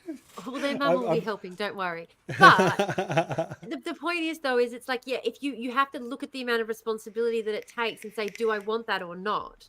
And it doesn't, and this is what I hate about people who are like, oh yeah, being a mum is like, no, it's about looking at that level of responsibility and going, do you want that or not? Yes or no? If you want it, great. You've chosen it. Stop telling us all about how great you are. It was your choice. We all told you to keep your legs closed, Karen, because we knew you wouldn't be able to hack it, but here you are. Yep. And I made the value choice that I struggle to look after myself sometimes. Yeah. I've chronic depression, ADHD, probably somewhere on the autism spectrum. I study to look after I struggle to look after myself sometimes. I cannot I can't imagine myself being responsible for another person's development and growth. And not to catastrophically fuck them up in some way. Like, if my cats are being too loud, I will yell at them that they're little fluffy cunts and I'm going to eat them. Yeah. You know, like, if I did that to a child, I would destroy a human being. The cats don't understand English. Like, you find, though, very, very quickly, and this is, again, therapy is a godsend. And again, I'm not trying to change. I am a walking birth control advertisement. I say it all the fucking time. My number one phrase I say to all my friends is don't have kids. Like, I'm not trying to convince anyone to have kids whatsoever. No, I know. And even if you were, I literally can't. The option is removed. No, just in case I ever got this really stupid idea in my head for a small period of time that I could absolutely handle this. No. But you do, this is again why I started doing therapy as soon as I found out I was pregnant, because I was like, shit, I can't do this. But you do find that, first of all, kids are very, very adaptable. So they will adapt to you. My kids use the C word all the fucking time around the house. They use the F word all the fucking time around the house. Like, my kids also know they're not allowed to use it anywhere else. My son yesterday called me a bitch because he was angry at me. Like, he then turned around and said, he didn't say that because he knew that he's not allowed to say that. He knew he was going to get in trouble. And we had a serious chat. But your kids will adapt to, and this is something my therapist told me as well, as long as you're predictable, it really doesn't matter what you fucking do. So as long as you are you, and that's kind of, I was like, okay, first of all, I got to figure out who I am then, because if I haven't figured out who I am, I can't be predictable. Like, I need to be, and if I know who I am and I can be predictable and I can keep myself regulated for my kids, then they'll be fine. Like, literally. Lily's asking the right questions. Were you being a bitch, though? Were you being a bitch, though?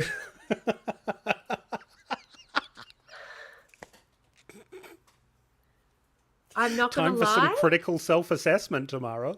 I'm not going to lie. I had asked him to empty the dishwasher, which was a bit of a bitch move. It was a really sunny day. So I had asked him to empty the dishwasher. I do understand how annoying that was when I was a kid and all I wanted to do was go outside because the sun was shining, and my mum was like, come back inside and unstuck the dishwasher. And I was like, you fucking bitch, how dare you? I love that Lily's like, that pause is a yes. Yeah. It was so funny too when he said it, because I was listening. Okay, again, this is the other thing too. I was listening to so one of my big criticisms of Marxists, and I love my Marxist-Leninist friends. I adore you all. You all have a special place in my heart. I swaddle you all in love. But the most irritating thing is that Marx's biggest contribution to the field of economic study and economic philosophy was the idea that economics is fundamental to human life and does underpin our interactions with each other. And that it is like literally part of everything that we do. Now it's not part of everything. That's unavoidable.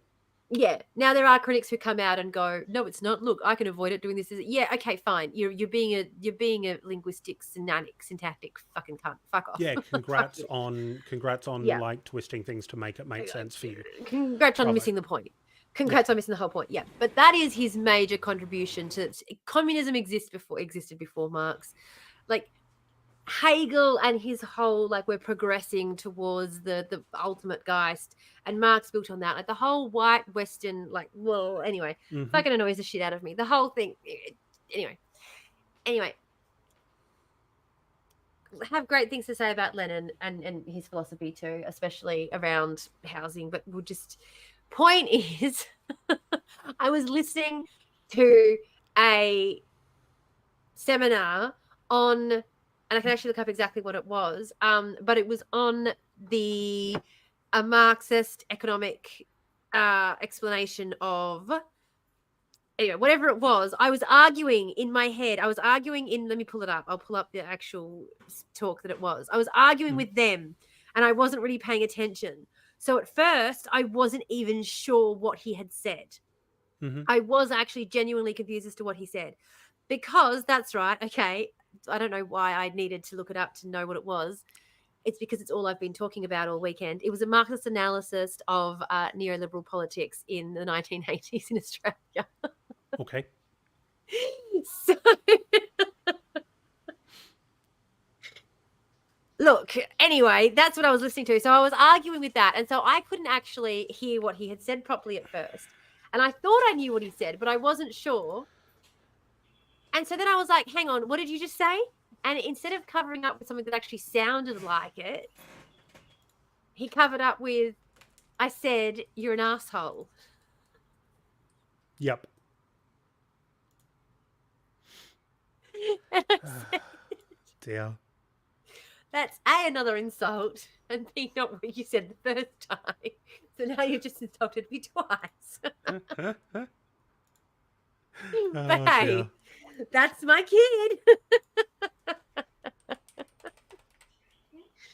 I was just telling a funny story about you because I love you. It's all right, buddy. It genuinely, everybody does actually think it's funny. Everyone, that's what Manny just said. Don't worry, buddy. Everyone genuinely thinks you're hilarious. Yeah. When my niece cries, we always assure her, cry as much as you need, little one. Yeah. You actually you mentioned housing, and it made me remember. I did a TikTok over the weekend. That didn't get a lot of. I need to check. Didn't get a lot of views. It didn't really take off because I'm being suppressed as fuck. So which one is it? Oh god, let me have a look. I don't remember. I think it might be either my most recent or my second to most recent. Let me just check.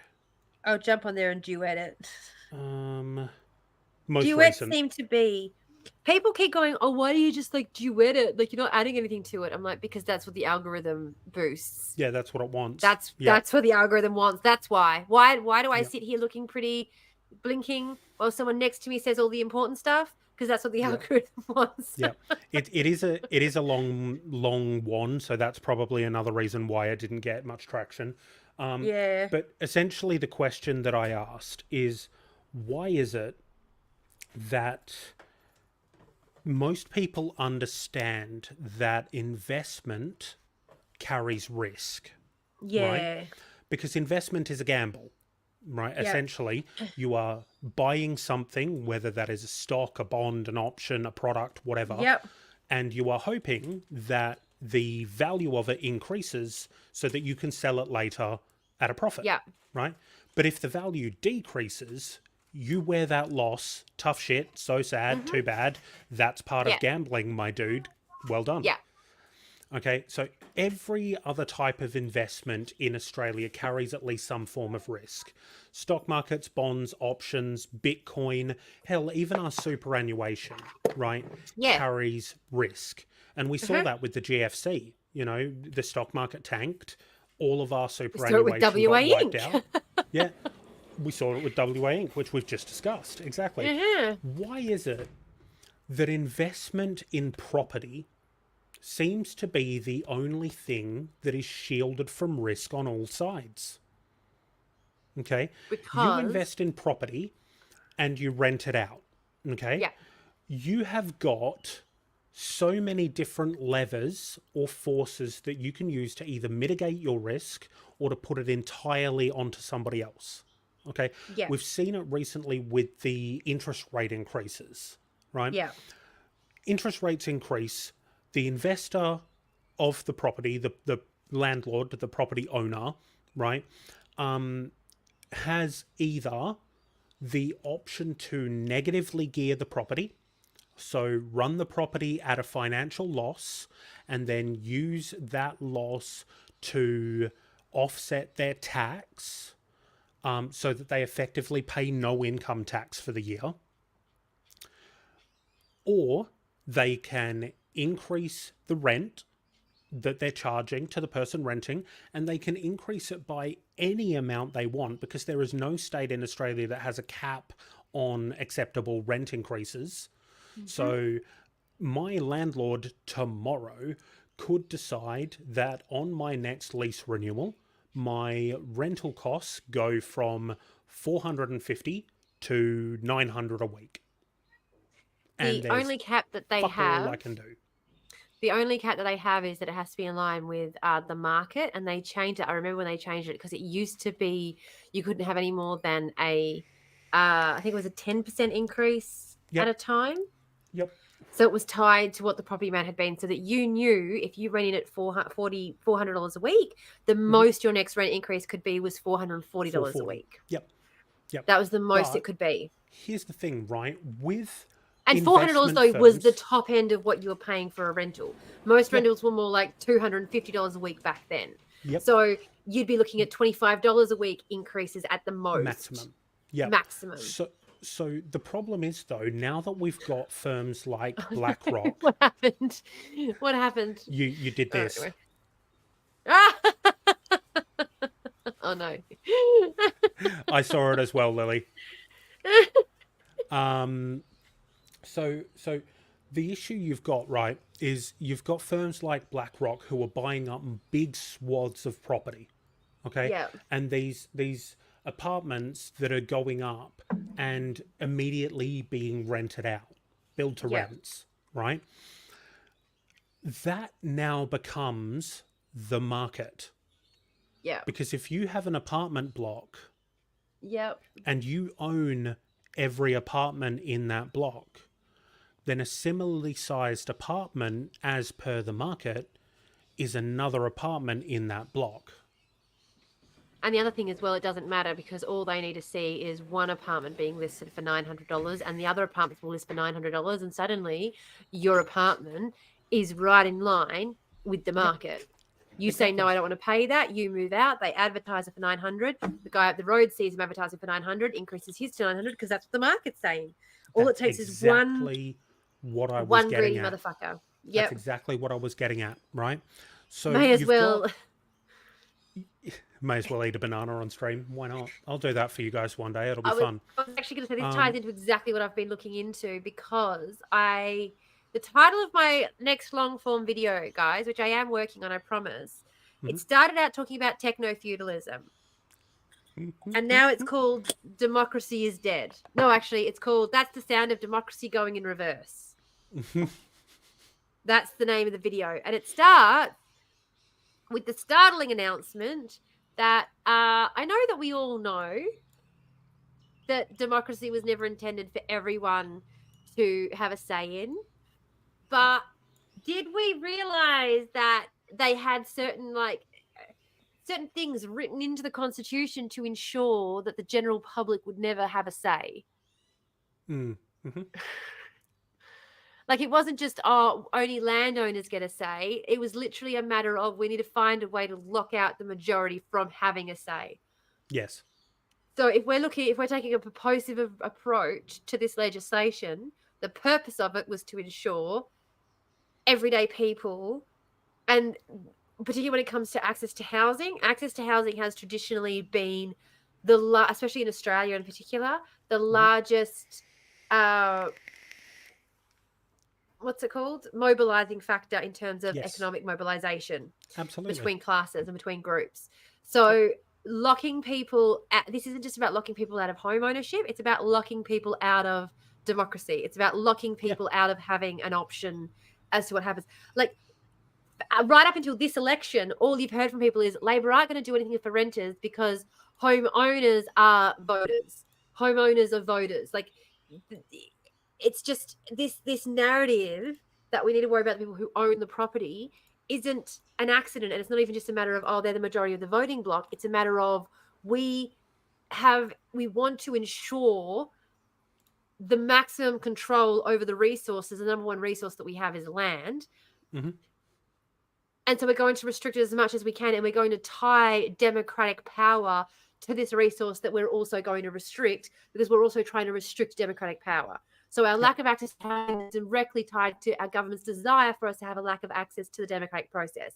The more tired, the more we struggle, the more poor we are, the less of an ability we have to partake in the democratic process, to pay attention to what's going on around us. So, and I know we've always known that, but in terms of like literally how open and honest they've been about it, like the quotes that I have literally found about, look, we need to find a way to ensure that those without wealth do not get a say in how we spend this country's wealth. Yep. That's a quote from an Australian Prime Minister. Mm-hmm. I'm supremely unsurprised by that. Supremely unsurprised. So we are actually, our democracy is failing. We have lost a lot of democratic points over the last sort of decade. America actually isn't even rated at all as far as a democracy. They don't have a democratic rating at all anymore, pretty much. But we are sliding fast down that scale. And yeah, this has actually been happening worldwide pretty much since 2015. Lewis is the name of the gentleman who I've been doing most of the reading on. But yeah, since about 2015, there's been this concerted slide into undemocracy. Yeah. Well, it's a slide Cocaine and hookers for all. Yay! It's a slide into neo-feudalism. Yeah, like, I mean, that's how, as I said, that's how I started my whole thing, was neo-feudalism. Having corporate landlords, places like BlackRock that own entire apartment buildings, is a form of neo-feudalism, because you have got one ownership source owning the resource of land that people require to live on, and everyone pays a tithe to them. It may not be grain or barley like it was during actual feudalism periods, but everyone pays a tithe of their labor to the land baron that is your corpo, like BlackRock. So the difference really between feudalism and capitalism was the enclosure of the commons. So the enclosure of the commons is kind of what we pinpoint as being the big economic distinction, because before, we kind of have this really weird idea about land ownership and things, you know, because we put fences around boundaries and like little marked lines on maps and we go, that's mine. Before capitalism and the idea of enclosing the commons really began, that was just nonsense. Like, that was a nonsense idea. That would be as nonsense as trying to draw a little bubble in the air and be like, this is my air, you're not allowed to touch it. Everyone would have been like, yeah, okay, buddy, whatever. Like, you know, trying to scoop some of the lake aside and go, this is my bit of the lake. Like, okay. And like, it just wouldn't have made any conceptual sense to people living back then. Yep, right.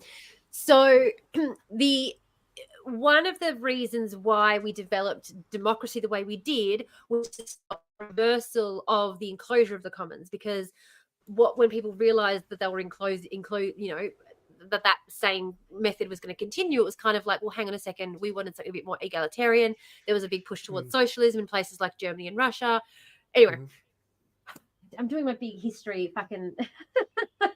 That's all right, I'm learning. So the big worry with techno-feudalism, and this is why I was calling it neo-feudalism, and I've been calling it neo-feudalism for years, and now I've kind of been doing a lot more reading on it, so I'm back into calling it sort of techno-feudalism, because they've enclosed, it's kind of, they held up the digital space as being the digital revolution, the place where we would have that freedom or whatever, and then they enclosed the commons. Okay, now there's 4 sites. You know, they've done the same. That's why it's kind of been referred to as techno-feudalism, because now, in order to make money online, it's the same thing. You're being channeled through the same 4 sites. The same 4 companies make money on every single deal, the same way that the same 4 land barons all made money on all of our farms when they enclosed the commons and decided they owned them. They weren't common property anymore. We own them, because that's the way it used to be. You were farming on your land. It was common property. And then they said, actually, it's not. It's mine. I've taken it. You have to pay me now to be able to use my land and grow food on it. And they went, well, now I've got to sell this food. I can't just give it away because I've got to pay for the land that I'm growing it on now. This is really fucking weird. Like, this is so, it just completely changed Anyway. Okay, the point being that the biggest reason, but the biggest fear that the elite have always had is that we will create another space that is a common space. Because if we can unenclose the commons again, and so they keep trying to lock it down further and further and isolate us further and further, because the more that they can narrow us down, anything that we have that's ours, that we can then turn into common space, like what I'm doing with my house, is anti-capitalism, and it's removing us from capitalism.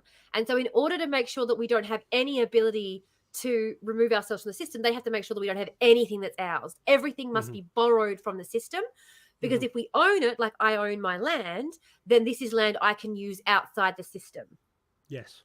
I don't have to use it for the purposes that they are telling me that I have to use it for, which is for money-making purposes. I can, once again, grow food to give to my neighbors, because that's what started... Okay, I'm going back into... This is what I used to do whenever I would have a class and we'd be doing a tutorial. Someone would ask a question and I knew what they were doing every fucking time. They wanted to get... They hadn't done their fucking reading. They wanted to get out of the class discussion. And so they'd ask me a fucking question about something like this, and I'd start ranting for 45 minutes and they would all sit there and go, yeah.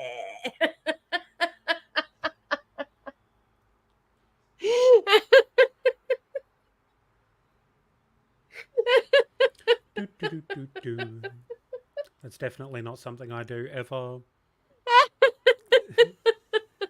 I have known you long enough now, Tam, that I know various trigger words to send you off on a nice long rant for me. So if ever I haven't quite done as much as I usually would for one of the podcast topics, I just work in one of the little words that sets your brain off. And then I sit back for 10 minutes and gather my thoughts.